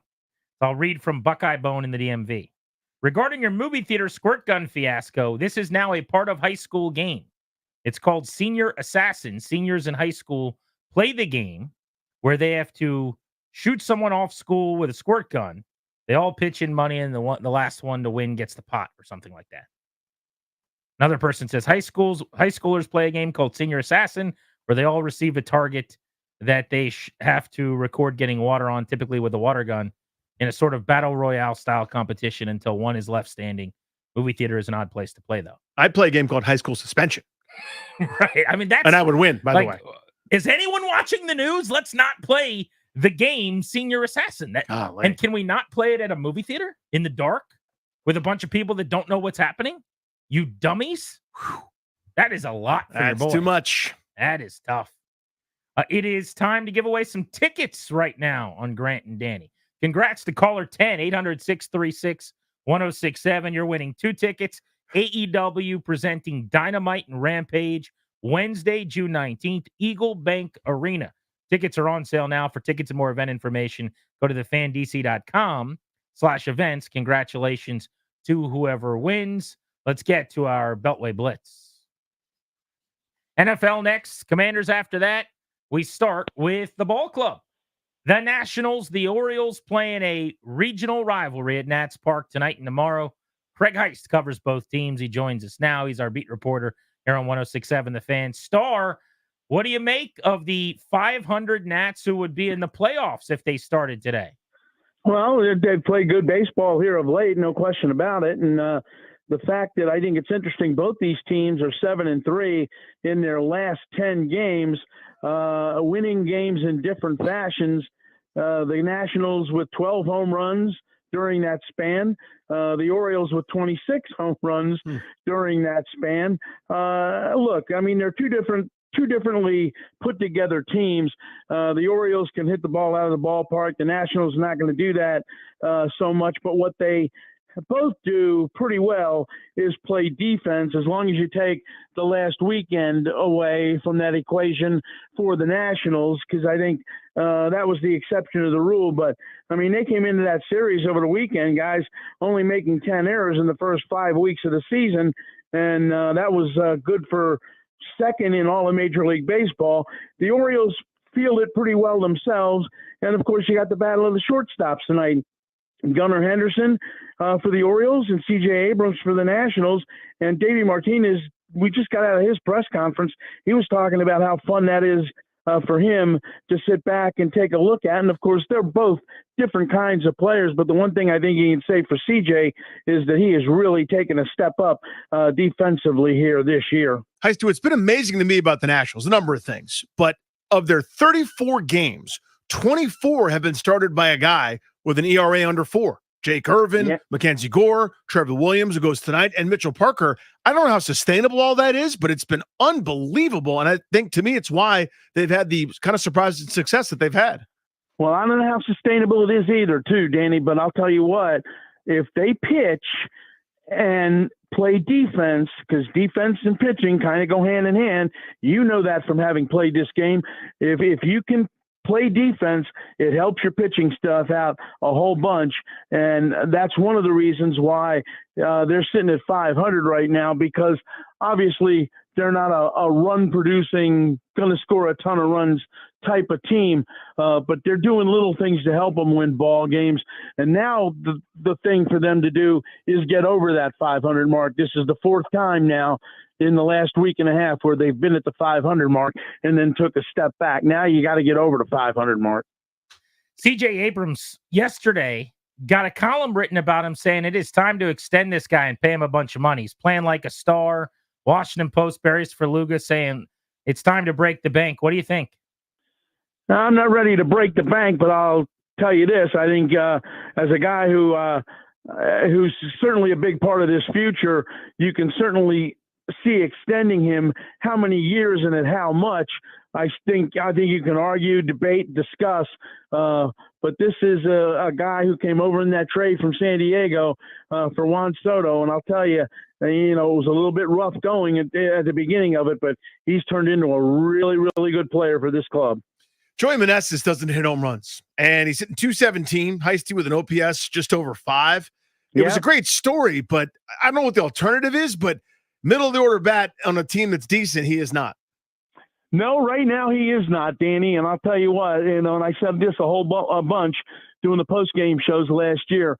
He had big-time RBI hits for this team last year. He did drive in his share of runs, but the power numbers in terms of home runs are just not there. And I expected that again from him this year in terms of maybe taking the step forward to hit some home runs.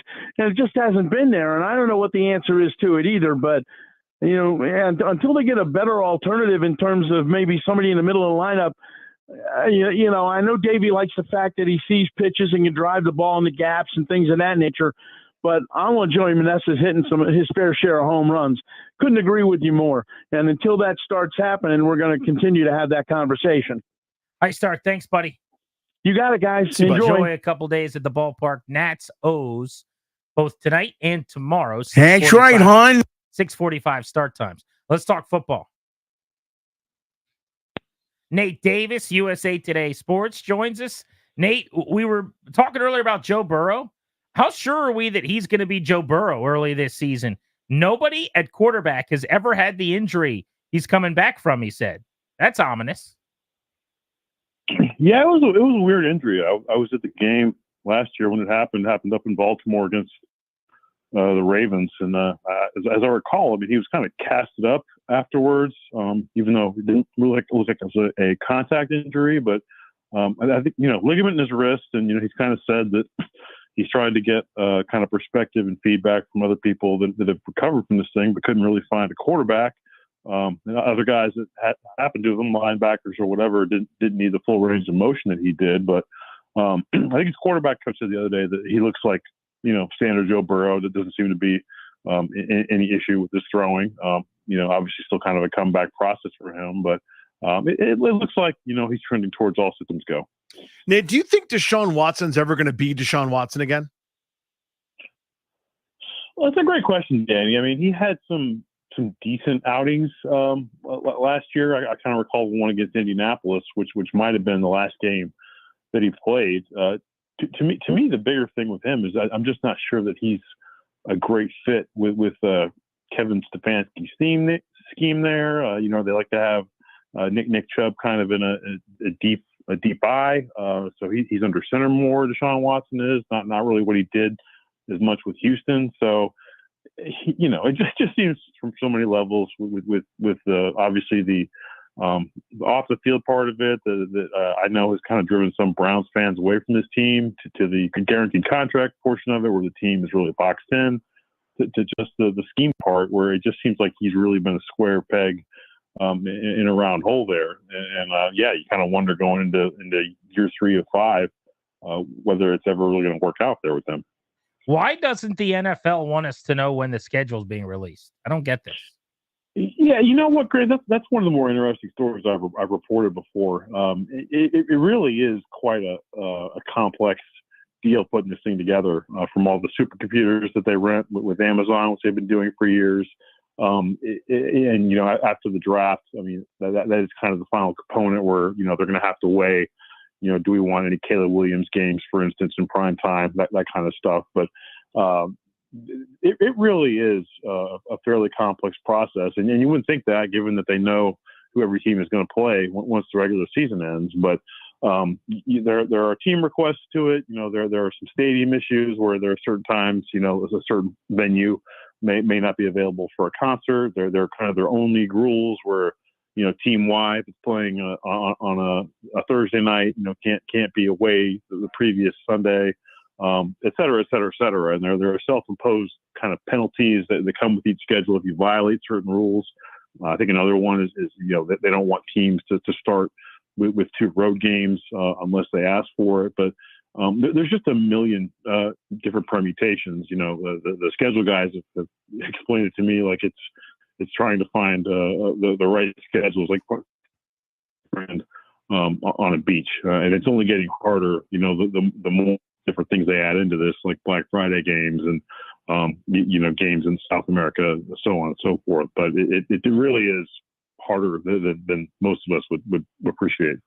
Nate, thank you as always, buddy. Be well. Thank you, guys. See you, my friend. Hit that local 53 sounder. Our guy Michael Phillips joins us to talk about that very football team. Michael, rookie minicamp this Friday. What are the storylines you're following? Is it bad that I want to see Sam Hartman? I don't know. Like I'm aware there's actual storylines and actual guys to see, but I think Sam Hartman's intriguing to me, right? Because neither of these guys on the quarterback roster, Driscoll and Mariota, are long-term backups here. I don't think. Maybe Mariota wows me this year, but I think he could legitimately have a pretty swift rise to number 2 if he turns out all right. You and my wife have that in common. You guys both want to see Sam Hartman. She asked if we could go. My wife did. Yeah, that's a minicamp. I get that. Is she a Met Gala, Mark? Everybody today at our station was talking about the Met Gala. I was like, I'm the one person who I don't get the bit. They all dressed up like trees. Like I don't understand So what let the me bit actually, is. I honestly don't know anything about it other than my Twitter feed gets inundated with pictures of celebrities wearing weird outfits. What in the hell is the Met Gala? So it's the New York Metropolitan Museum of Art, and it is this is my editorial for a second. They invite like the A-list of the A-list, but it's only the cool A-listers, and they dress in these extravagant outfits and have like a who's who societal party. Are you supposed to dress like in a futuristic way? Is it a theme? There's always something to it. Is it like, let me be as wacky as possible? Yeah, but you're supposed to look. It's supposed to be this classy, beautiful people dressing beautifully event, and of course, it's turned into like, here's my message on a dress, or here's my suit that's made of leaves because I'm sending some sort of message about something. It's the most disconnected regular people should feel from what's cool and what's popular. There's a theme. The theme was like Earth and Time last night. They didn't invite Flava Flav, which seemed like a big miss to me with that as the theme. Yeah. Fitting, because it's time for Earth to start asking some tough questions when you see some of those pictures. Thank you. Michael, how about Brandon Coleman? Is he a tackle like the Commanders think he is? Man, if he is, you upgrade this draft from like good draft filled needs to like, wowzers, what a draft. Didn't have to trade back into the first round, found your guy. That's the question. I was super skeptical. We've all lived this story before, right? Oh, we drafted him as a tackle, but turns out he's better off as a guard. Like, how many times have we gone down, or even Sam Cosmi on the roster? Brandon Sheriff, of course, being the most prominent example, number 5 overall, ends up playing guard, right? So I'm skeptical that in the 3rd round, you found a guy that other teams see as a guard that you're going to all of a sudden slot in as a left tackle. That said, in talking to people, in watching the tape, he does have the size you need to play left tackle. The size isn't the issue. It's getting the production out there on the field. So look, I'm going into this with an open mind. I don't think that they're going to pull one over on the rest of the league and find a stud left tackle in the 3rd round. But if they do, sure solves a lot of problems around here. Miguel, I want you to weigh in on this. Now, I want to make sure I got Grant's thoughts correctly on this subject. We've been kicking this round back and forth a little bit. So I don't want to put words in your mouth, JPC. You tell me if I've got this wrong. Grant is convinced they're going to win 11 games this year, and everyone that doubts them is just a hater, right?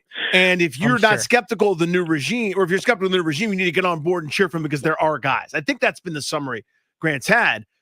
He thinks they're destined to be great this year, and it's obvious anyone would like it is stupid or something. I can't remember exactly the words, but your thoughts there. I'm sure you were taking the words exactly out of Grant's mouth, and that was not misconstrued in any way. Here's what I hate about the expectations game, which we play every single year, by the way. It overlooks the fact, and it sets things up to where if they're 8-9, somehow somebody's going to feel bad about that instead of feeling phenomenally about that, especially if Jaden Daniels plays well on the road to 8-9. Like, that's a doubling up right there. You go to 8-9, you show progress, you work with a group that is, look, Adam Peters. I like Adam Peters. I'm drinking some Kool-Aid here. He did not assemble this roster to be NFC East contenders this year. And I think you judge it under that, pretense. If they can get to 8-9, if they can get to 9-8, I think we're on the air at the end of the season saying we did some good things here. Laid the groundwork for some stuff. Hopefully you're saying good things about Jaden Daniels in there. That's obviously a big part of the metric, right? We were saying that last year too. Look, they can finish 8-9 as long as Sam Howell takes steps forward. Unfortunately, he took a lot of steps backwards. So you got to get there with good quarterback play. But if they can get there, I would like to book myself right now for a celebratory appearance in January. I'll probably feel great about that. Yeah, you're booked. I just jotted you down in pen. Michael, thank you. Take care, guys. See you, pal. Be good. Next, I'm excited about this. Live, we're going to get a call from Taylor Kelly. He is the quarterback's coach for Jaden Daniels. He worked with J.J. McCarthy, some of the other guys in the class as well. He's been working with Daniels for a couple of years. He's going to join us next. We'll go in depth on Daniels as a passer. You're not going to want to miss this interview. Very, very good guest spot. Taylor Kelly, the QB coach for Jaden Daniels, next on G&D.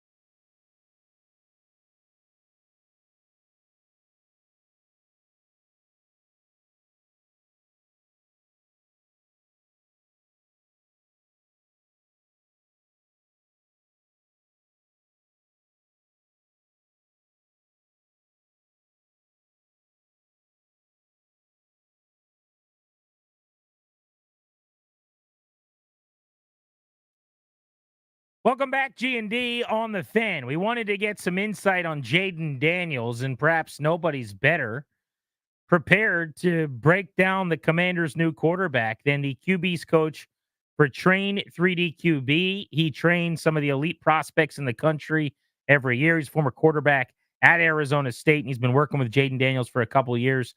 Taylor Kelly is with us. Taylor, thank you for the time on Grant and Danny here in D.C. How are you? Doing great. Thanks for having me. Yeah, our pleasure. Sure thing. Why don't we just start with how long have you been working with Jaden Daniels? When did you first meet him? And I was told I reached out to John Beck a couple of weeks ago about getting him on, and he said you've kind of been the Jaden whisperer. You deserve the credit for his development. How far back do you guys go? So we've been working together since it was going to be his last year at Arizona State, right as he was jumping into the transfer portal. So we've been working together since then. I think that was 2020, 2019. When was the first moment kind of along the timeline, or maybe you knew right away, where you went, this guy's going to be a really high draft pick? Was there kind of a light bulb moment for you? Yeah, there was it was going into it was in July. It was in the summer of this last season, about a year ago, and John and I were on the field. We had just finished up a workout with him, and I looked at John. I was like, this dude is probably going to win the Heisman this year. The way he's been spinning it, how he looked, how repeatable he was. And he's like, no way. I'm like, hey, he's in a good spot. And then you take what he can do with that athleticism, and then also the pieces that they had at LSU, and you put that together, it could be special. And so there was that time in the summer, June, July, I saw that he was going to have a really good year, and he was going to kind of climb up the board if everything was put together the right way. What are the biggest differences, in your opinion, between Jaden Daniels now and Jaden Daniels when he showed up at LSU, or even a year ago before he broke out with his unbelievable final season?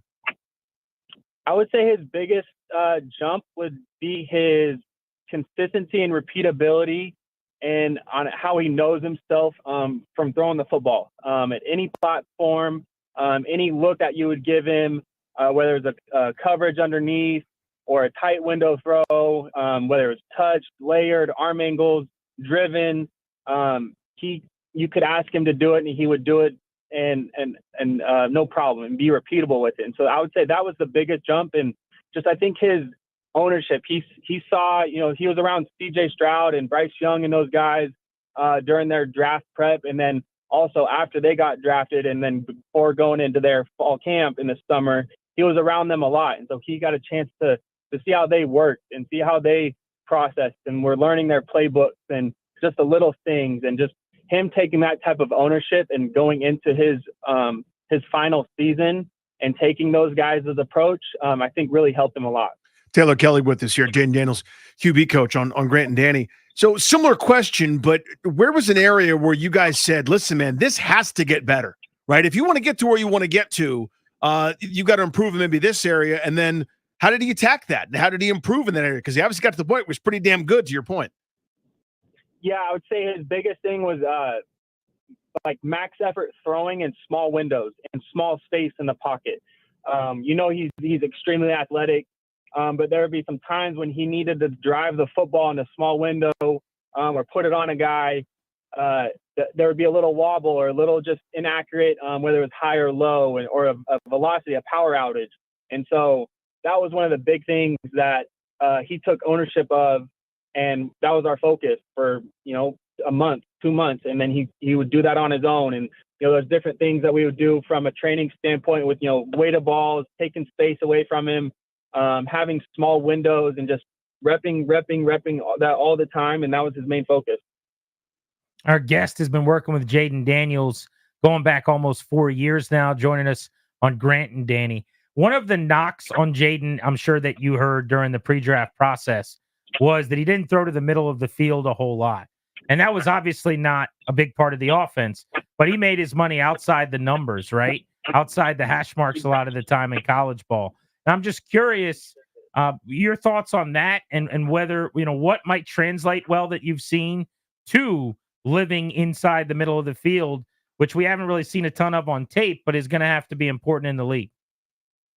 I think that's just, what take what the defense gives you. I know I can picture multiple times of, things of just crossers or like in cut daggers or basics from the slot of guys coming into second windows. He's taking his eyes one way and he comes back. And, I feel like his ability to throw anywhere on the field is a strength of his. And yes, he had three really good receivers, and they could win vertically, and he took those shots. And so they would attack those defense. You get a lot of single high cover one in the SEC, and they took advantage of those. And I just think that was the offense. But going back to the times that he had to get it to the middle, he didn't miss very much, if at all. So, Taylor, another thing that some folks said that may not have loved Daniels, I do for the record. I'm giddy with excitement. When he leaves the pocket, it's to run. And I would run too if I could run for 1,100 yards and 10 touchdowns in the SEC. But maybe the next level, you got to be a bit more choosy. What would you say to that? And kind of where is he in terms of his mental process as a guy that's maybe buying time to throw versus a runner? Yeah, I think that's in his game. I think that's going to be a learning curve for him to adjust to with the league, and adjust to the speed and the defense of how they how smart guys are. They're kind of a step further with coverages and disguising things, and when he gets out on the edge, and you got to be decisive. And I think for him, his decisiveness is like, all right, I'm going to put my foot in the ground and go. I think there could be smarter times of him not taking unnecessary hits. That will help him, and he'll learn and take that adjustment. But it's going to be that learning curve of things that he could get away with in the SEC, and then obviously what you can't in the NFL. You worked with Penix and McCarthy pre-draft as well, right? Yes, we had all three of them. Yep. That's what I thought. Sam Hartman and Keaton Slovis and Talia Tagovailoa. Okay, right here in Maryland, obviously. So we can ask you about a couple of those other guys too. But I'm just curious, like, what are Jaden's calling cards, or what are his special traits that you would say? Like, I would imagine, correct me if I'm wrong, I would think you'd say that McCarthy has like a stronger arm, maybe, right? But like, what does he do better than JJ and Penix from a passing standpoint? We know about the running. I would say repeatability. One after no matter what the throw is, whether you tell him to touch it or drive it or make him move or throw it off of one step, he really, like, his ability to be consistent would probably is like he probably owns that. Is that mechanics that you're talking about, or what do you mean? Yeah. Okay. Mechanically, and being able to just know his body off platform. So if someone takes my space and I have to like back up just a little bit, you may not know how to generate and stay efficient from a body mechanics standpoint to maintain the velocity, accuracy, and spin. And I would say he does that probably one of the top. Wow. In terms of an offensive fit at the next level, I think a guy with that athleticism and skill set could probably be a pretty good fit in a lot of offenses, Taylor. But what sort of scheme and design might fit him best early on? Yeah, I'm excited to see what he does. With Cliff, and he's had a lot of great quarterbacks. His offense produces, and I'm excited to see how it's going to play out. It's going to be very similar. There's going to be things that he ran in college very well, and it's going to translate over into that level. And I'm excited. We've been working the last week and a half, diving into the playbook and working on those routes and those different things. So it's been good to see him kind of get already a head start into it before he goes into mini camp tomorrow or Thursday. How plugged in were you? How much do you know about some of the VR stuff he was doing? Because he said here to the DC media after his presser that he thinks he improved 70 or 80% overall as a quarterback just based on some of those mental reps he was taking. Was that something you guys got him on, or how did that come about? No, that was through LSU. It's a really amazing tool. I liked it a lot. I would help him use it at times when he would be out here in California. And then when I would go down to LSU, I would see him use it. And it's a really cool thing. They'll input all your, say you're playing Dallas Cowboys, and they'll put your entire game script into that system. And so then you can kind of see the coverages that they run in that down and distance, or versus that look or that formation. No way. So it's just a good it's a good repetition for them. It's kind of like a video game-esque, but it's like it's from the court, like your own vision, your own point That's of view. awesome. And Now, so, are throws being made in some way? Like, are you seeing the play or just the okay? yeah, If so this you're is what seeing we're you're seeing the play, and the bodies are moving, and the D lines are rushing you, and you're basically playing practice or a game, but virtually. And you throw, like, you just make a little flick with your wrist, and you throw the football, and so it tracks the timing of where your eyes or how fast you committed on that route, or how your eyes were progressing, and how quick did you make your read and adjust to the different coverages. So that's it was incredible. a pretty cool. Is every Yeah, school you can using build that, millions of reps. or is that like you go to one of the big schools with the money, you get to use that? How does that work? You know what? So these guys, they're from Germany, and they're new. I believe it's called Cognalize, and so they were very new. And I think LSU was probably one of the only ones that used them last year, maybe a couple. But I know they're going to be getting more into some of the colleges and I think NFL this year. So wow. Yeah, I bet you catches on. Yeah, exactly.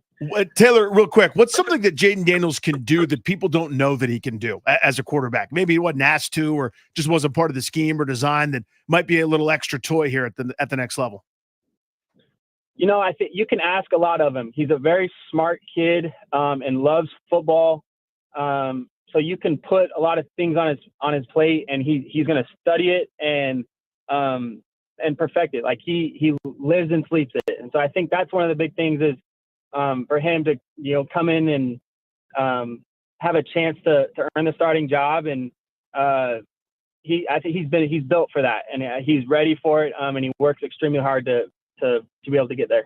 You referenced working with Sam Hartman. Obviously, he signed as an undrafted free agent. Ideally, I hate to say this, but he will not be playing a lot for Washington, and Daniels will be a star. But hopefully they unearthed the gem here, and they've got some value as a long-term backup. Give us a little breakdown on Hartman and what you saw from your time around him. Yeah, Sam's a great person, man. He's got some great hair, but he's a good quarterback, man. He's a great leader. Knows the piece where he needs to be in the locker room, in the QB room, and I think having Jaden and him being in there, they know each other. They've trained with each other for the last 2 years, so they have a great relationship, and I think it's going to be a great fit. And Sam's he's a great quarterback. He's a gamer. Makes some good throws. He's played a lot of football. He's got a good head on his shoulders. So I'm excited to see how both of them do this year, and kind of see how they work out. Michael Penix ends up in Atlanta behind Cousins. J.J. McCarthy with the Vikings. Some decent landing spots for your guys. How about McCarthy? I mean, he went from a lot of people going, oh, he might be a second rounder, late first, to all of a sudden he was in the top 5 mix and went in the top 10. Yeah, JJ's a great kid, man. He, he hasn't lost a lot of games at Michigan or even just in his career. And, I think he landed at a great spot in Minnesota, and they got a great, program, great team, and great coaches. So I think he's in a good position, and, he's extremely talented. He's a great leader, great kid. So I'm excited to see how he develops and grows through this process. Taylor, great to catch up with you, buddy. Really appreciate the time, man. Thank you. Thank you, guys. There's the quarterback coach for Jaden Daniels, who's been working with him the last few years, Taylor Kelly. He, of course, worked, as you just heard, with Penix, McCarthy, and others in this class. Last year, C.J. Stroud. They've done a really good job of some high-end quarterback prospects. You're listening to Grant and Danny. Somebody on this show just got a heck of a confidence boost. That's next on The Fan.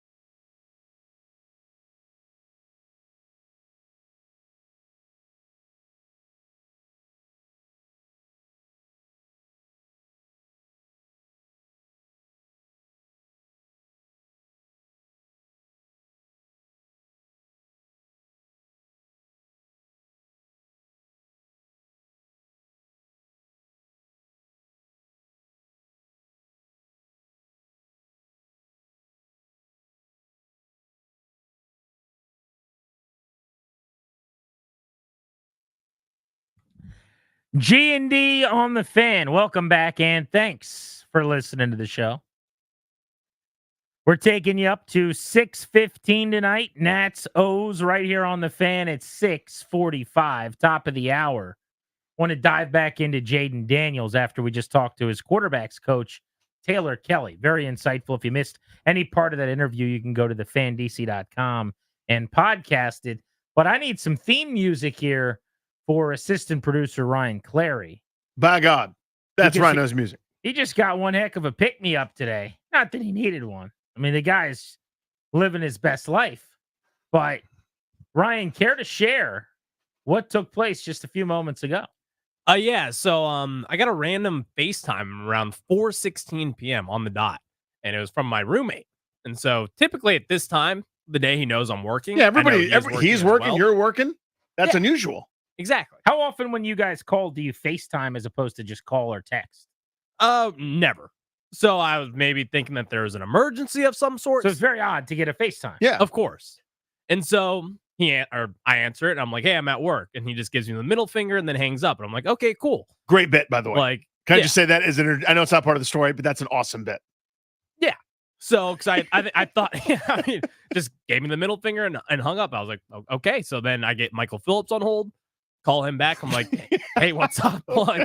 Like what was that about? I'm just gonna work on the blitz here. Yeah, like let me call Michael Phillips first. Yeah, like what's going on? And he was like, nothing. I was just bored. I was like, oh, okay. And having a good day at work, I see. Having a good day at work, I guess. Yeah. And then there's a group of people around him. And we're like, oh, is that your roommate? And he was like, oh, yeah, it's my roommate. And then one of them was like, wait, he looks like that one guy from the movie.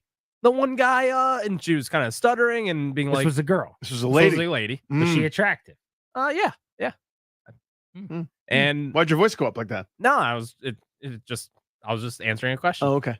But but yeah. So it was a group of people, the guy from the movie. Did she finish the thought or no? Yes. She then says, he looks like Glenn Powell. There it is. There it is. Got me a little sized. Lil Glenny. Glenn Powell Got me a reference. little sized. I'm not gonna lie. Lil Glenny. So I was at the movie theater, as I told you guys earlier, on the double play last night.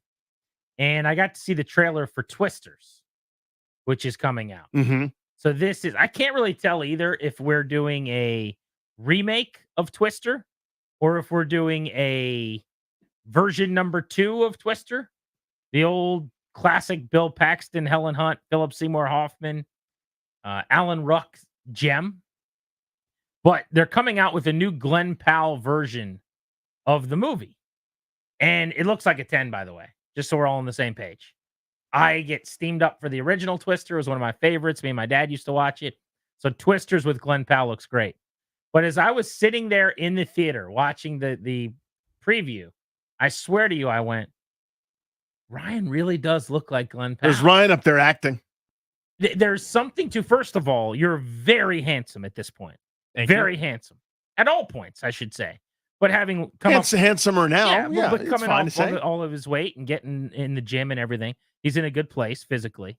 But I think it's something about the eyes, the shape of the eyes. He's got like small eyes on his head. I don't know what it is. But I'm watching Glenn Powell in the trailer, and there was like this one scene where he kind of cocks his head to the side, and I went, I know that look. That's the guy I work with every day. That's Glenn Powell explains it all. So if we could, this was last night for me. Yeah. And here we are today, and some girl randomly goes, he looks like Glenn Powell. There's something to this. It's got to feel great. I mean, it does feel amazing. I'm not gonna lie. It definitely brushes my ego a little bit. Brushes your ego? Yeah, you take your little brush your ego. You ever do that? Yeah, sure. You've never brushed your ego? The ego's like a little bit unkempt. You brush it. Go. Let's run it back. What does it do? It doesn't brush your ego. I don't know. Think of a good verb. What does it do? Yep. It blanks your ego. Mm-hmm. I guess it inflates my ego. Hey! That's what we're looking for. Yeah, that does. It brushes my ego. You can brush it, inflate it. There's a lot of stuff to it. You don't want to brush an ego. You could. Why are you going to brush an ego? It's now crushed, so. No. Stop it. Your ego. There you go. Guy, you look like Glenn Powell. Have you seen anybody but you yet? I have not. Anyone but you? I have not. I do want to see it. You need to do a date at home. Okay. Where you watch that film. All right. I get the sense that the ladies like that movie. Why? What do you think they like? A lot of shirtless Glenn Powell. Oh, that's a good reason. A lot of romance. A couple of good-looking young people that are in love. So on our this is how diabolical I am. On our we have different Netflix profiles at our homestead, right? Like kids, my wife, me.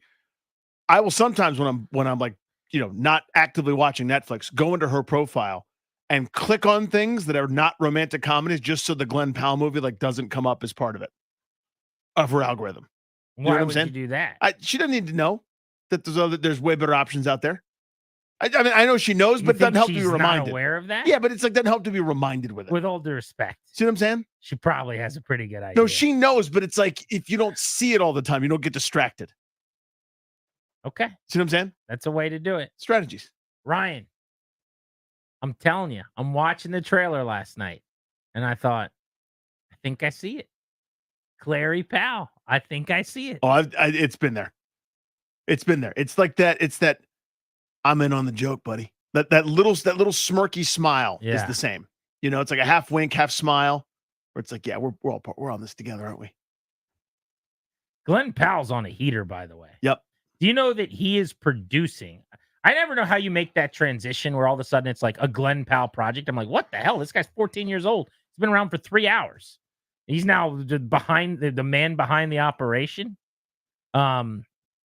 He is behind this Blue Angels documentary movie that's going to be in theaters. I'm guessing, this is just me connecting dots, when he did Top Gun, that he either flew with them or learned from them or got interested in them or whatever. But they're producing this thing. It looks amazing. I want to go see it. It's on my birthday, May 17th. It's coming out in theaters. And it's a true-to-life documentary. And it just looks amazing and sounds amazing on IMAX theaters. You're going to be in the air with the Blue Angels. And it's like the behind the scenes on them trying to pass their tests and everything. It looks like a cool idea. Oh, I'm sure. But it's Glenn Powell's project. And I'm like, this dude is out here making plays. I pulled up a picture of him. The other thing is, you know what it is?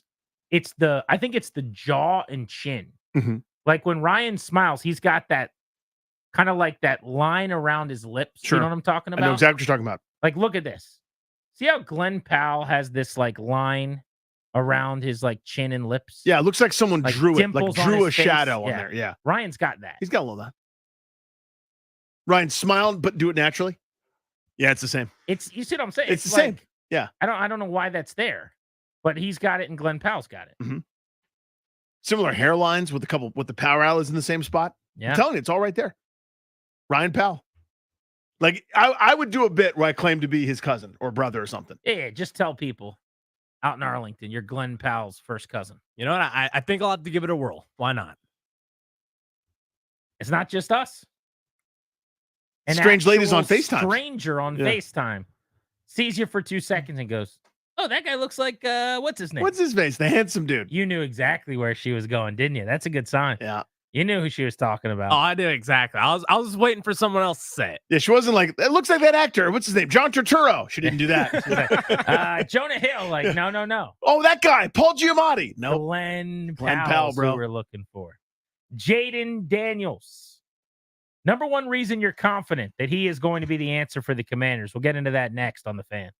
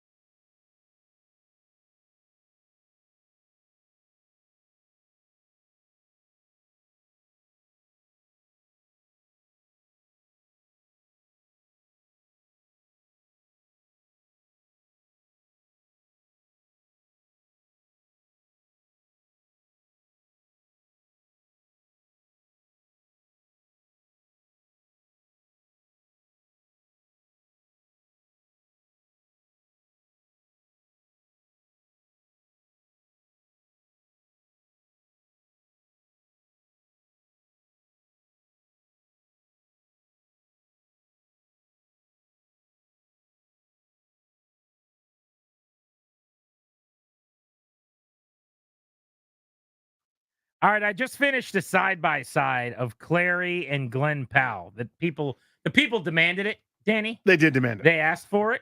So I took to Pick Stitch. I think it's the app I used. Lock, because I don't know anything about this. Zero chance you've ever heard of this app. I never heard of it for a single second. You go, I'm on Pick Stitch. I'm like, the hell is that? So I just tweeted it out at Grant H. Paulson. What do we think?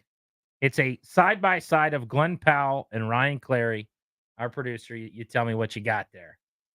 Go check it out at Grant H. Paulson. You heard from Jaden Daniels, quarterback coach, early in this show. Taylor Kelly was on last hour.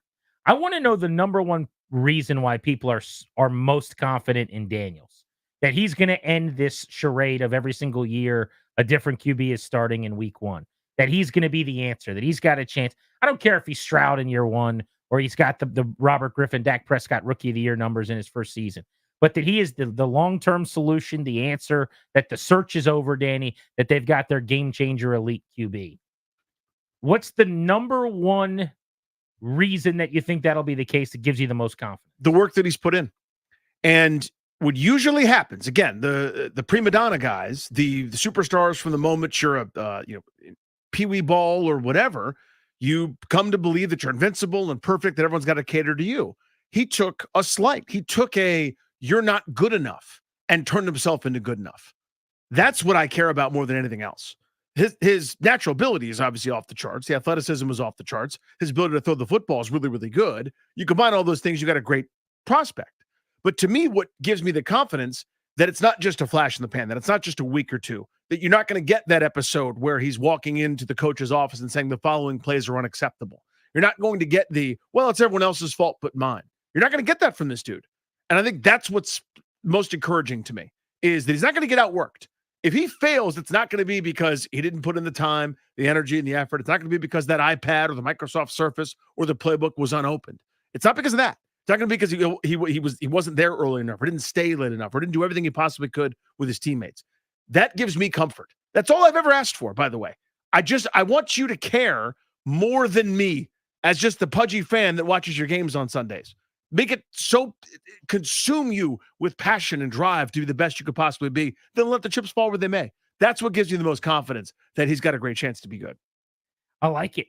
And it's really hard to judge that, to evaluate that, to confirm and figure that out, that you got the guy who's going to be that worker, that grinder, the fixer of his own problems before you get there. But it's important. And the guys that you hit on generally have that gene and that DNA and that makeup.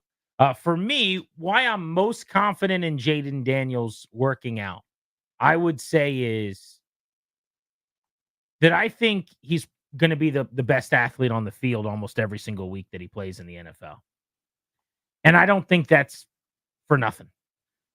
You look at the guys even that struggled to throw the ball and the floors that were really high, like Justin Fields as an example. Jaden Daniels is such an electric athlete, such a special runner. Forgetting his passing, which is better than people give him credit for, and in college was outstanding. I'll come back to that. But I think that he's going to be able to make plays. He's going to be able to, as they like to say, like rip a team's soul out and break their heart on a third down with a scramble. That the floor is that he's going to be a really good playmaker and football player at quarterback. Some of my questions are the translation of some of the QBing skills without those exceptional receivers at LSU, with what was a pretty simple offense becoming a really complicated one now in the NFL.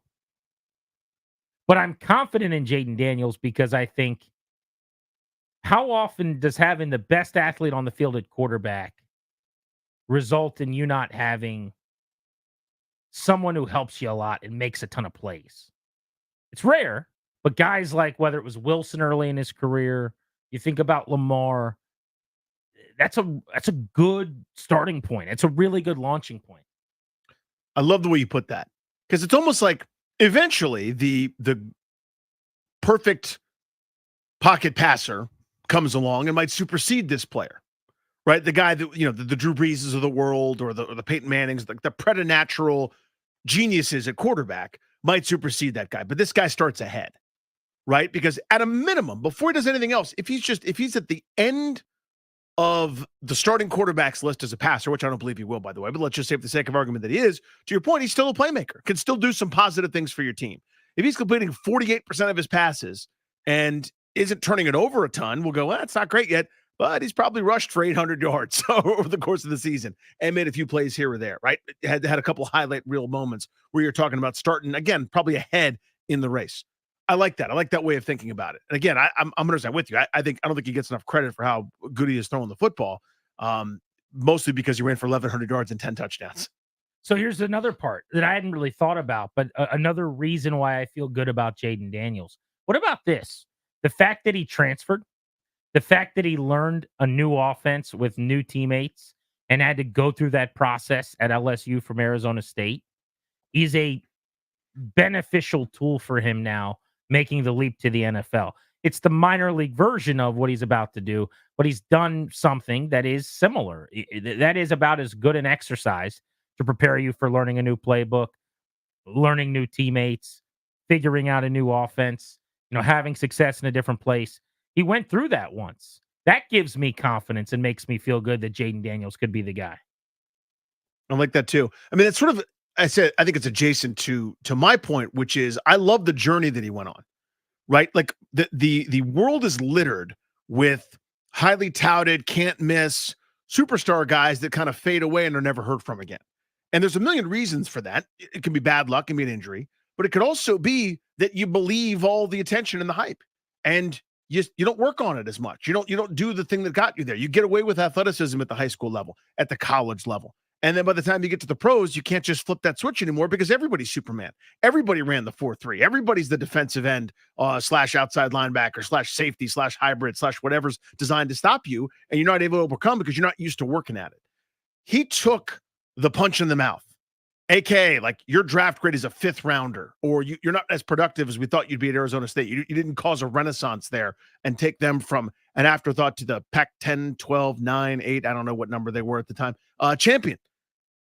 And you go somewhere where you're going to get coached hard by a guy that's a little bit abrasive and old Brian Kelly and company, and you thrived under it. You became the hardest worker in the building. Like that journey to me is worth a ton. I'm not saying it has to be that way, but like somebody that's like Caleb Williams, who was anointed as the number 1 pick for a couple of years, that's good too. But I like Daniels' story and kind of what he did with it, right? Because how many guys have gotten that first bit of bad news and gone, well, screw you, it's not my fault, it's your fault. And then the whole thing blows up. The question for you guys, we'll open up the MGM National Harbor listener lines right now at 800-636-1067, 800-636-1067 if you want to hop in. Would love to hear from you on this. What is the number one reason for your confidence in Jayden Daniels? If you think he's going to be really good, or even if you are maybe hopeful and skeptical, what's the thing that you can lean on to go, this will probably work out because? Like, I'm nervous about this. I've got anxieties about some of the boxes that aren't checked that matter a lot to me. But when I kind of close my eyes and dream about him becoming a sensation and the next great quarterback in the league and elevating the Commanders in a way that no QB has in many, many years at that position as a dual threat, what I see is one of the game's best playmakers who just happens to be a quarterback. I see a Lamar Jackson type impact on their offense where they're designing runs for him. They're going RPO. Everybody in their offense benefits from his presence. Their running game is ultra effective. Brian Robinson, come on down. Austin Eckler, enjoy the real estate you can now browse and peruse. The passing game in short and intermediate gets immediately better because how you defend him in those RPOs, some of the things he's able to do where he's just kind of reading a defender and stealing 4, 5, 6, 7 yards. Those chunks all add up and matter. I think that the idea of Daniels and what he provides, every team is hunting for a reason. This 11-on-11 defensive philosophy where he petrifies you. And by the way, if you give him a crevice in 5 yards, he'll turn it into 50. Like, that is the thing defensive coordinators go to bed at night sweating about. And Washington has not really had that post Griffin. And to get back into that game is fun and exciting.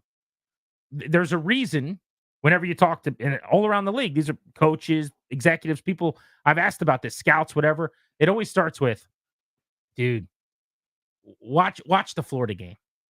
Well, the Florida game, he just ran all over the place. Yeah. That's not really what I'm trying to do at the next level. But the point is, he could do that. We'll figure out the rest of the stuff. And oh, by the way, he was an exceptional passer this year, too, by a lot of metrics. Now, being an exceptional passer in college does not always translate. Look at Justin Fields. People forget or don't know. That's why I was so high on him. He was awesome. Like, there's a lot of people that loved him as a passer, like you. Mm-hmm. Even some of those numbers that we drill down on with Daniels all the time that I over talk about, like the deep analytics numbers in terms of where in the middle of the field you throw to, short, middle, intermediate. Some of the first read versus second read and all that stuff, moved off your spot, then what happens?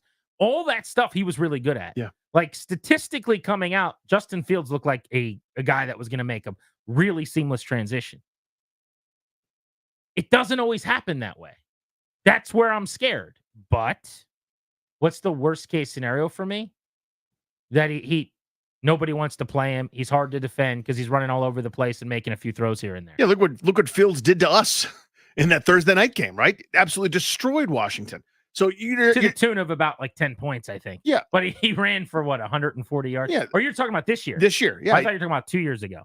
Yeah, they play on Thursday night every year, pretty much. That's a good point. Yeah, he torched us. He completely decimated him in that game. I'm not saying you're winning 13 games a year doing that, by the way. You obviously there's more room for growth But for you have Fields. some good games. But there's going to be those kinds of moments, and if we're talking about that for a rookie, sign me up. It's about the next level, the next step that Fields, I don't know that he's taken and probably won't get to for a while now that he's a backup.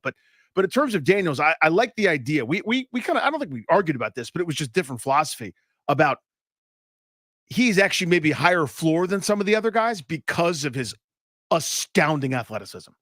Like at worst, if he's a C- passer as a rookie, he's still going to have a pretty nice rookie year and should be in contention for rookie of the year because he'll be able to, again, assuming health, run for a handful of TDs, run for, 600-700 yards just by scrambling around, just a couple design runs here and there, one long one on a broken play. And there you go. You've got some pretty significant numbers in that regard. So the totality of the offensive production will be better than a lot of guys that are, dropping back and trying to read the entire field at this point. Going through some of the comments right now on our YouTube chat, people chiming in on why they're so confident in Jaden Daniels. Mark says the tape shows he stands in the pocket tall, goes through his progressions fast, uses recognition, steps forward. The only thing I would say is the numbers bear out that he is way better going to the first read than kind of anything else. That's not uncommon, though. That's what it should be happening probably for a young guy. The point is just let's not pretend like he's a finished product. None of these guys are. That shouldn't be the expectation either. Part of the development is now he's going to have to get better at getting to read 2, read 3, read 4, rarely, faster. Or just that, just like Drake May. Again, that's for everybody. Exactly. Yeah. Just like JJ McCarthy. Like the idea that, well, he's just ready and a finished product. Well, no, he's not. But this is all part of the development. Question is, why are you confident? Why are you sure? I want to hit those calls next. Daniels is going to work out because. And if you're nervous, you've got a lot of hope this is going to be a home run because. What? Fill in that blank. Grant and Danny on the Fan.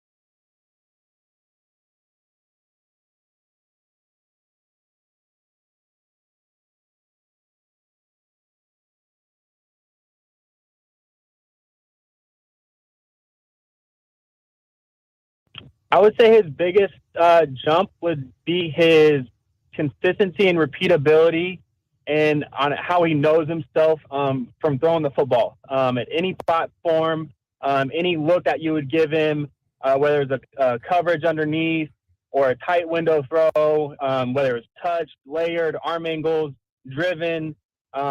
You could ask him to do it, and he would do it, and no problem, and be repeatable with it. And so I would say that was the biggest jump, and just I think his ownership. He saw, he was around C.J. Stroud and Bryce Young and those guys during their draft prep, and then also after they got drafted, and then before going into their fall camp in the summer, he was around them a lot, and so he got a chance to see how they worked and see how they processed, and we're learning their playbooks and just the little things, and just him taking that type of ownership and going into his final season and taking those guys' approach, I think really helped him a lot.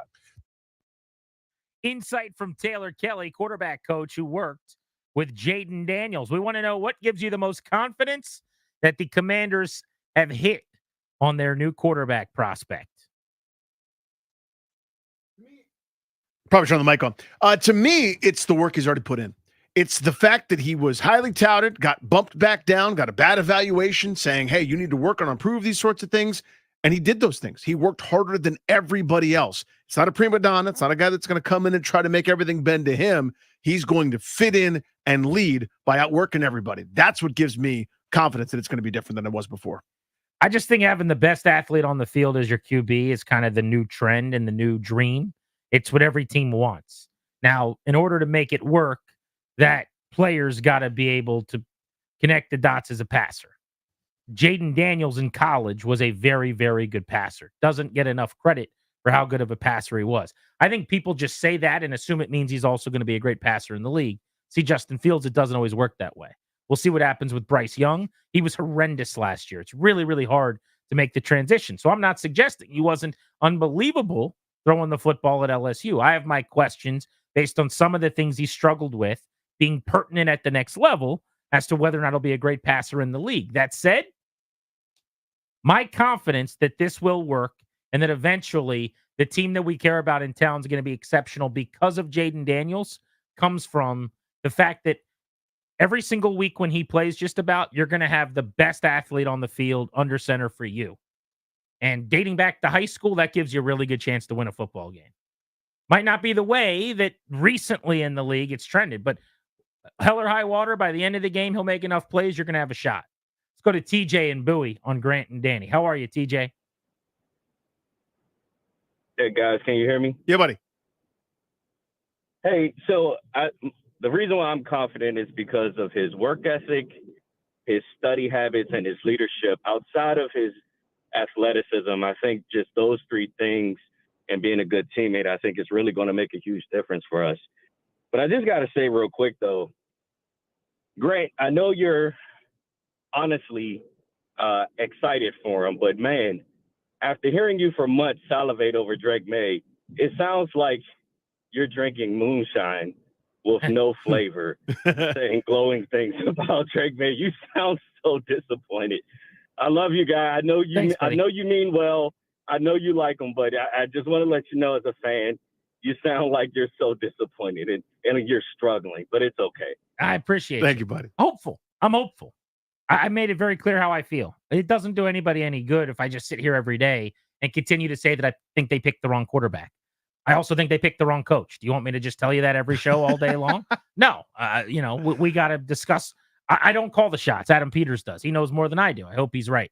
So hopefully Dan Quinn succeeds. I can point out the numbers as to why defensive-minded head coaches are a bad idea and don't win in the league consistently and haven't for a long time, and why they shouldn't have done what they did. But let's all high-five the DQs here and put some stuff on a T-shirt that he says.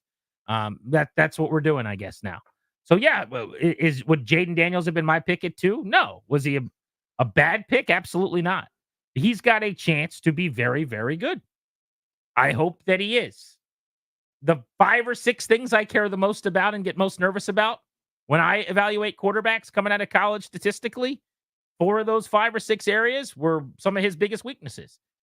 That gives me real pause. That gives me real nerves. But as I'm saying right now, answering the question, if dude's running all over the place and creating and extending, and I don't mean running to go run for 23 yards. I mean running to reset and throw for 30 and then breaking off a scramble for a first down, then it's going to be fun to watch. I was there covering Griffin in 12, had a blast. It was unbelievable. Loved it. He was on his way to being something. I see what it can look like. I see it not just in DC that year, but all over the league. And I understand what they're chasing. I understand why they're intrigued. I've gone back before the draft and watched all of his games. I went back this weekend and watched 3 more of his games, all the ones that were in the Keim story that they loved. They fell in love with him for the first game he played to open the season. In the Florida game where he snatched souls. I've gone back and watched them all. It is appetizing. It's captivating. It's salivating.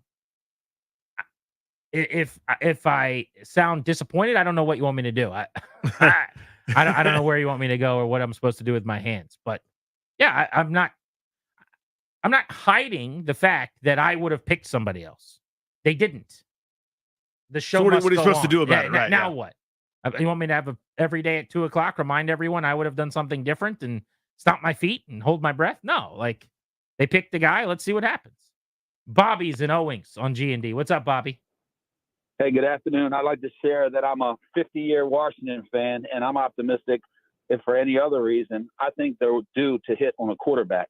But with just do theory? Seriously, like at some point, we in this city deserve to have the team get one right.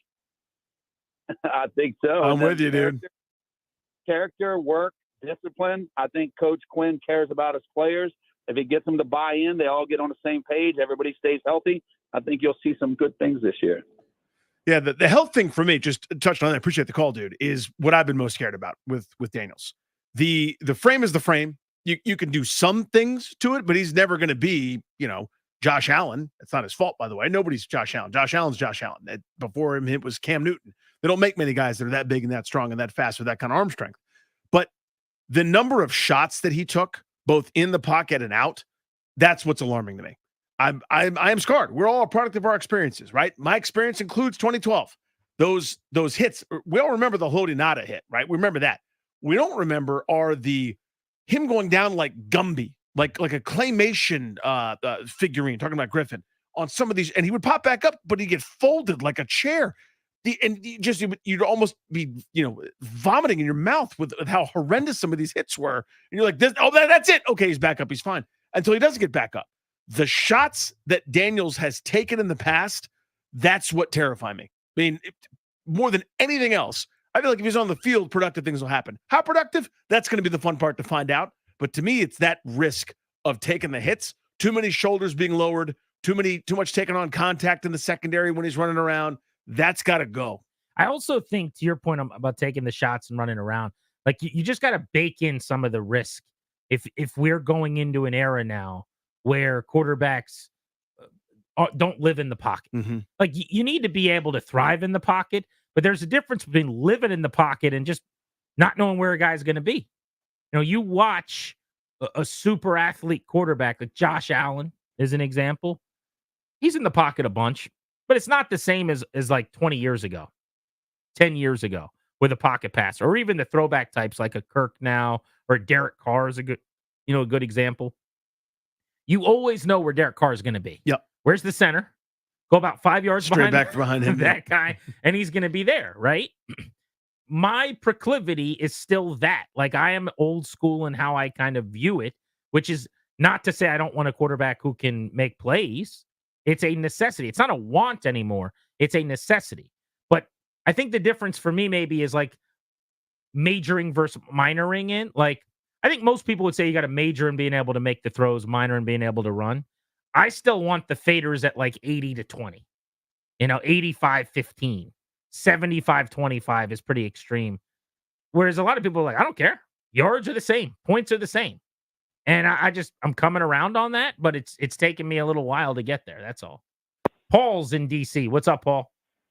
Hey, what's up, man? I kind of agree with the other caller, Grant. You sounded like Sal Grapes on dating Daniels. I mean, I know you ain't supposed to go on here every day and say that, but you don't got destroy the young man so early. Who's destroying him? I I couldn't disagree with you more. What are you suggesting that I've been doing? I've said nothing but positive things about him since the moment he got drafted. Well, I think that when you say stuff like, 4 to 5 things that I grade my quarterback on, he hasn't met or he doesn't meet. And I mean, that comes across. So you only want to hear positive things then? No. I'm just telling you that I kind of got the same vibe that the other young man got, but I'm going to get to my point on. Well, I'm not ready for you to get to your point yet. So you only want to hear positive things. You understand what my job is, yeah? Is to give my opinion? Yeah. Okay. Your job is to give both sides of the story. Correct. Right? You're right. So I get that. All and right. I'm saying we can also give both sides of the story without being, like sour to the fact that our pick didn't get chosen. Right? And anyone who thinks that I have not been fair to Jaden Daniels since he was taken is ridiculous. But continue. All right. I believe he's going to succeed because when you talk about Justin Fields, what we fail to realize is that coaching staff was not behind Justin Fields. They did, as a matter of fact, they did a lot of things to hinder the young man. And so I think Jaden is coming into a situation, one, he's not going to have to necessarily carry the team. You have playmakers all around him that are capable of, carrying the team, so to speak. You had a nice draft. Hopefully Luke McCaffrey be that safety net, and Ben Stennett will also help the other tight end that we signed. I forgot I lost the name from Zach Ertz. Yeah. Right, Zach Ertz. Yeah, very reliable tight end. And I think that's always a quarterback's best friend. Eckler is a great outlet pass in terms of when you're reading those blitzes, they're just dumping off and making big plays. So, and then you got Brian Robinson. If you utilize him correctly, you can have a very potent running game, right?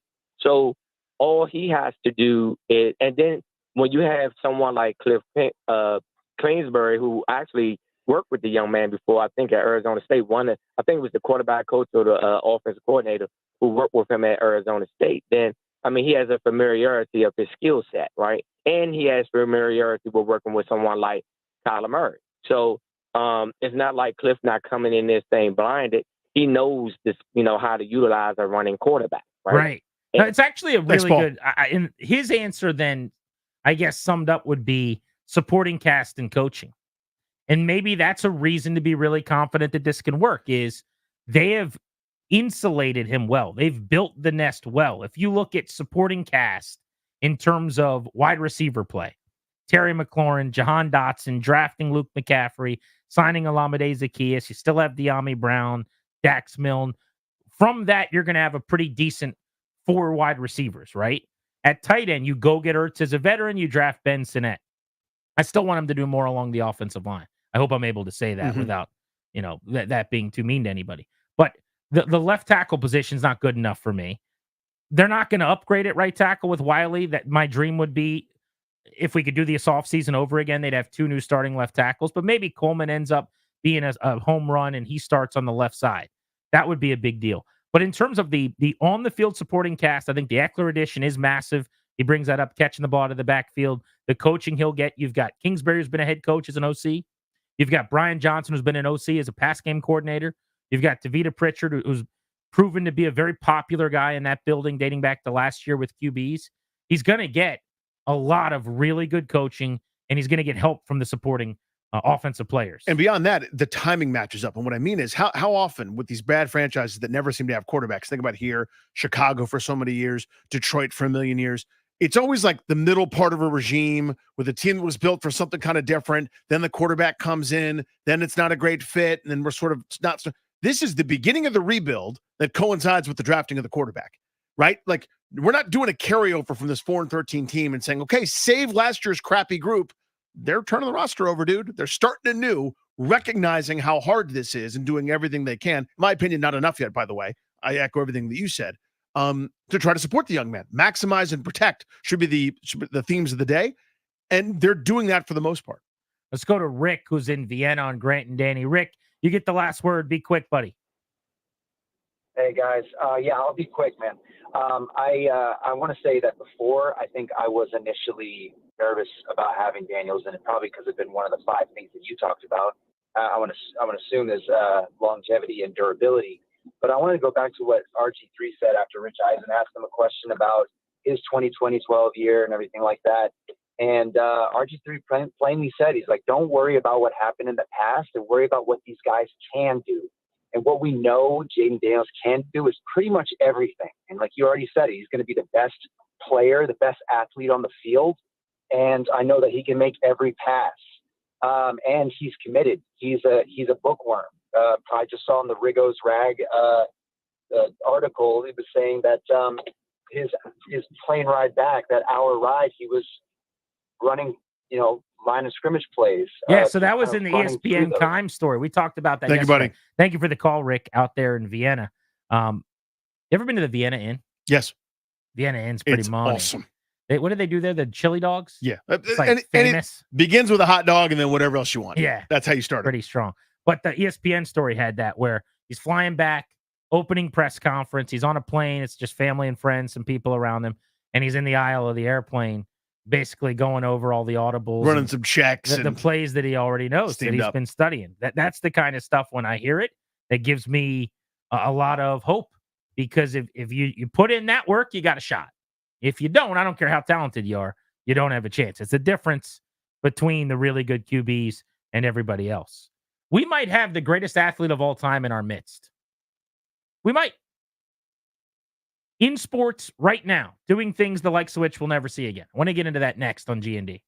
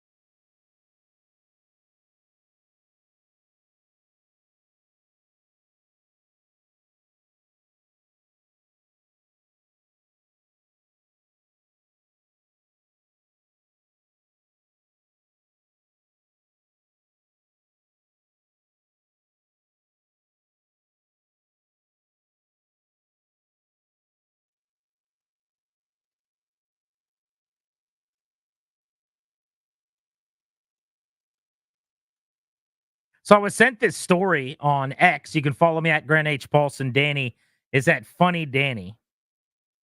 Viral senior assassin game has Virginia high school officials concerned. So this is what was happening, I think, at the movie theater that freaked me out last night. If you guys didn't hear our double play, I was sitting in the movie theater. I'm watching a film last night.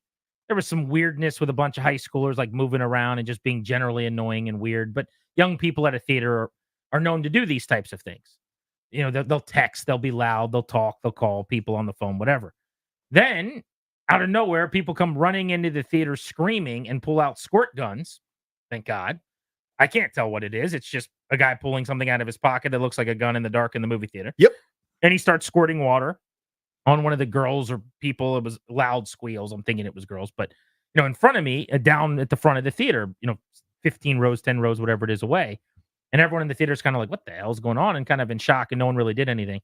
And it happened twice over the course of this movie. And it was the weirdest thing I've experienced, and I thought it was absurd. And also in the moment, like pretty petrifying for a split second where your heart starts pounding out of your chest. So I got this story. School officials in Northern Virginia are urging students to stop playing a game that is reportedly scaring residents. You're a resident. And leading to police reports of teens carrying weapons. Students have dismissed officials' warnings, saying the senior assassin game is harmless fun with water guns. The Assassin's game is a social media trend, of course. Is it? No. That has become very popular among high schoolers in Fairfax and Loudoun counties. It consists of teens using water guns to spray other students, kicking them out of the game. Oftentimes, it's played off campus. So I guess when you get sprayed, you get eliminated or something like that. According to a letter from Loudoun County Public Schools addressed to families, some students are using water guns that look alike or closely resemble real firearms. I could tell you in a dark movie theater, when you just somebody bursts in and screams and points up, and that's definitely what it looks like. Not okay, dude. The school systems, I'm sure, school system said many bystanders have called the Loudoun County Sheriff's Office with reports of people openly carrying guns, mistaking water guns for weapons. Like, what a stupid thing this is. Yeah. And this sounds like the old guy who's like, oh, those kids are playing a dumb game. When old people said that about the stuff we were doing, it wasn't this dumb, right? We were never doing anything this dumb. We did really dumb stuff. I don't think it... At a time where every day terrible things are happening in the country and everyone's on high alert. Yeah, it's impossible not to talk about without the backdrop of so many different events having taken place. Like the big thing for my age group was tagging. And what that was you'd have like a signature and you would spray paint it somewhere in public. Now, that's pretty stupid, pretty terrible, but it's a lot less. So graffiti. Yeah. It's a lot less like, hey, this looks like a firearm in the dark. Who are you, Danny Banksy over there? No. Were you doing some graffiti? I never did. I was too much a rule follower. I thought it was so stupid. Like I was like, why are you just signing a weird name that's not your name? I don't know. It didn't make any sense. But that was like a huge thing. I was like, oh, we're so badass. Like, okay, that's annoying and stupid, and someone's got to paint over that. That's like you're making work for somebody. Very different than we have to call the sheriff because we think someone's walking around with a gun. Because plenty of people are. Well, also, this can only end badly, right? I mean, you talk about people that are wrong place, wrong time. Someone thinks that it's real. Who knows how they react and if they're armed. I mean, it's a nightmare. It's a terrible bit. But that has to be what I saw, yeah? Yeah. I mean, how it sounds exactly like it. I'm saying high school kids. I was in Fairfax County spraying water on a random person in the movie theater. Like, it all adds up. And a bunch of people sent me this, and I keep getting kind of more links to it, but that's nuts. I'm going to be hanging out with a couple of people over at Nats Park tonight who are teachers. I want to see if they know anything about this. Because they said most of the time it's off campus. So I'm imagining they're going, not on campus. We can't do that at school. So let's spread it into the public. Let's terrorize people inadvertently. Grocery stores. Yeah. I mean, it's a dumb idea. But if you wanted to go to someone's house, let's say, and do it and pull it off, maybe. Like, hey, let's run over to Danny's house real quick and play whatever the stupid game is. Let's do a breaking and entering and get him in his room. Assassin's Creed, let's stop all this. High school assassin, whatever they call it. But to go to a public place, Grant and Danny here on the Fan, to go to a public place, like a movie theater, In the middle of a movie. Where terrible occurrences that look very similar have happened. Come on, man. Yeah. Little bit of judgment. Joe's in Alexandria. Hey, Joe. Hey, Grant. Hey, Danny. Love Hey, your dude. guys' show. Appreciate you. I just want to say, obviously that is definitely frightening. I'm 45 years old. I graduated high school in Yuma, Arizona in 1996. And I remember as a senior, we did the same thing. There was a game very similar to that, but only wasn't with water guns. It was like with a rubber band gun, and it was mostly held off campus. And it made the news, and the cops had to get involved. It was this whole thing. So it's not necessarily new, but definitely not right, in my opinion. Yeah, it's taking the recirculation with the social media stuff. And, it's the latest trend on TikTok. I never heard of it either. Can we also acknowledge, with all due respect to when they were doing it then, I would say people are a little more on alert. I mean, maybe I make no jokes about this. Like, I have actual anxiety and I'm medicated for it or whatever. But your boy, every time I'm in a public setting, I'll be at Nats Park tonight, and at some point I'll go, all right, if something terrible happens, that's where I'm going to run to. Like, that's just what I'm thinking. That's the world we live in now. Sorry about it. If I'm with my family, especially, who am I scooping and where am I taking them? So if you were playing that game 30 years ago, I don't think people were doing that. They hadn't seen the stories on the news about what happens at the movie theater or the school, or you know what I'm saying? Yeah, Like, whether it's right or wrong, it was a world. far more innocent time. I will say, it was. And I don't think if 25 years ago I'm sitting in a theater and someone comes in with a squirt gun, I think my reaction is like, that's my reaction. Now I'm going, oh my God, here it's happening. It's my time now. Like, I know. I knew it would happen. That's what I would have thought. Tonight's the night. And it's to this movie. And it's got to be this stupid movie. This Zendaya tennis movie. Josh in Alexandria, what's up? Hey, so I'm much like the last caller. I'm 35, and I played in high school. Went here in the DMV, but the weapon used to eliminate your opponent was a rolled up sock. So there's no way you could mistake that for anything. That's a better game. Yeah, we did that. We did roll. Now, totally struck my memory. We did that. We did like the sock bomb. That's a better game. Yeah. Or roll up socks into a ball and throw it and hit someone. Let's play a little dodgeball. Quality game right there. Everybody's having fun. Romans and barbarians. Maybe we don't need to throw it at anybody in a movie theater, but maybe we could do it in the hallway or at their house or their yard, or you drive by and you see them waiting for the bus, whatever. We could probably play that game with some socks. That's fun. O's Nats tonight. Got a preview of the series for you on G&D.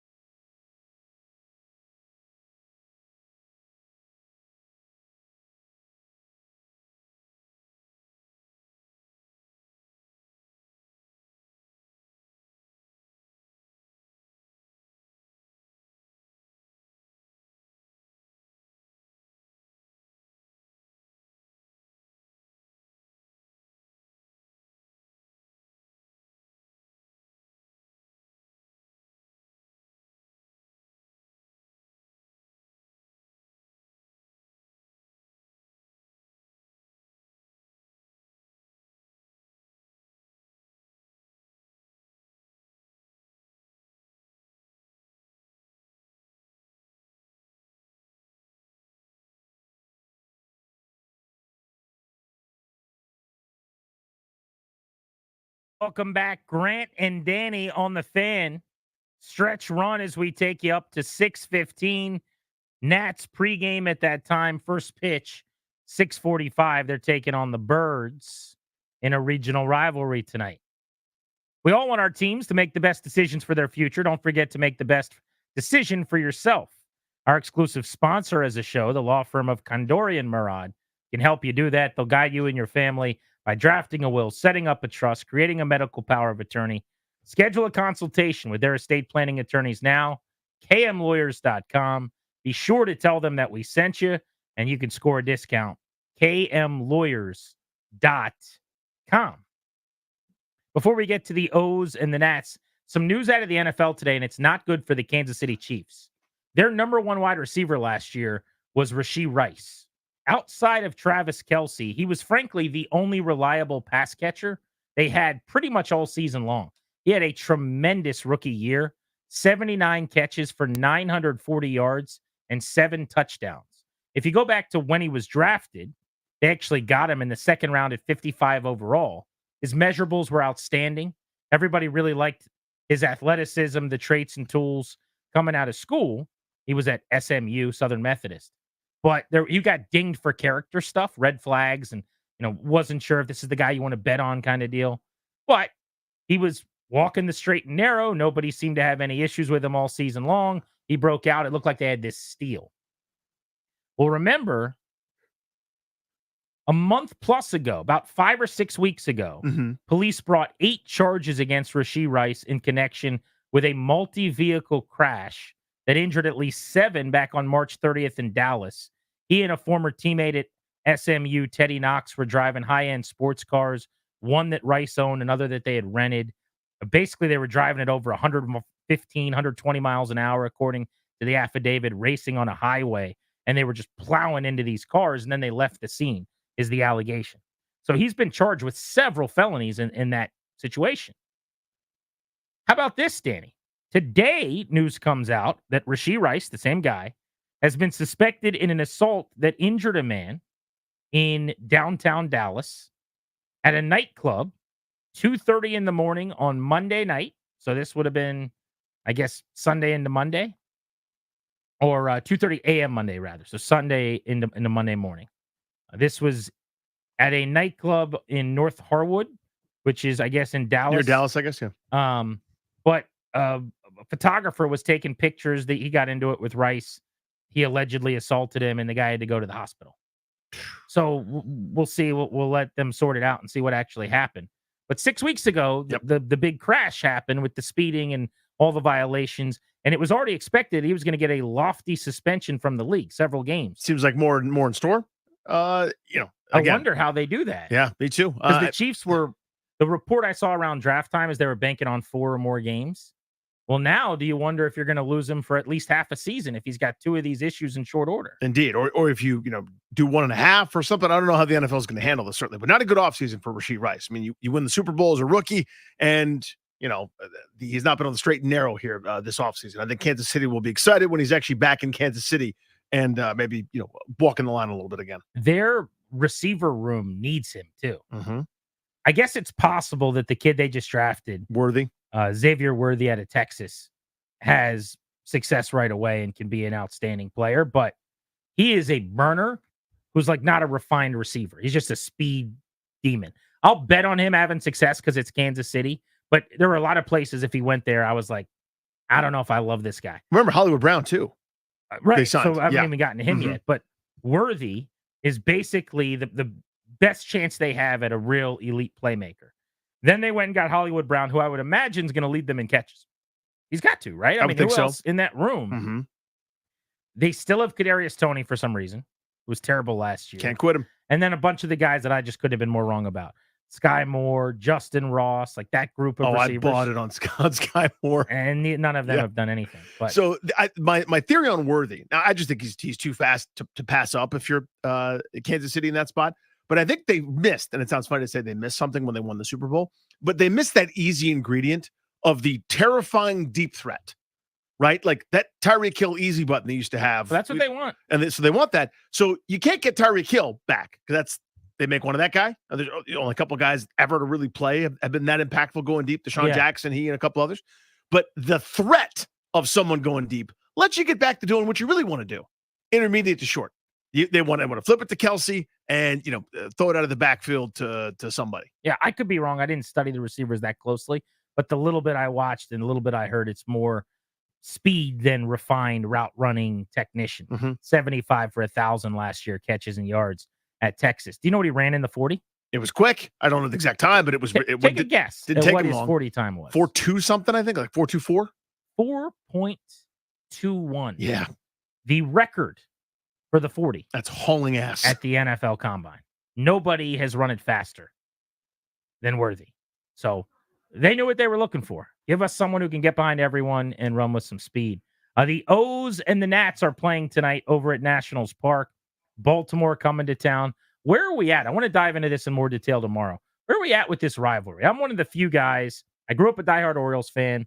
Love the Nats here in D.C. now. Still have an affinity for the Birds and root for them and watch them when they're not playing the Nationals. My wife will be at the game. She's a diehard Orioles fan, always has been. So I am able to walk and chew gum and spin two plates here. I know for a lot of people, I'm on text chains with Orioles fans who talk about the Nats like the Walgreens, with Nats fans who talk about the Orioles like that team is scum. It's crazy and it's weird to me, the animosity. But where do you think we're at as a rivalry? I kind of like when both teams are good. Well, it hasn't burned really gotten there. Yeah, it hasn't burned as brightly lately as when both teams were really good. It was pretty heated. Yeah, the Orioles were terrible when the Nats were good. Then the Orioles have gotten good, and the Nats haven't been competitive. So it's been like ships passing in the night. Yeah, but remember those Machado Oriole teams were winning 90-some games and were a couple outs away from beating the Kansas City Royals to maybe go to a World Series when the Nats were competing at a high level. Both teams winning games in the 90s. That's when it got the most heated. I mean, when there are different cycles, like the Orioles, I feel like haven't even played their best ball yet and still have one of the best records in Major League Baseball. Like this team is stacked. They're nasty. They're awesome. The Nationals are a pleasant surprise at 500. It's just at a different time of their build. So I don't think it burns as brightly, but it's still the most unique relationship in all of sports. I always kind of go back to that. Nothing like this has ever happened. There are markets that have multiple teams, and there are markets where teams are close together. There's never been anything like where you take this big, a carving knife and just start, carving out circles of a previous fan base and plop a new team in there and go deal with it. And then everybody sort of like has tryouts like the Joker. You know what I mean? It is such a strange dynamic. Well, also, an owner actively tried to keep a team from existing. Oh, I know. Which was Peter Angelos to the Nationals. Obviously, Angelos no longer with us. The team has been sold. In fact, David Rubenstein now owns the team, who's friends with Ted Leonsis, who tried to buy the Nationals. And I'm sure has a relationship in some way with the Lerners. These two teams have been at odds in every way. Yes. I mean, they are fighting in court constantly over their terrible television contract, where the Nationals have been screwed out of a lot of money for a really long time by the Orioles. And it's not a particularly great TV deal probably for the Orioles either. No, it doesn't benefit anybody. Exactly. And Rubenstein's, by the way, to his credit, right away goes, this isn't worth it. Yeah. Like, this is stupid. He didn't say stupid, Well, I but think that's it's going my to get word. a lot better. I do too. This wasn't like a Dan Snyder situation in the sense of like just deciding I'm never going to do the right thing. But the Lerners and Angelos and the families, for whatever reason, they were going to hate each other's guts until the end of time. Mm-hmm. And I think now there is a way forward here, a path. Yes. The only team that each of the two clubs has never made a trade with is the other. Think about that. Yeah. Like they're the only teams in baseball since the Nats came to be in 2005 that have not made a trade. Like, think of other rivalries. Think the Red Sox Yankees hate each other, Like Ben Affleck won't even wear a Yankee hat in Gone Girl. And those teams have traded, Crazy. It is time for your lineups and your pitching matchup ahead of a 6:45 start 4 blocks away over at Nationals Park. Hopefully the Nats can get game one of what is a little mini two-piece. Well, two-piece, yeah. Back-to-back games in 2 days. Presented by the Window Man. Since 1989, the Window Man has been educational as a window company. Get your free no-pressure in-home estimate, thewindowman.com, or go to their Fairfax showroom. Work cut out tonight against one of the best in baseball, Corbin Burns for the Orioles. Leading off playing center field, Jacob Young batting second. Shortstop seat. Jake Abrams batting third. Hello there. Second baseman, Luis Garcia, cleaning up Designated hitter, Nick Senzel. Jesse Winker batting 5th in left field. Joey Meneses dropped down to the 6th spot, playing first base. Keibert Ruiz behind the dish, batting 7th. Eddie Rosario in right field, batting 8th. And Trey Lipscomb batting 9th and playing third base. Trevor Williams gets the start for the Nationals. He's been splendid this season. He's got a better ERA than Corbin Burns. Now, he hasn't pitched better. He's got half the strikeouts, not as dominant, but he's got a 2.27 ERA. The last time he pitched, it's unreal. He became the first pitcher in history to strand the bases loaded with nobody out twice in the same game. It's just been a Houdini in act. that 1-0 win in Texas. He's been pitching with a horseshoe up his butt, but let's hope it continues tonight for the front runner for Cy Young. That's right, Trevor in the Williams. National League. I'm kidding. Come on. Stop it. We're having fun. Luis Garcia is hitting 337 with an 891 OPS, by the way. Stay hot, Luis. And how about a hit for Keibert Ruiz? Here we go. That'd be nice, We'll right? allow it. Let's get the kid a knock. Tough assignment tonight, though. Nats baseball on the Fan next. Thanks for listening to Grant and Danny. Thank you for coming.